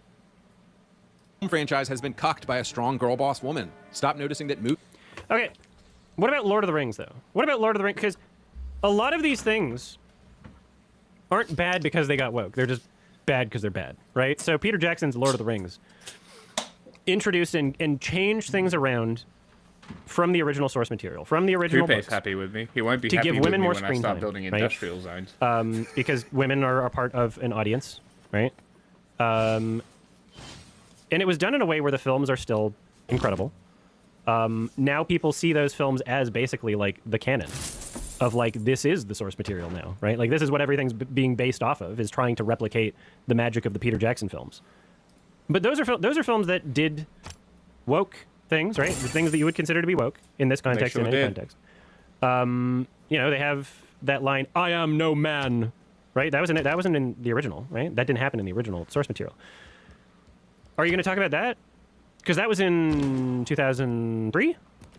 2001, 2, 3, or whatever? But the point that you're making is that, like, oh, yeah, it's like overboard now. It's too much. But I wonder how they feel about Lord of the Rings. What if you know what? I wonder, this is more than just about gaming. What they're going to do is they're going to compare the Jackson Lord of the Rings to Rings of Power.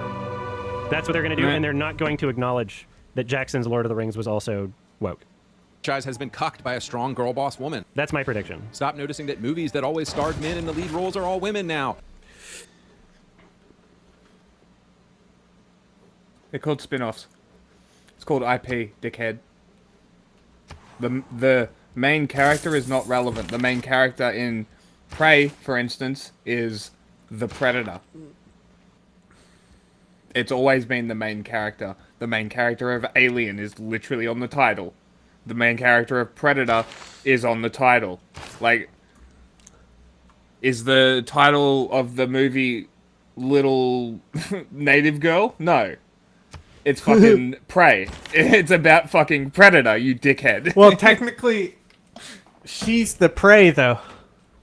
That is true. So, you could make an argument, but it's still about the Predator. Kind of showed you that you're a fucking asshole who doesn't know shit, didn't I?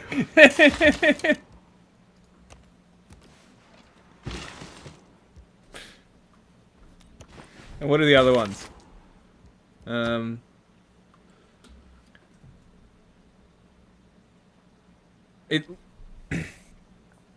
The Furiosa movie is literally a spin-off that says The Mad Max Saga. Our Mad Max Saga. It's literally a connected spin-off. She's the main character. Max is not dead. Max is still there. He's just not in this movie. Or he might be. I haven't seen it. I think it's pretty good. I don't know.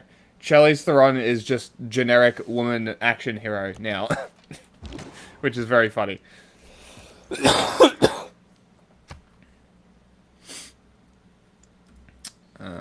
That one. This is a spin-off. Do you want Arnold to be in it at age 70? What are you talking about? This is a spin-off. This is a character from this film. This is a movie that was bad anyway because it's just unfunny and nobody wanted to watch it and everybody hates it. Right? Oh, Ghostbusters. That's what the other one was. So that what? There were like 2? Let me tell ya. Shit film. You should watch the Plinkett was review bad. of it. Huh? You should watch the Plinkett review about it. What is that?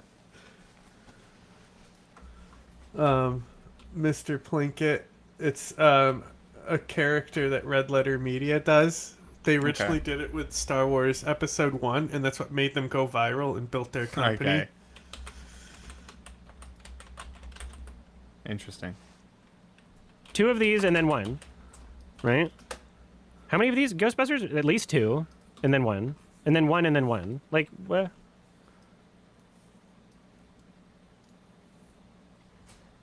I don't know. Like, I'll agree that if someone is going to make any adjustments in a franchise towards the identity of any character, it's generally going to trend towards women or minorities. Sure. Because the overwhelming majority of media throughout history has been white men, right? That's why it's trending in one direction, is because there's an existing imbalance. Right? If you were to take a franchise where, like, Lemaire. I don't know, what's...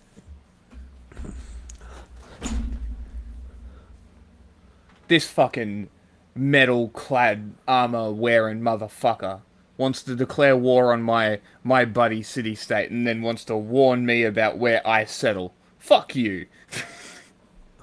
Get fucked. I will burn your city to the ground. Barbie, right? I will fucking raise that shit. I don't give a fuck. It means more land for me. Barbie franchise. If they do like a Ken spin-off, which could happen, you never know. Maybe some people might want to see it. Ken spin-off show. Would you be like making this argument? Or like, you know, if a franchise is like famous for being like a girl thing, do you want a boys version of Mean Girls? I do want a Ken Do you want spin-off. a boys version of Legally Blonde? Do you want a boys version of like, is that what you want? Like, do you want like Twilight, but Bella's a dude? Right? I don't know. Is that what you want? Predator, Ghostbusters, Mad Max, Marvel, Star Wars, etc. All women. Stop noticing that in Marvel Zombies last month. Marvel Zombies? Marvel Zombies last month. They replaced all the male superheroes with girl bosses. Man, that's a lot of stuff. I need you guys to stop noticing. Here's the thing. No one's saying stop noticing it. People are just wondering why it's like you think it's literally a war. Like, no one's saying stop noticing. People are just wondering why, like, you're so fucking unhinged and weird about things. Like, that's the discussion. Is like, why are you shitting dipes about it? It's not a war. It's people creating art. And you're free to support the things that do the things that you like and not support the things that do the things you don't like. Right? No one's forcing you to play Ghost of Tsushima 2. So, boys, on to the real question. Why? Why is all of modern media, video games, and film against us? When I settle my next city. That's such an and insane expand take. 3 cities They're at against us. They're against... What does Kane and Lynch have to do with this? Kane and Lynch didn't have a girl version. Oh, this is just examples of dude games. And now you can't find dude games. Past 2015. Red Dead Redemption 2? That didn't exist. What year was that? 2009 You can't or find something. dude games anymore. You can't find games where he plays a dude. Can't find them. I don't agree that Master Chief... Like, what do you... If your standard for something going woke is as simple as there was a spin-off game with women in it. What's your production now? Or my main mass production city is plus 31. And my projection is 116. Interesting. But We're pretty also, similar. How many cities My main you one is got? 45, though. I have 2 cities almost at 30. And then I have 2 cities that are a bit smaller. I don't even have a workshop in that city that has that production. Really? Yeah.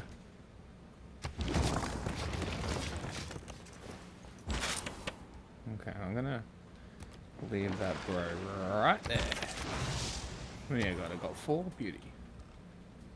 Dynamite. Oh, he's pushed his siege tower in. Time to fuck his day up. I'm mostly moving my troops to body block him, honestly.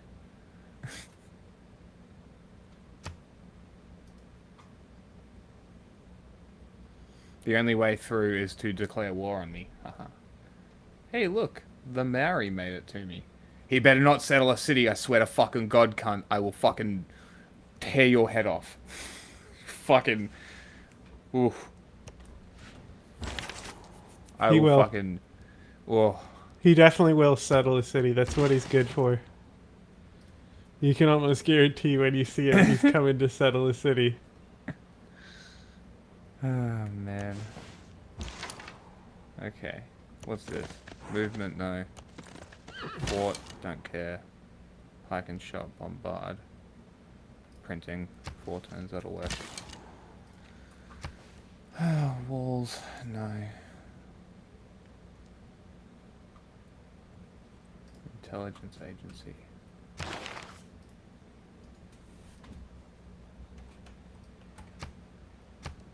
What else have I got?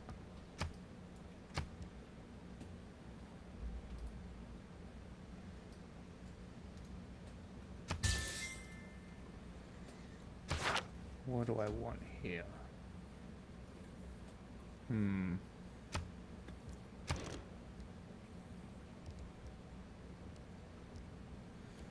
Let's go harbor.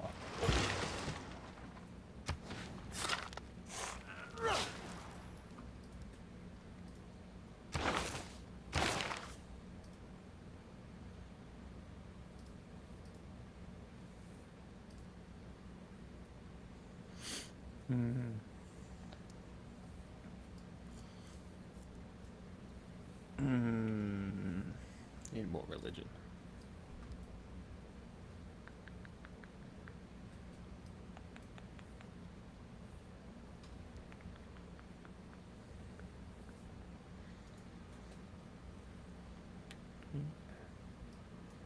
Yeah.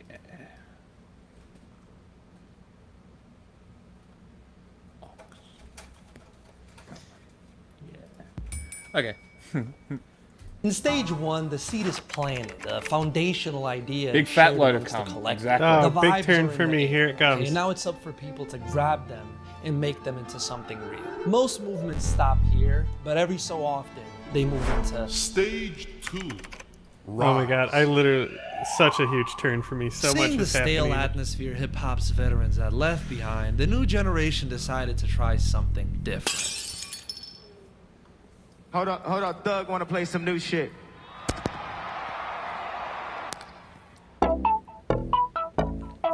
You could hear their music online, mainly on SoundCloud and YouTube, and every once in a while one would creep onto the radio. Called mumble rap. Didn't take pride in their lyricism or messaging. They just put all their focus into energy, swag, and melodies. Most people didn't take them seriously. But over time, these artistic choices would form into a distinctive sound and aesthetic in the underground. And soon enough, with nothing happening in the mainstream, these fresh ideas would begin rapidly gaining traction. By the time 2016 rolled around, SoundCloud artists were blowing up overnight. Stop that. Water, yeah, water.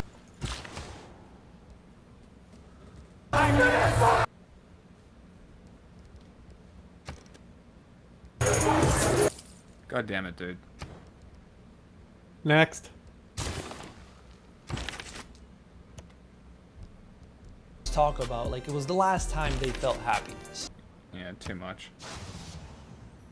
This one. By just a couple hundred billionaires in America. And these people launch rockets, buy islands. Oracle CEO and billionaire Larry Ellison just bought the island of Lanai, which is the 6th largest island in Hawaii. Run surveillance empires. I feel like that Antichrist would maybe be using the tools that you were building, right?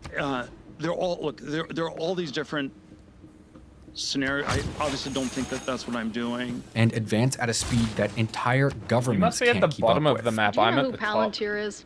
I do. And they're We're sold to not us as geniuses, on the saviors, same landmass. visionaries. Oh, really? Elon. No, I don't think so. I am. What an honor to meet you. But there's a time within living memory that this billionaire world did not exist. Only 40 years ago, the richest men in America were expected to shut up, be humble, pay taxes, and maybe put their name on the wing at a hospital.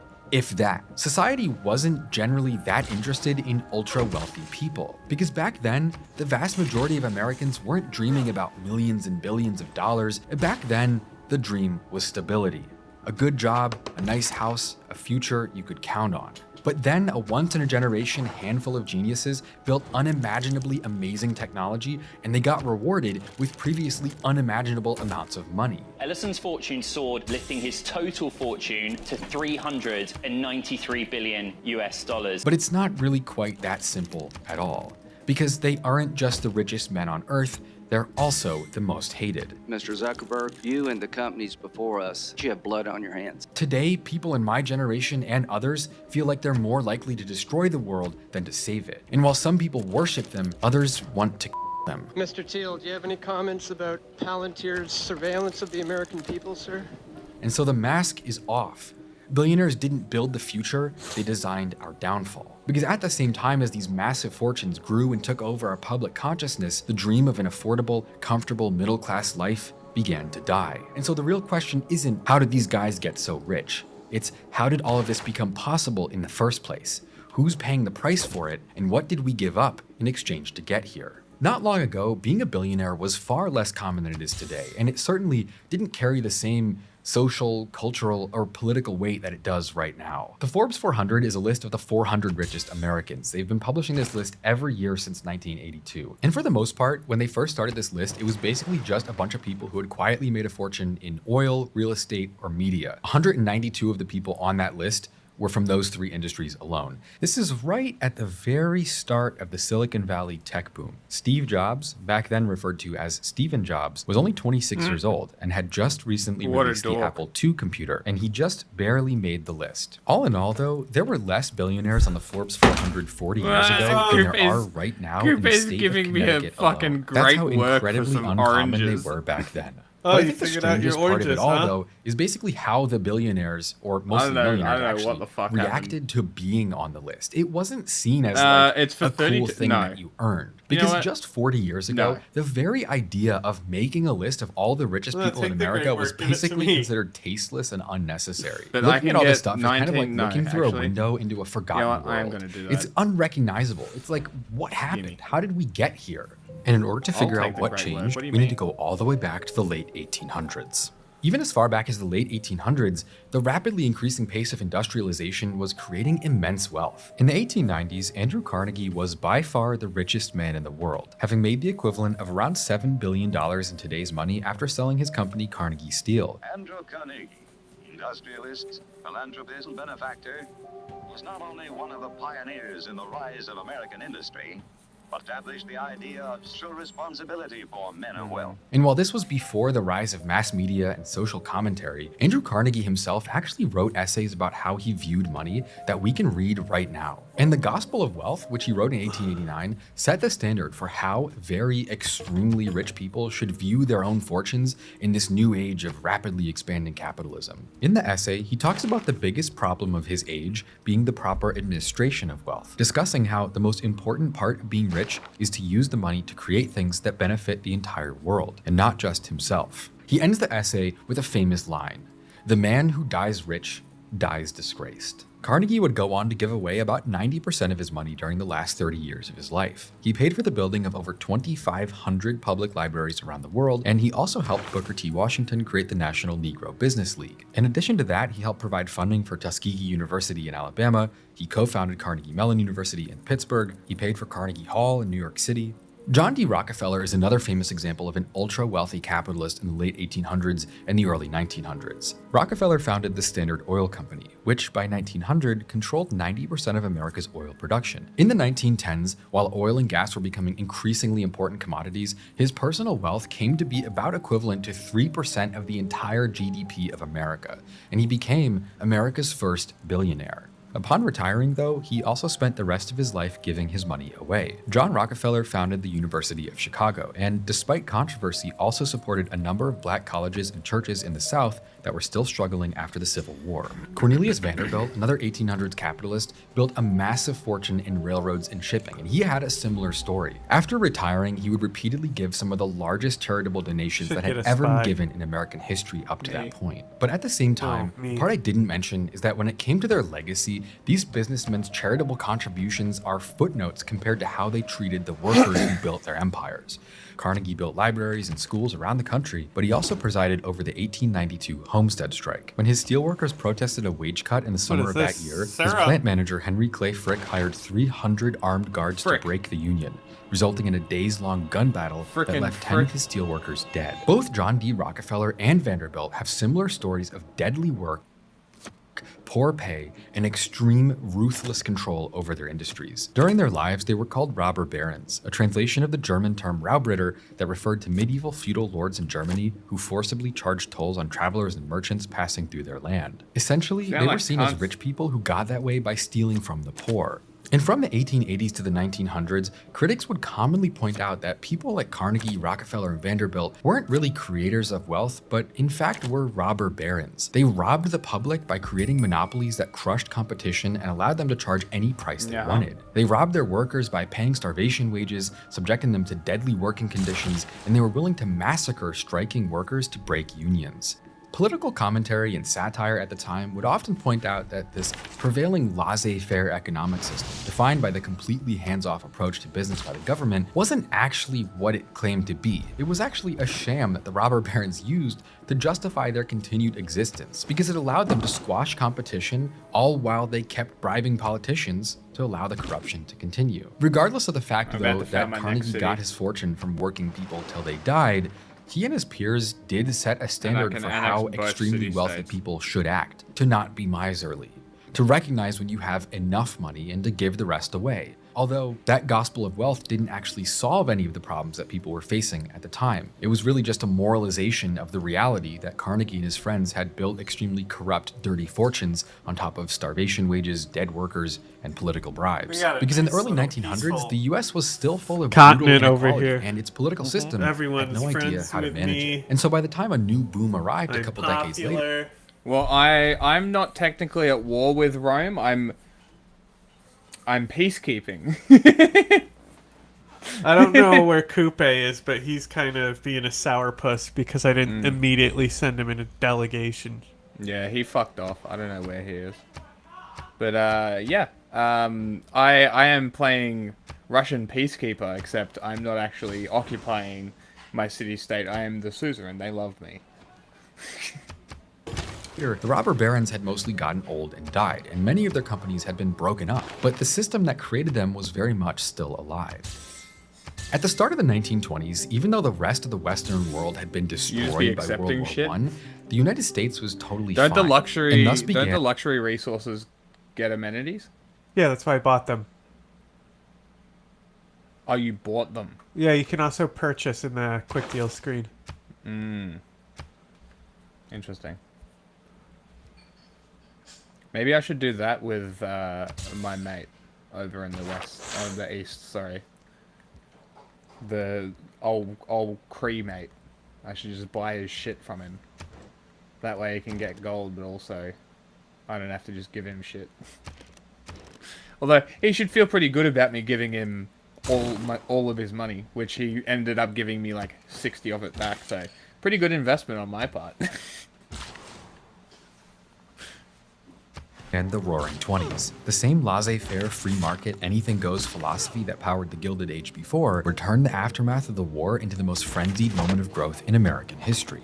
After World War I, American consumerism went into overdrive. The same factories that had been churning out weapons and uniforms for the war could now make consumer goods easier, cheaper, and faster than ever before.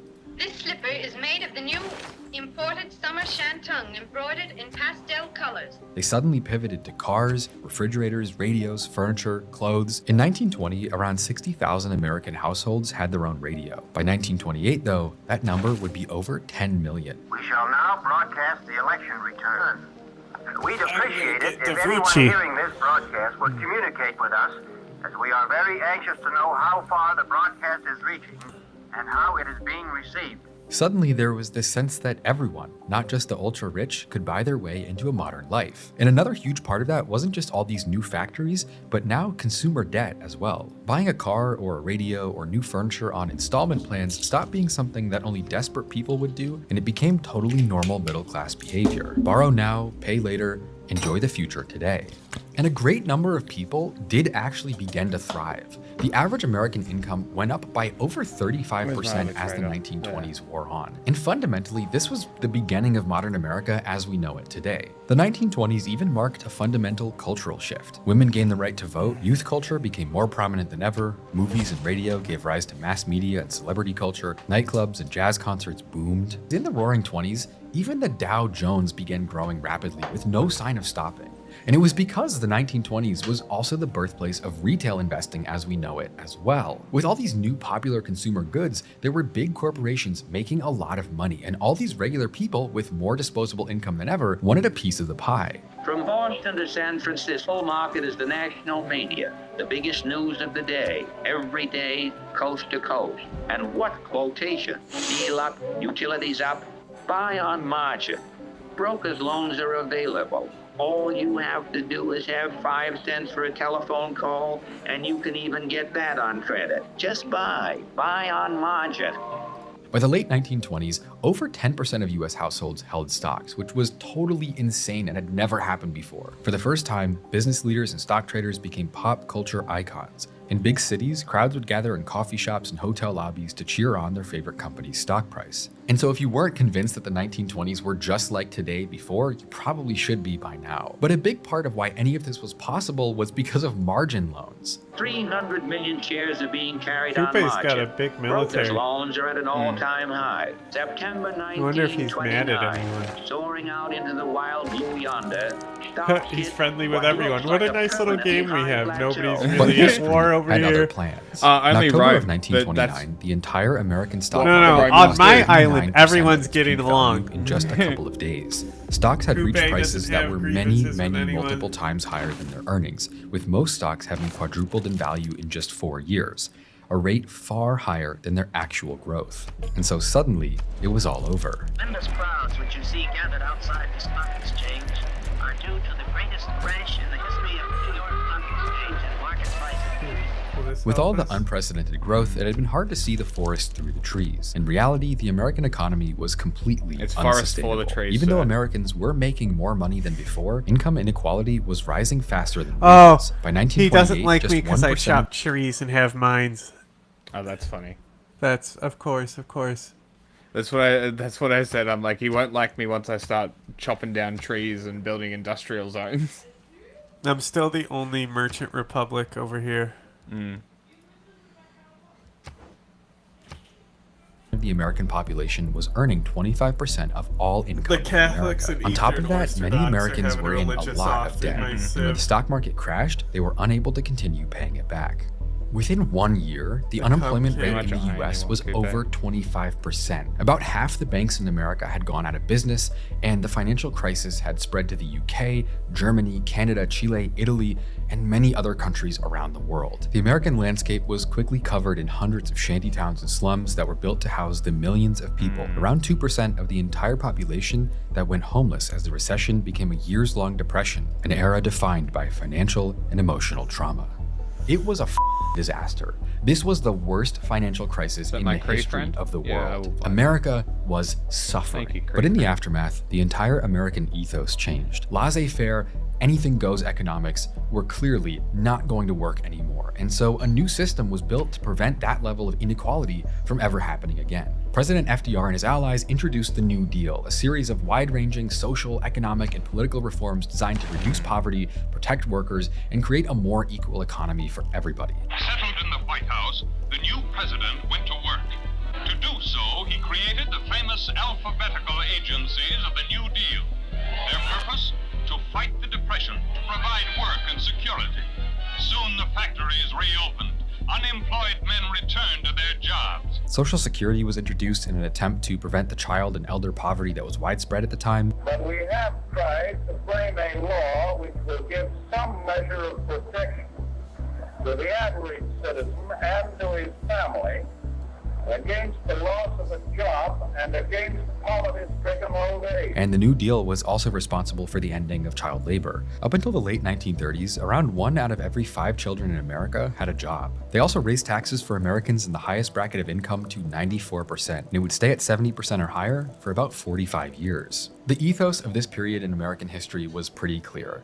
In an era of rebuilding the world after economic disaster, the sacrifice would be shared, and no one would accumulate massive wealth unchecked. If you want the full PhD version of this big economic and political shift, there are hundreds of books about post-war economic policy, and I haven't read any of them. I'm not going to pretend to have a full understanding of the New Deal. I know it's controversial, some people want to say it was a mistake, blah, blah, blah. But what I can say is that this was an era when life for the average American changed forever. Economists call the period that came after the Great Depression the Great Compression. The gap between the rich, the middle, and the poor was compressed to its lowest point in modern history. And the very real, measurable result of this Great Compression is that it was also the birth point of the American middle class as we know it. This moment in history, this moment after a horrible disaster and all the changes that needed to be made to prevent it, are exactly why people talk about boomers being able to buy houses for $5,000 and a rusty spoon. Compared to the middle of the 1920s, when the top 1% of America was making over 25% of all income in the country, by 1950, that number would be under 10%.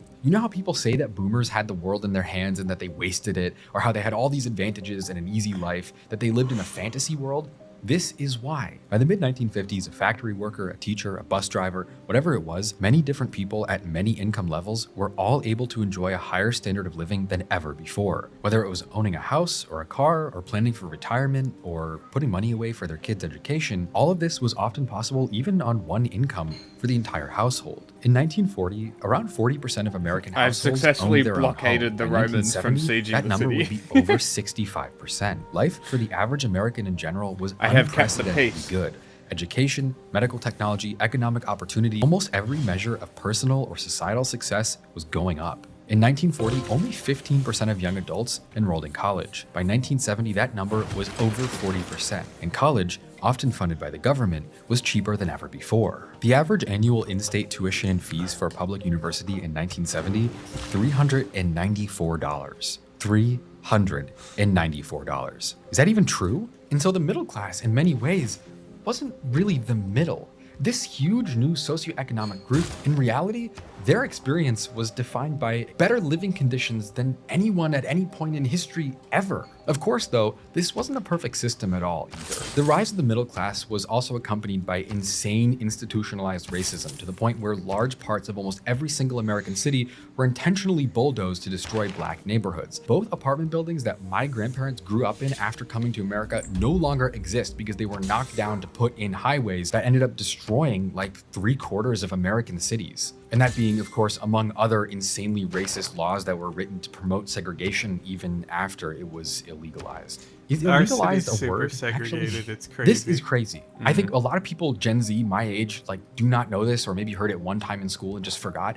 But in most states in America, women couldn't get credit cards, bank accounts, or home loans until 1974. Homosexuality was legally considered a mental illness until 1973. Why can't I remove the horses? On top of that, the world fuck? was insanely polluted. 'Cause they're From the a 1940s to the strategic 60s, industrial cities like LA, Pittsburgh, and New York were covered in smog for years. I'll remove it later. In Pittsburgh in 1948, a cloud of smog containing toxic chemicals killed 20 people. Settles down on the industrial town of Donora, Pennsylvania, and brings with it mysterious death. A local zinc plant suspected of emitting poison smoke is closed down.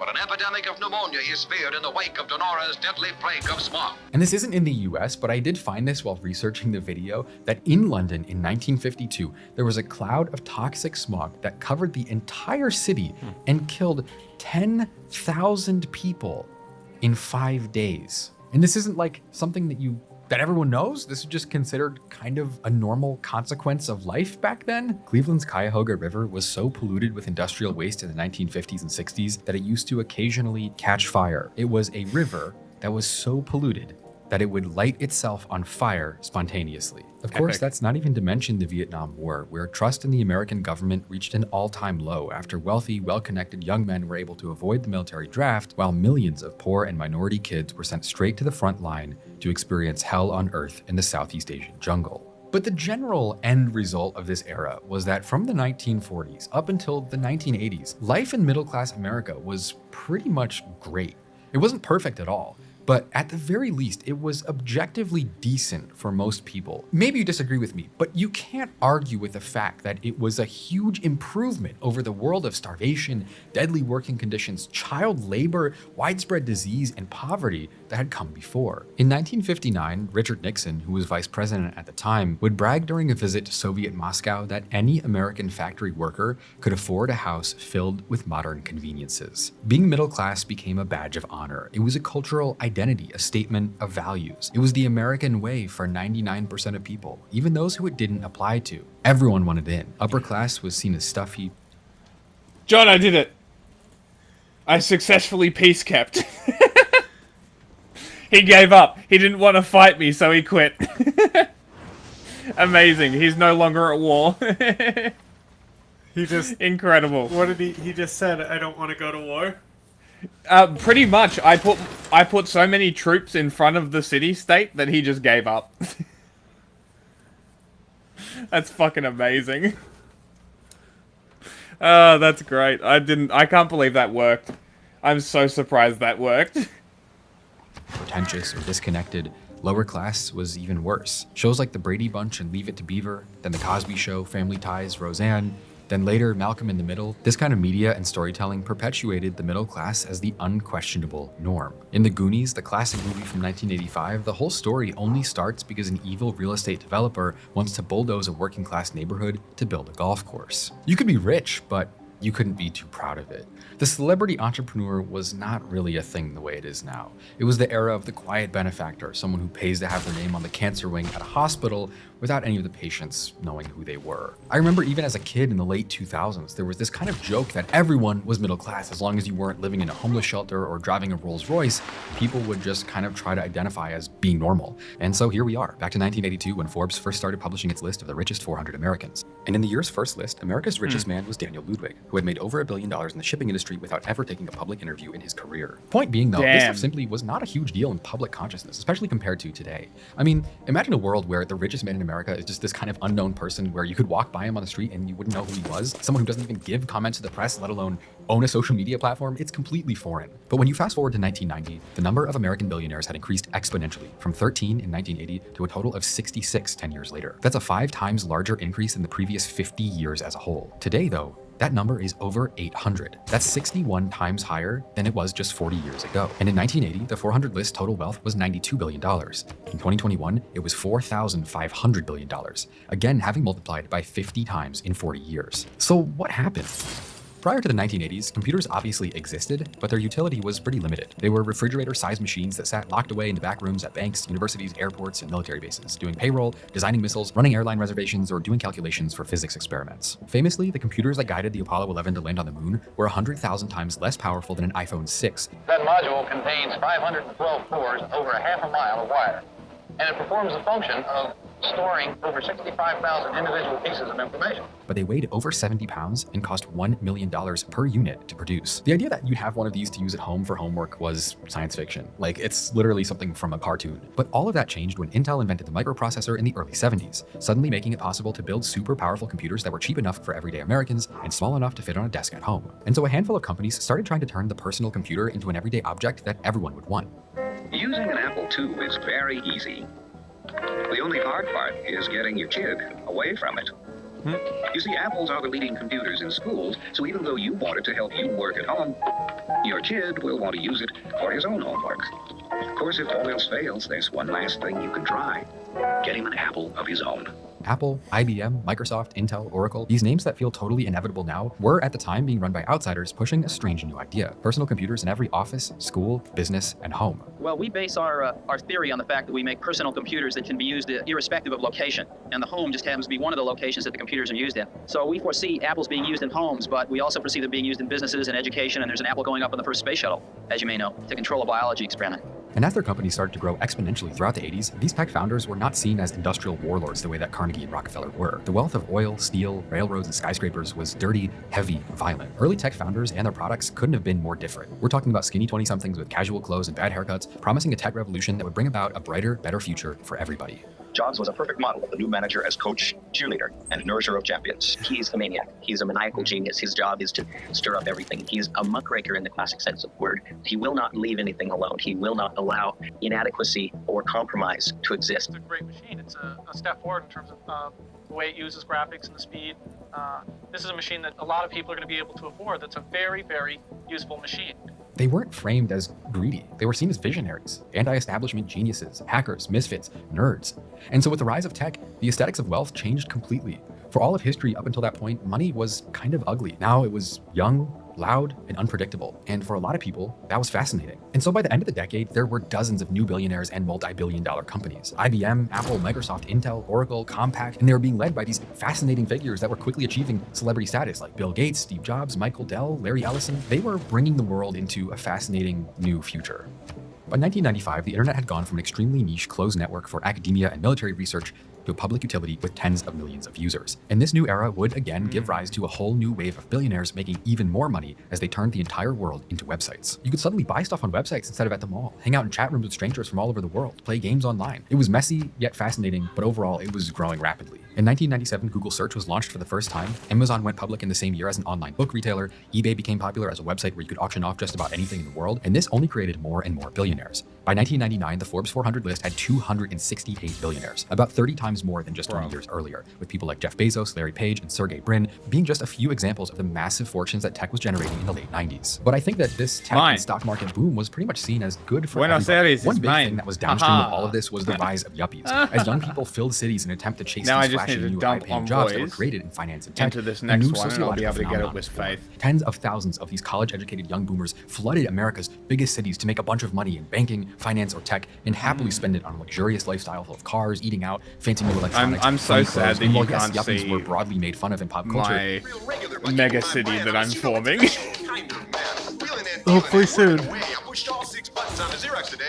My job, you know it ain't bad. I got where I am because it's owned by my dad. They did still represent the idea that a lot of people were benefiting Oh no, from this my new world. Susan We had status come a was long lost. way from working in a coal mine. When Apple went public, over 40 of its early employees became millionaires in a single day. After a relatively minor slowdown after the tech boom fell back in the early 2000s, it just kept growing. If the 1980s were the decade of computer hardware and the 90s were the decade of the internet, the 2000s would become the decade of social media. After the early success of MySpace and Friendster, websites like YouTube, Twitter, and Facebook arrived in rapid succession and quickly boomed into yet another brave new world of tech. And this early wave of social media platforms ushered in an unprecedented new format for social connectivity and community building. Keeping in contact with friends or family across any type of distance was suddenly simple and easy in a way that was previously unimaginable. Even our social lives were moving online. The internet was going from a weird little corner of dark nerdiness to a real public utility, changing the world in real time. And this period was defined by founders like Mark Zuckerberg, Jack Dorsey of Twitter, Reid Hoffman of LinkedIn, and the team behind YouTube, all creating massive fortunes out of thin air as their platforms took off. It was hit after hit after hit. Tech was progress was good, and if it made a couple extra billionaires along the way,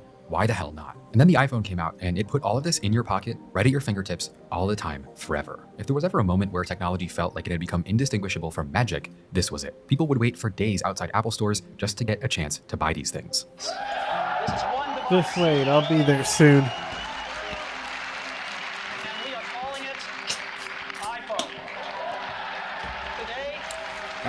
The Cree is our friend. Don't touch the Cree.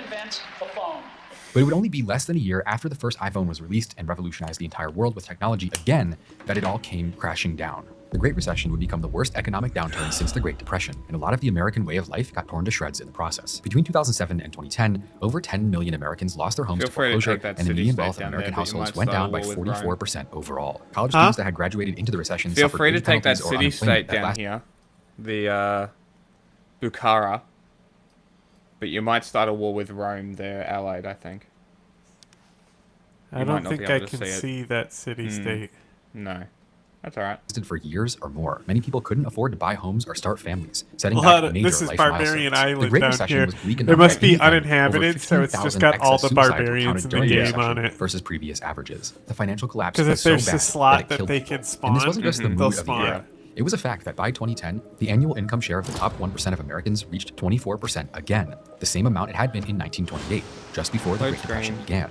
Fucking But while the load middle screen. class immediately and clearly suffered, big tech companies didn't really see any noticeable slowdown at all. Apple stock, and that of every other tech company essentially, recovered from the downturn after just about a year before Davucci. pushing on to new all-time highs. For the stock market, especially for technology, there were no real lasting consequences. And meanwhile, the traditional path, the safety they'd come to expect, the opportunity provided by college, the stability provided by high-paying jobs and housing, it was no longer as reliable as it was before. And I think as this fabric that held our world together started fraying, as these guarantees that made life good started falling apart, instead of truly deeply questioning why it was happening, people started grabbing onto anything we could to avoid feeling powerless. I think this is truly the world that I was born into, and the world that I know as an adult. The landscape of hustlers, entrepreneurs, people desperately trying to make it big by any means possible. In a world where you could do everything right, go to college, work hard, try to find stability, and still lose, it starts to make sense why people are chasing millions and billions. In a world where you sometimes have to work a second job or break your back to pay the bills, it makes a lot more sense to tell yourself that you're an ambitious go-getter building an empire than to just face the fact that the world is is that I think we miss an opportunity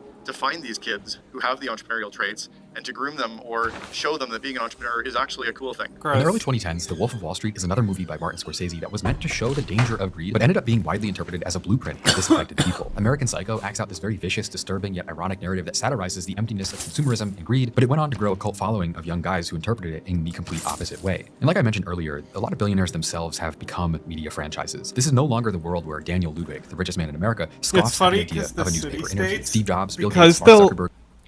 Because of how they progressed, a lot of times, like, all these guys, they all have musket men here. So, Yeah. like, because of that, they'll often be the ones who end up keeping the barbarians in check for you. I'm just getting rid of a few units just to save myself some money.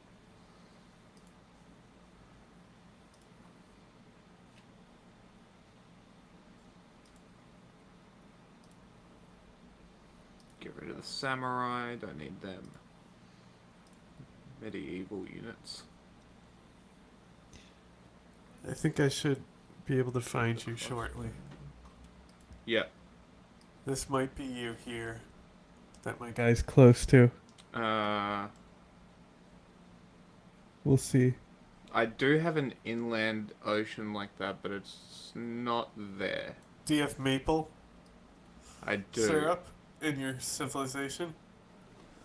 Yeah, but that I don't have desert tiles like that. Yeah, but if you have maple syrup, then I'm still gonna be close. Yeah, I do. You're probably on the other side. Actually, that might be a different because there's a wall of mountains here. That might be because it said I found a different continent. That might be the other continent. We'll see who this is when I discover them.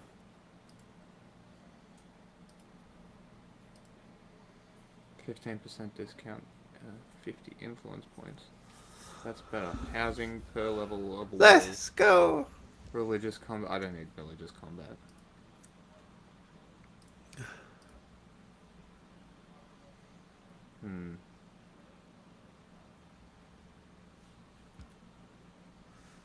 What does it mean that it's yellow? It's got.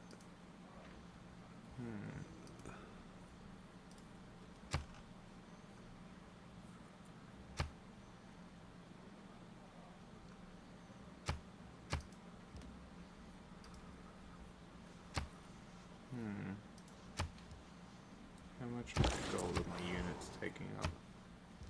18 from units, that's not too bad. I need more gold. I need to do commercial hubs.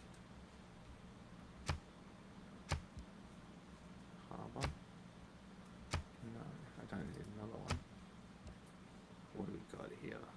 All 2s. We've got a 3. Okay. Let's go with the 3. More money. I like money. Money is good. Money is great. Let's get more money. I want more money. I'm enjoying buying things with money this go around. So we'll buy things with money.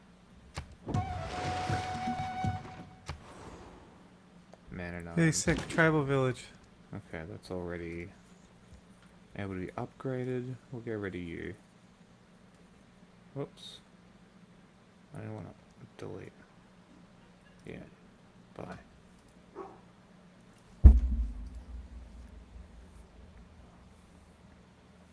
I'm working towards circumnavigation, so... Mm-hmm. Oh, so you can cross an ocean? Oh, yeah. Yeah. I've been able to cross the oceans for a while. Okay. Bombard. I will upgrade that. And I'm gonna sneak on over. 90 production. About to get nationalism. Mm-hmm. Nationalism? Yes, so I can, Oh wow, you're way ahead of me. yeah, I can get corpse.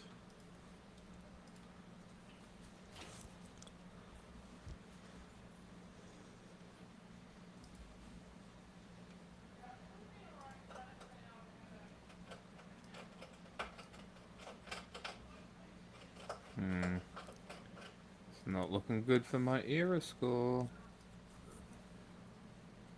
Wait, can I make more trade routes? No. Can I delete traders? Mid-trade? No. Son of a bitch.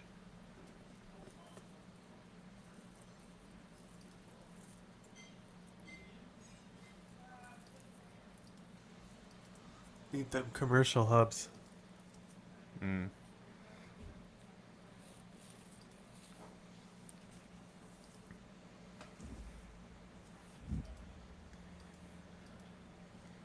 How do you get era score? Build districts. Oh, really? Stuff like that, yeah. Does that count as like building buildings in districts or just districts? No, build new districts. Found cities. Win wars. Yeah, okay. Don't get anything for peacekeeping though. Fucking. Get great people.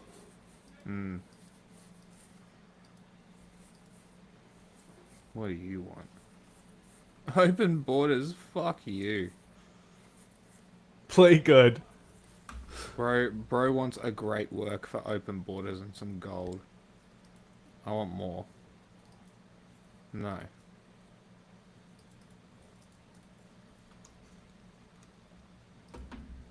Fuck off, Rome.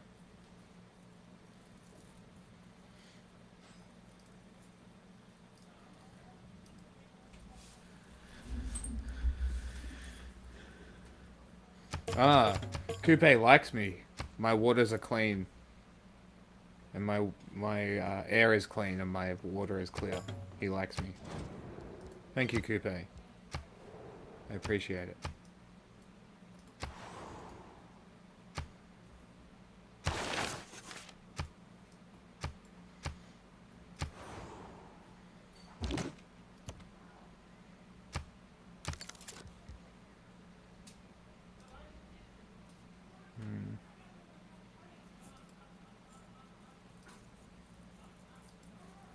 Ah, that's what that is.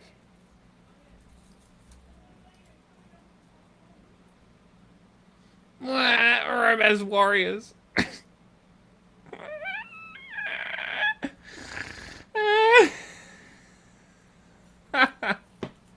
They probably don't have iron. That is awesome. They probably used all their iron. That's amazing. Incredible work. I'm a bit low on gold now, though.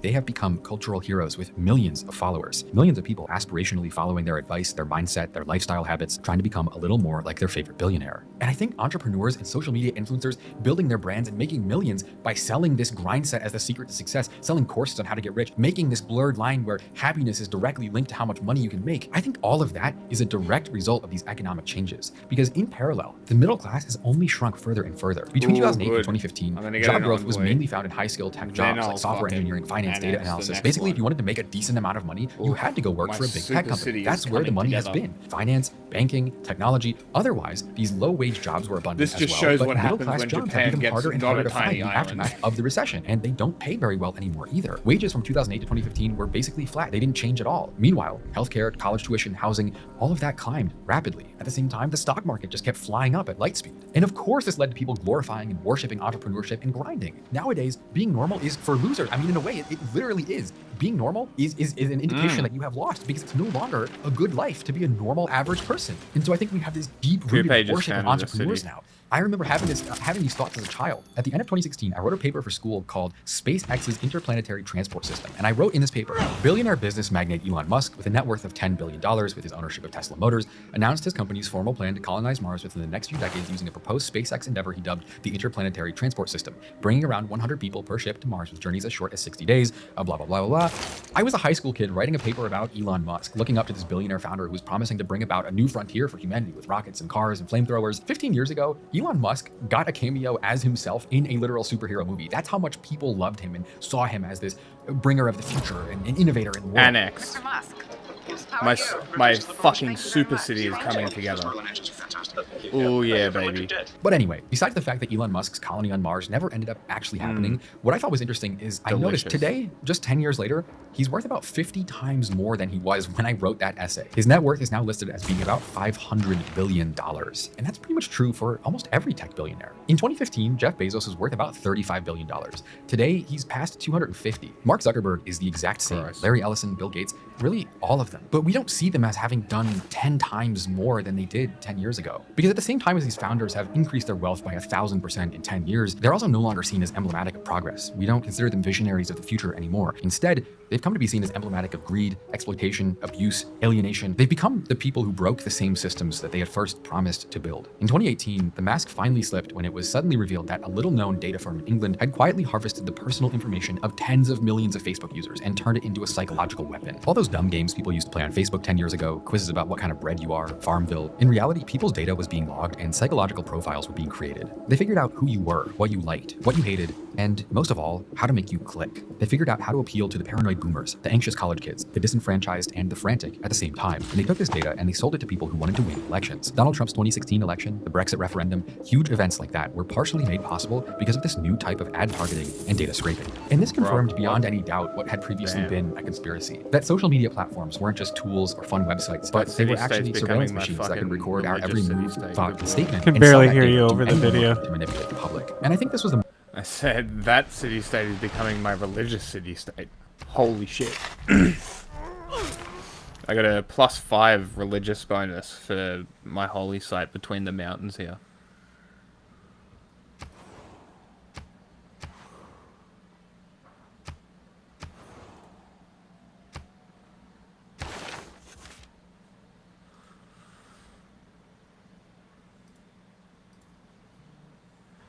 I've reached the industrial area.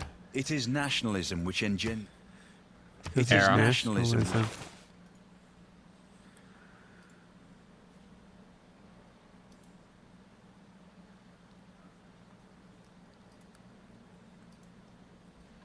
How long does it take to make traders?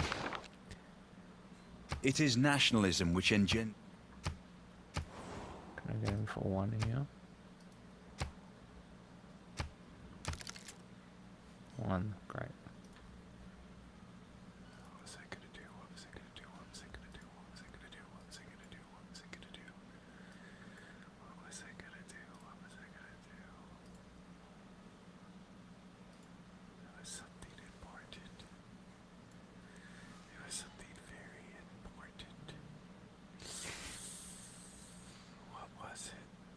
Whisper What to was me. I doing? Yeah, whisper. What was I doing?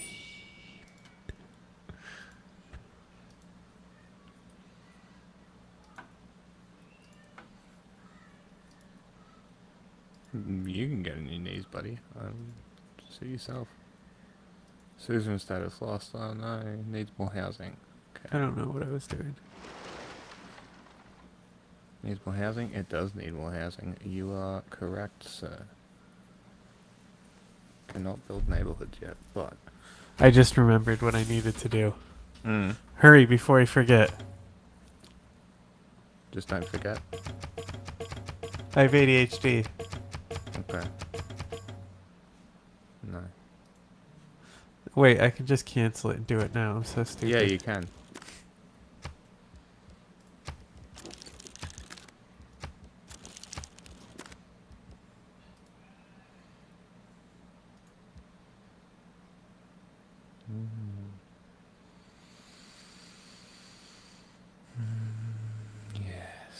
Yes.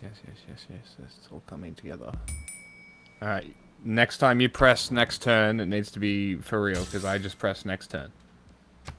Moment where that I just said I realized bring I the could future to life. cancel. All that started to No, I know, crack I'm as saying tech next billionaires time, suddenly looked less like you need to quirky make geniuses sure trying to innovate the future that it's and more serious, like robber barons because with the you information can't go that was back. quietly running surveillance machines in the background, no matter what the greater cost might be to society, even if it turned out to be society itself. It was also around this time that Amazon became I'm going in notorious for 10 minutes, sweatshop-like so conditions next turn, in the I massive guess. warehouses they were rapidly building around America. In 2013, it was revealed that Amazon warehouse workers were often forced to work in extreme heat, over 100 degrees Fahrenheit during the summer, where instead of running air conditioning, managers would arrange waging for war? paramedics and ambulances to park outside to treat anyone who fell ill while packing boxes. In the mid-2010s, No, Larry I'm Ellison from entering Oracle would into also draw attention for alliances. buying 98% of the 6th largest island in Hawaii, Is that- becoming can you essentially also a do that neo-feudal through landlord with Casus reports that Belli? lifelong residents were forced out of their own communities not long after.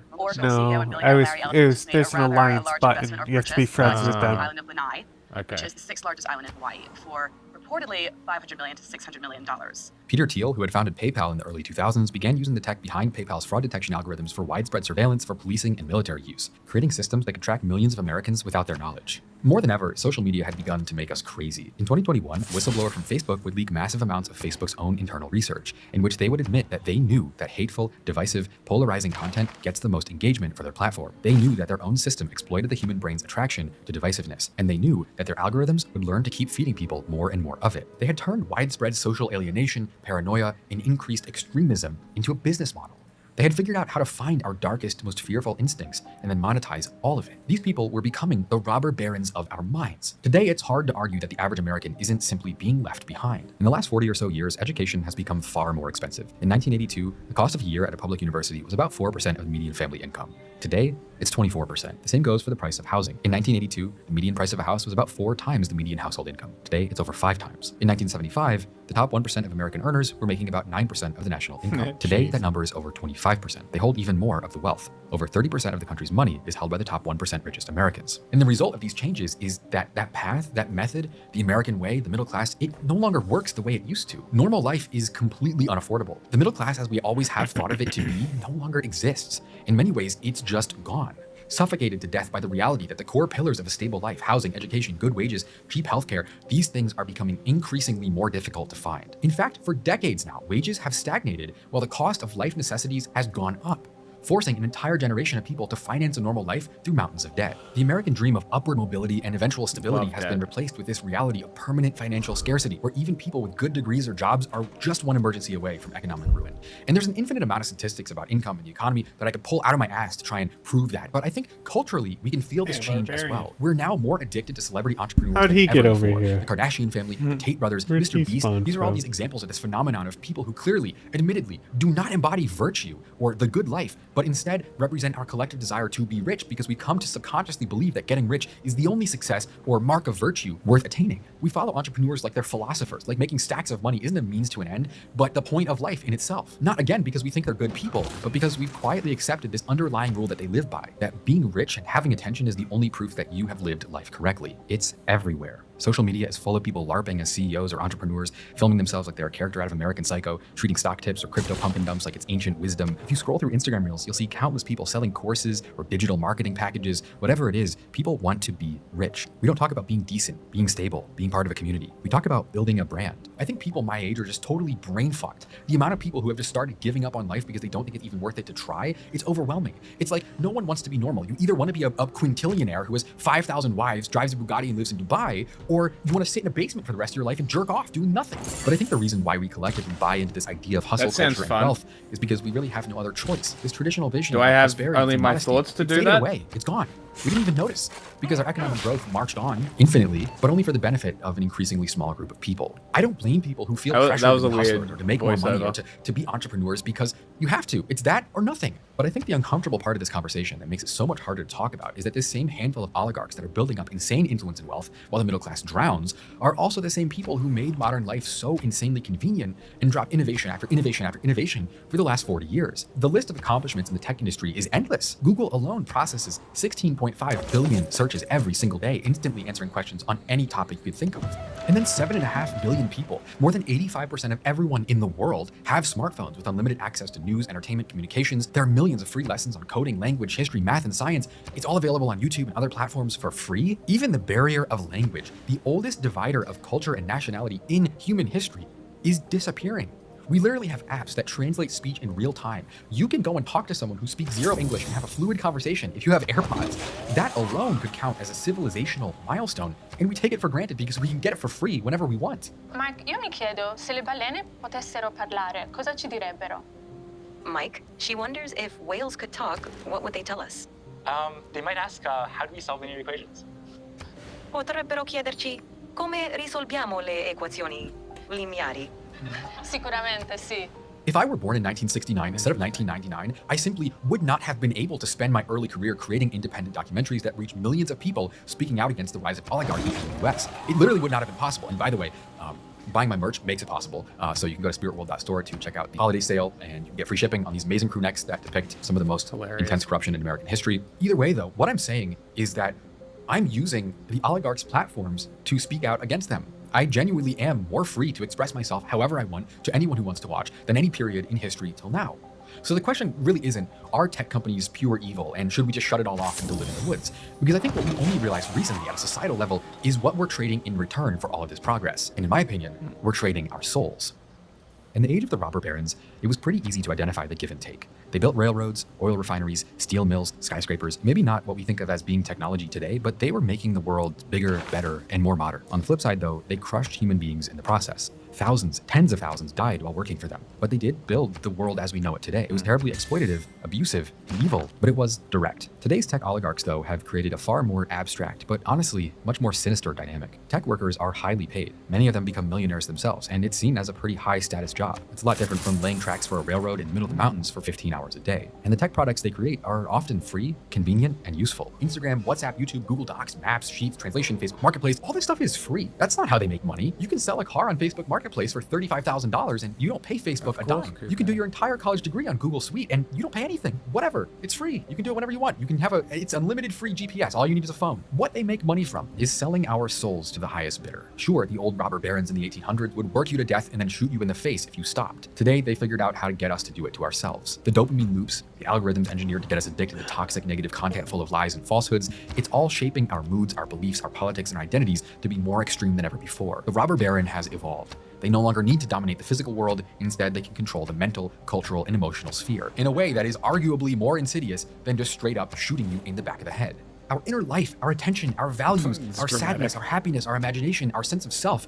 That's where tech companies are making money. They look at your search history, your interests, they build a map of who you are, and then they exploit you with advertisements and suggestions to keep us addicted to their platform, keep us spending money, keep us thinking negatively, so we just go back more. These products are free because we are what they make money from. Modern life is easier and smarter than ever, but for most people, it's also more stressful, more precarious, more unstable, and more mentally corrosive than it has been at any point in the last 50 years. But how could we have known? Almost no one looked at the first smartphones and said, yeah, obviously one day this is going to shatter the national psyche. No one saw Google in 1999 and said, yeah, this is going to become a tool to spread propaganda. Was there anyone who saw Facebook in 2006 and thought it would be anything but a way for young people to chat online? Because when the same structural changes that lead to these very problems we're facing right now were first proposed, they were actually widely loved by almost everybody. But why? For a lot of people living in the late 1970s, this mid-century era of shared prosperity was starting to feel like a messy failure.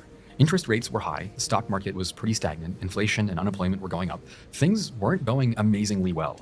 By 1980, people were sick of government regulation. Society yearned for real, fast, rapid growth. So when Ronald Reagan showed up saying that he was ready to try a new system, he ended up steamrolling his way into the White House. In the 1980 presidential election, Reagan only lost 4 states, winning 490 electoral votes versus Jimmy Carter's 49. For his second term, he won even harder, receiving 525 electoral votes versus Walter Mondale's 13. Literally every single state voted for Reagan. It was the second most lopsided presidential election ever. So why do people blame what's happening now on him. Reagan's solution was simple. If you cut taxes on corporations he's a and rich cunt. people, deregulate businesses and stocks, the benefits would trickle down to everyone else. On paper, it sounds at least possible. And so after he gets into office, within a few years, the top federal income tax rate goes from 70% to 25%. And at the time, it seemed to help. The GDP went up, unemployment went down, the stock market started ripping. But in the long run, I think we can clearly see what really happened. Yes, the economy got bigger, but the benefits for normal people just kept shrinking and shrinking. The trickle down actually went up. Common sense told us that when you put a big tax on something, the people will produce less of it.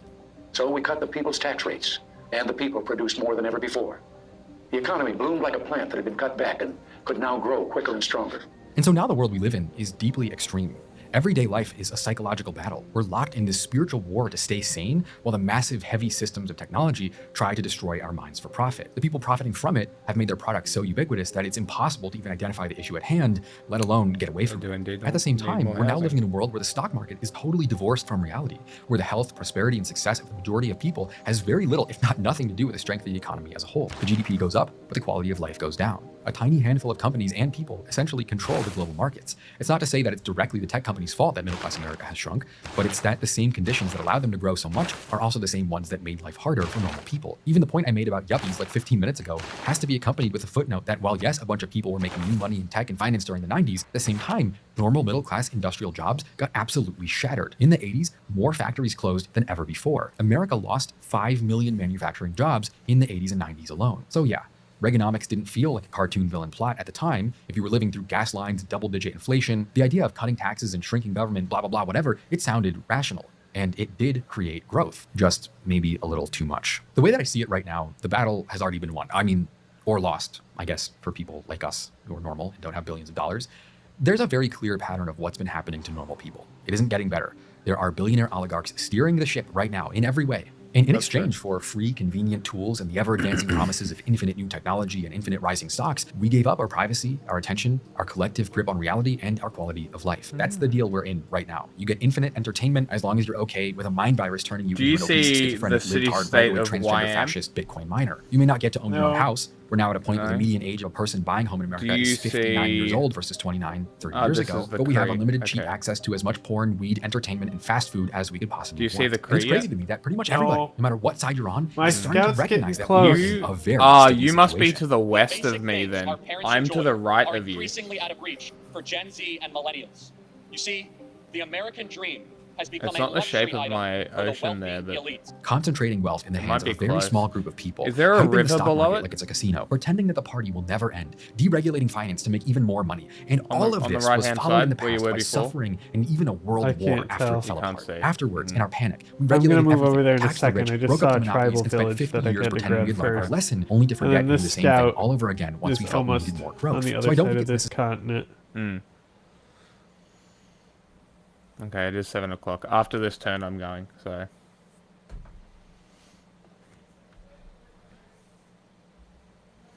We'll continue next time.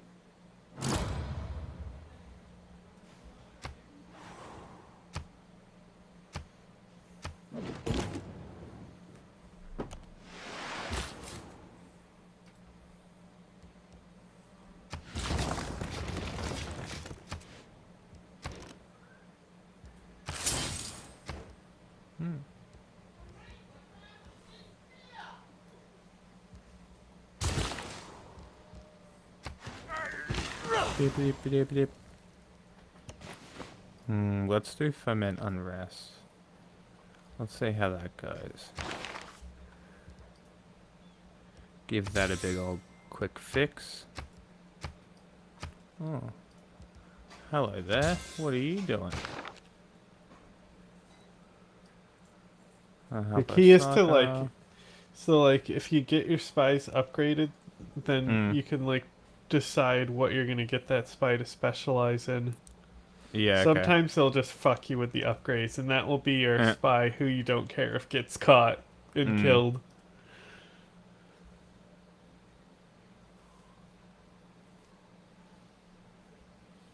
I like money.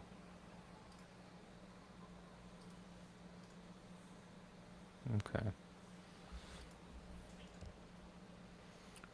Great. Look at this horseman, he's pretty far along down here. And this scout and then I got this guy up here. Mm-hmm.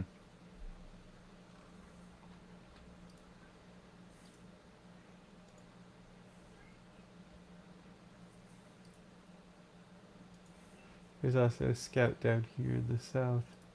He's about to grab this tribal village.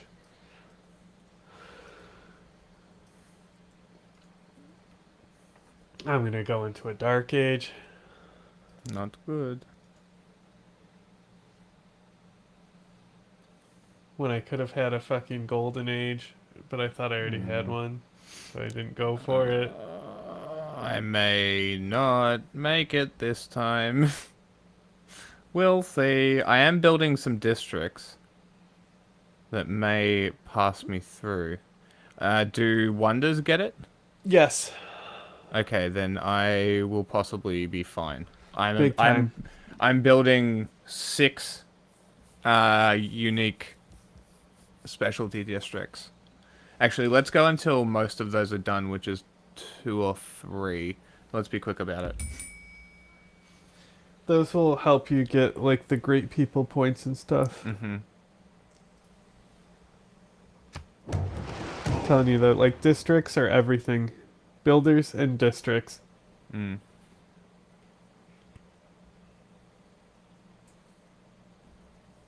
Once I build this wonder that I've been sitting on for a while, and my builders here cost 1, so I'm gonna build a shit ton of them. Yeah, chop woods if you can too. Mm. Well, Coupe is gonna be mad with me. Who cares?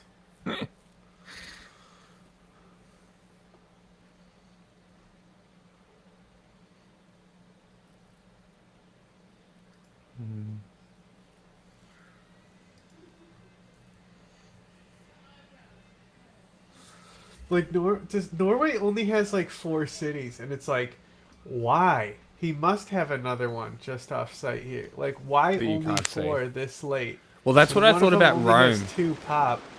That's what I thought about Rome. No. Yes.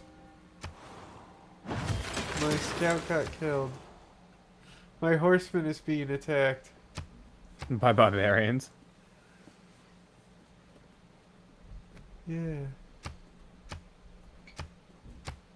Necessarily the case that billionaires stole everyone's money. That's not how a free market works, and the free market is what everyone wanted. I think what it comes down to is the idea that history happens in a loop or a cycle. I think it seems kind of obvious at this point that we've come so far from our past mistakes, but we've also basically forgotten about them entirely. People have repeated that phrase about weak men, hard times, until it's literally a meme that means nothing because you've heard it a billion times. But I think what we're dealing with is an example of that pattern being exactly true. Hard times like the Great Depression created strong men who were willing to take action and make change to prevent it from happening again. And that brought about good times. But these good times created complacent people who ended up letting these conditions who originally caused these problems rise again. Boomer politicians, they made millions of dollars off the stock market. They don't care if tech is out of control and strangling the rest of the world to death. They don't give a shit.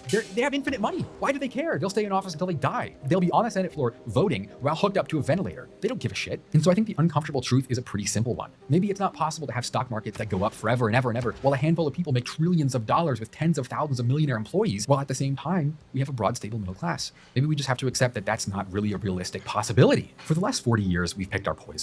Optimizing everything, taxes, laws, even media and culture for rising charts, rags to riches stories, making $1 billion overnight, and you can link this to everything. Why are people not having kids? Because we don't have enough money. Why do people have depression? Because we're not thriving. When you build a world where money is the only proof that you're a good or important person, you shouldn't be surprised when everything else starts to rot. The point of this whole story, robber barons, the Great Compression, Reaganomics, the tech boom, social media, hustle culture, COVID, the billionaire explosion. The point is that none of this is a law of nature. These conditions we live in, where the middle class has become a distant memory and tech is grinding our minds to dust, anything can be re-engineered. It's just that whether or not we do it before it's too late, that's out of my control. I mean, it might be too late already. The robber barons of 1900 stole our labor. The robber barons of 2025 stole our minds. And they already bought our data, our sanity, our attention. It all belongs to them. The only thing they can't buy is what we decide is worth worshiping. That's what they can't control. Our values, what we're willing to live or die for. At least for now, that part is still up to us. I'm Philip D'Amico. This has been Volksgeist. If you want to support this independently owned, not corporate, no AI channel, you can go to spiritworld.store and buy the most morbid YouTube merch ever made. I think you guys probably know what this is. That's spiritworld.store. I want you to picture... Hey, I didn't mean to do that. Oh, shit. No. This one... I fucking forgot about this video. I wanted to watch this. wasn't sure about you in the beginning, but either now I support you or I think that you actually believe what you say. Illinois Progressive House candidate speaking out after being indicted for allegedly conspiring to injure officers at anti-ICE protests. You're expressing your First Amendment right is not a conspiracy, and dissent is not a crime. Now that you're dealing with direct confrontation with this administration, how has that impacted how you plan to use your platform? Oh, it hasn't. Meh. She's great. 6 months ago, we visited Kat Abou-Ghazaleh's office in Rogers Park to cover her nascent campaign for Congress. Back then, there were only a handful of candidates running to represent the 9th District of Illinois. Now there's... So like when we started watching her, she was still shooting out of her house, and then we thought she got like a hotel, but that was her office. Ah, that makes sense. Okay. Interesting. Very interesting. What do I make? Diplo quarter? Yeah, because it's quick. Let's do a Diplo quarter. That's great. Right on the water? Hell yeah. Diplo quarter with the view. Hell yeah, baby.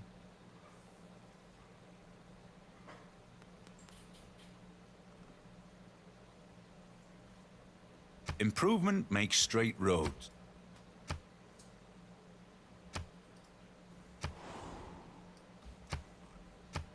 How many villas you got?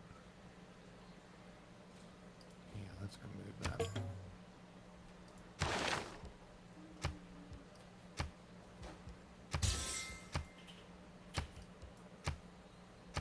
Dirty mate. Oh, you disappeared, poor guy. That one. That one, actually.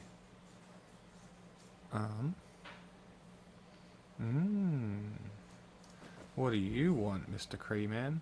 He wants to give me a great work and gold per turn.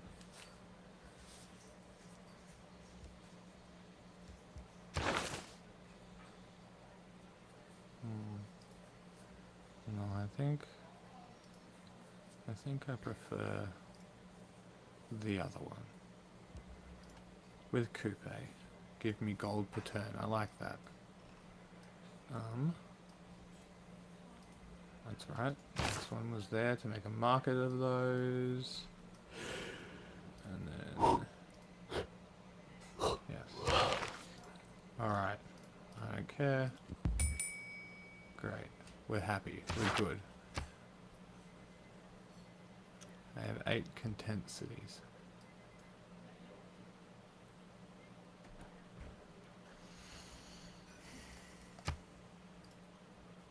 Son of a bitch.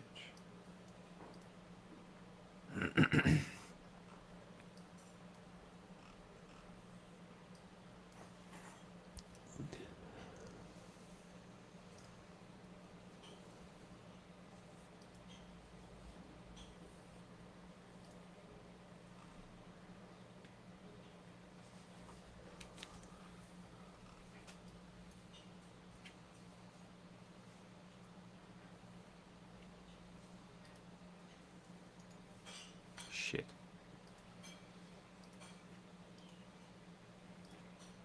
That's not good. Might have to buy a builder. It's not the worst investment. Only half my money, that's not bad. I can afford it, that's a good rule. If you've got 50%, if it's 50% of what you got, you can afford it.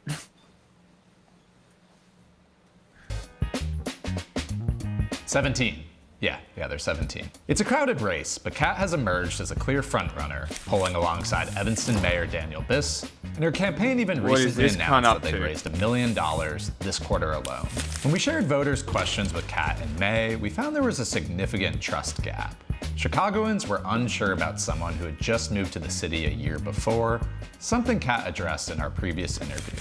I get seeing me as an outsider. I think you should be skeptical of everyone running for office. You know, my campaign is built on showing what we want to do and not just telling you. We want to make real change before the election. So all I ask is watch me. So what has Kat done these last 6 months? Well, we caught up with her to talk about protesting ICE at Broadview, getting indicted by the Trump administration, and what to expect from her campaign in the final sprint towards the primary. Plus, stick around for Kat's approach to live streaming, where she's raising significant funds and maybe, just maybe, offering an innovative approach to grassroots politics. All right, on to the Kat Abigazale interview 6 months later.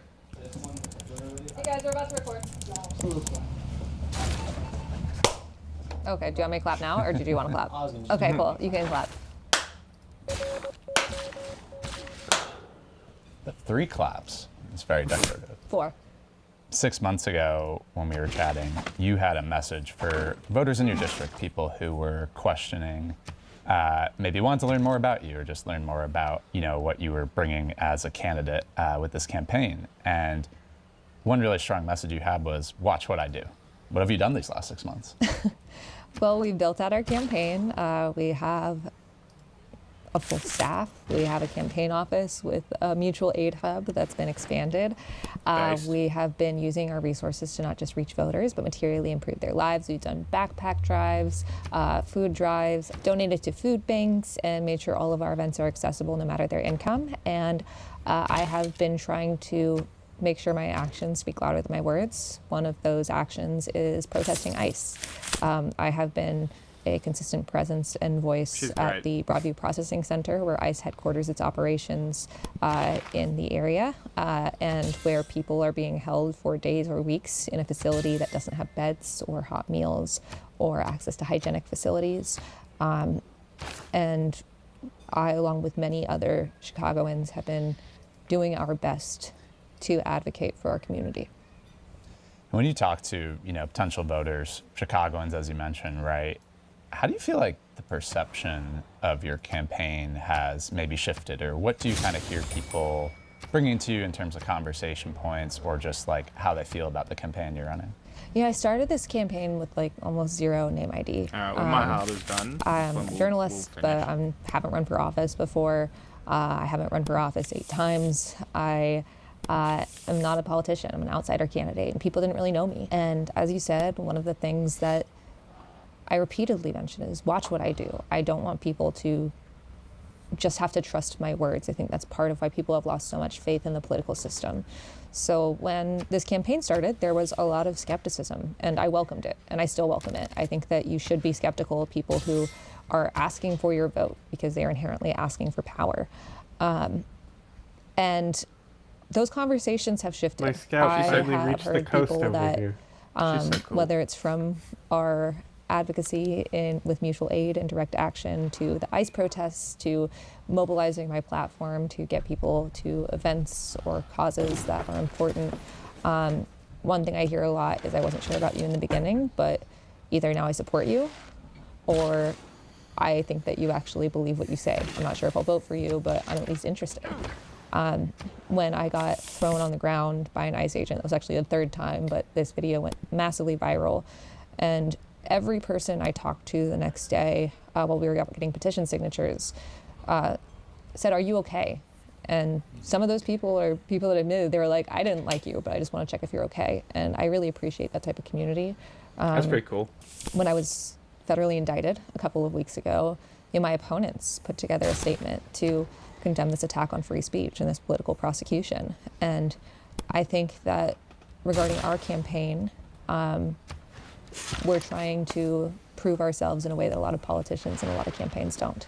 And I Oh think shit, people are my seeing horseman also is Off of that about to too, hit a new landmass over here. You brought this up partially because I think next the fact that you turn, have this platform, I'll be able you to speak move to this the guy theory and of, see what this is right here. Being relatively unknown, especially as like a political outsider, but of course having built a bit of a platform on YouTube, on TikTok, across social on media. YouTube. You felt like having that platform offered you a responsibility almost to run in the first place. I remember you talking about how just from studying and researching authoritarian regimes that they go after the people without platforms first because they don't have the means to fight back.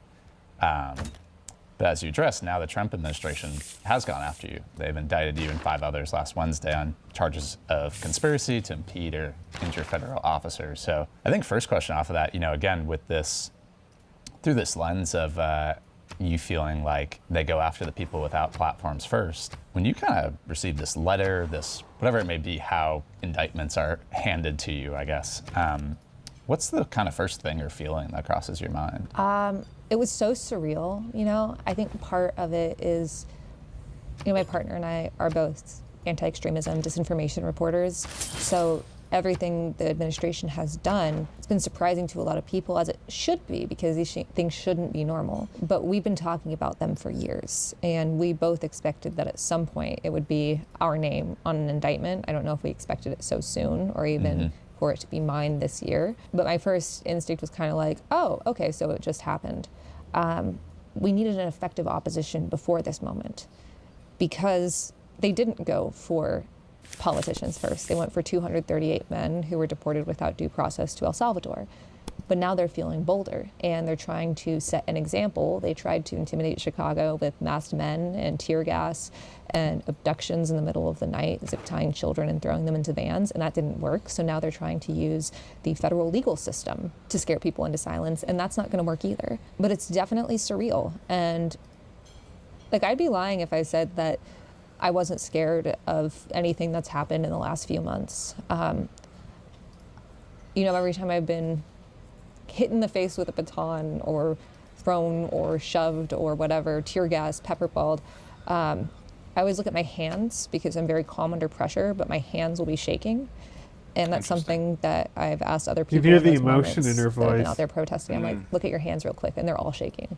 And I think one of the things that we have to recognize is that protesting and being an effective opposition doesn't mean not being scared. It means doing the thing. It's doing it even though you're scared. Now that you're dealing with legal fees and actual direct confrontation with this administration, right? How has that impacted how you plan to use your platform? Oh, it hasn't. It hasn't impacted what I believe in at all. It has made me more defiant, more determined. The biggest change right now is now we're balancing legal expenses on top of campaign expenses, which are already not cheap, but we've had an outpouring of support. And I have talked to more lawyers in my life in the last 4 weeks than I have in my entire life. But I think it's really important to not cave like this administration wants. I think that everyone has a responsibility, if you have any platform or privilege or power, to use that. And you can't just stop using it when it gets inconvenient or when it gets scary. Because there are a lot more people who don't have that and who are more vulnerable. And they're still dealing with these consequences of the people with the power and the platform and privilege not using it before this moment. Off of that too, you mentioned folks supporting you and the outpouring support, but what have you just seen from the Chicago community at large? I'm good. I have been blown away. I don't know about you, but I'm good. by this city. And I think it's something that we've seen historically in this city for over 100 years. The right loves to use Chicago as a boogeyman for whatever they're scared about. You know, it was the center of the American labor movement, and so troops were deployed during the Pullman strike to try to quell that movement. And instead, it made people more defiant. You're probably pretty close to me. You know, during the Vietnam War protests at the DNC. Yeah, I would have already discovered you, but I wanted to go back to that tribal village. Trying to shut down protests, try to shut down the spirit of this diverse Just and we'll get there. No, if that was me, you'd see me because I'm so. Well, I also got an example out of these Chicago, guys down it doesn't here. work. This is the only place that Trump has had to cancel a rally because he got scared of protesters. Hold It's Tom Homan's least favorite city because we know our rights. He's to my right. They keep thinking they can break it, and it's never going to happen. So, like on this block where the campaign office is, 2 men were abducted right off that hold corner. on, there's Coupe. Coupe's right on the cape of mine. And the next the bottom day, Protect cape. Rogers Park. Yeah, had this is a mobilized, civ like, that's 400 not in his people. original We had continent, for sure. But very he can grim already block cross party here, water, so he can where settle it wasn't other just standing continents with easily. signs. There People were is signing up for school nothing watches. They were between, making sure they were in signal chats for Ice Watch, getting whistles. the Cree We had whistle and Rome. decorating There's a bunch of station empty over here, desert. so you could, you know, design them however you wanted.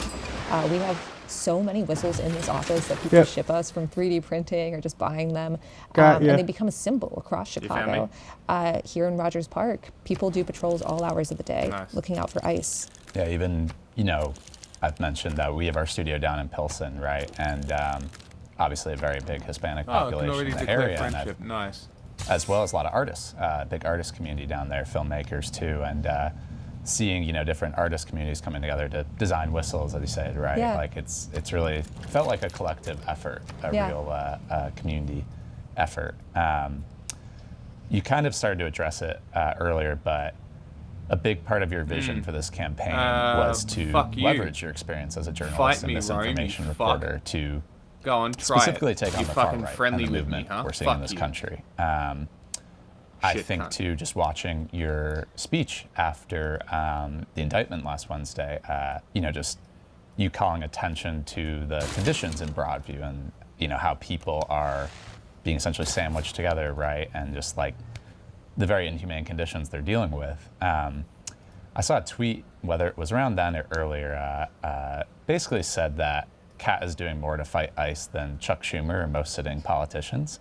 And I won't put any words in your mouth or, ask you to comment on that specifically. But do you feel like that vision and pledge you set out with this campaign, again, with that experience as a misinformation reporter, researcher, journalist, do you feel like that vision is starting to fall into place? It's been one of the most incredible parts of this campaign that I wish we didn't have to see what I think would work actually work. I wouldn't run for office if it weren't this exact moment, if the people that I've been covering for years didn't run the government, the people that used to not be household Fair names enough. because they were loser podcasters on the right, but now run massive organizations have the that Model impact T. all of our lives. If they weren't in power, I would not be running for Congress. But I don't think we have enough leaders that know how to address them. And I have really experienced on the campaign trail that background has been incredibly That helpful Meta New Civilization as a should have given you candidate air in score. moving the conversation. That might have know, been what tipped me. I am very acutely aware of how narratives form. And one thing that we see, for instance, at the Broadview protests, when I got thrown and that video went viral, a lot of people were horrified because, excessive force is horrifying. But there's also, whether it's conscious or not, in America, the idea that, well, you're not supposed to, the police aren't supposed to do that. Federal agents aren't supposed to do that to a small blonde woman. And the reality is that video got more attention immediately than the horrific conditions that people are going through in that facility. I don't like that that's the reality, but it did give us an opportunity to highlight those conditions and bring awareness. And we need more of our leaders to understand the power that they have in there. And I mean, whether or not it's effective, I think it's effective enough that the federal government thought that they had to indict me on bogus charges. Pressing next turn, we'll save to and quit. selectively prosecute me to get me to shut up, and that's not going to work either. It's interesting you bring up this just perception and thinking about narratives, and as well as your background and experience and how that's played out in the campaign trail too. Because I feel like I've kind of seen and felt this discourse around every politician has to be an influencer now, and something we talked about way back when is just that term was loaded, and especially when it was used to describe you and everything. Yeah. And you felt that way a little bit too, but. The fact that using your voice and broadcasting these messages has just become more and more important for our elected officials. It's something that we my can. cities, the amount of This cities has I 500 have. views. Huh? This has 500 views. How old That's is it? that's like our kind of numbers in 2 days for a post like this. That's hilarious. How old is it? 2 days? 2 days. They only have 5,000 subscribers. We could get her.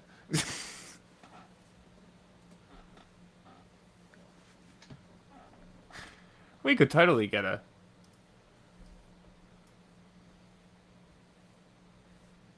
That's funny. All right. But yeah, I What think were my you snowball asking? been me.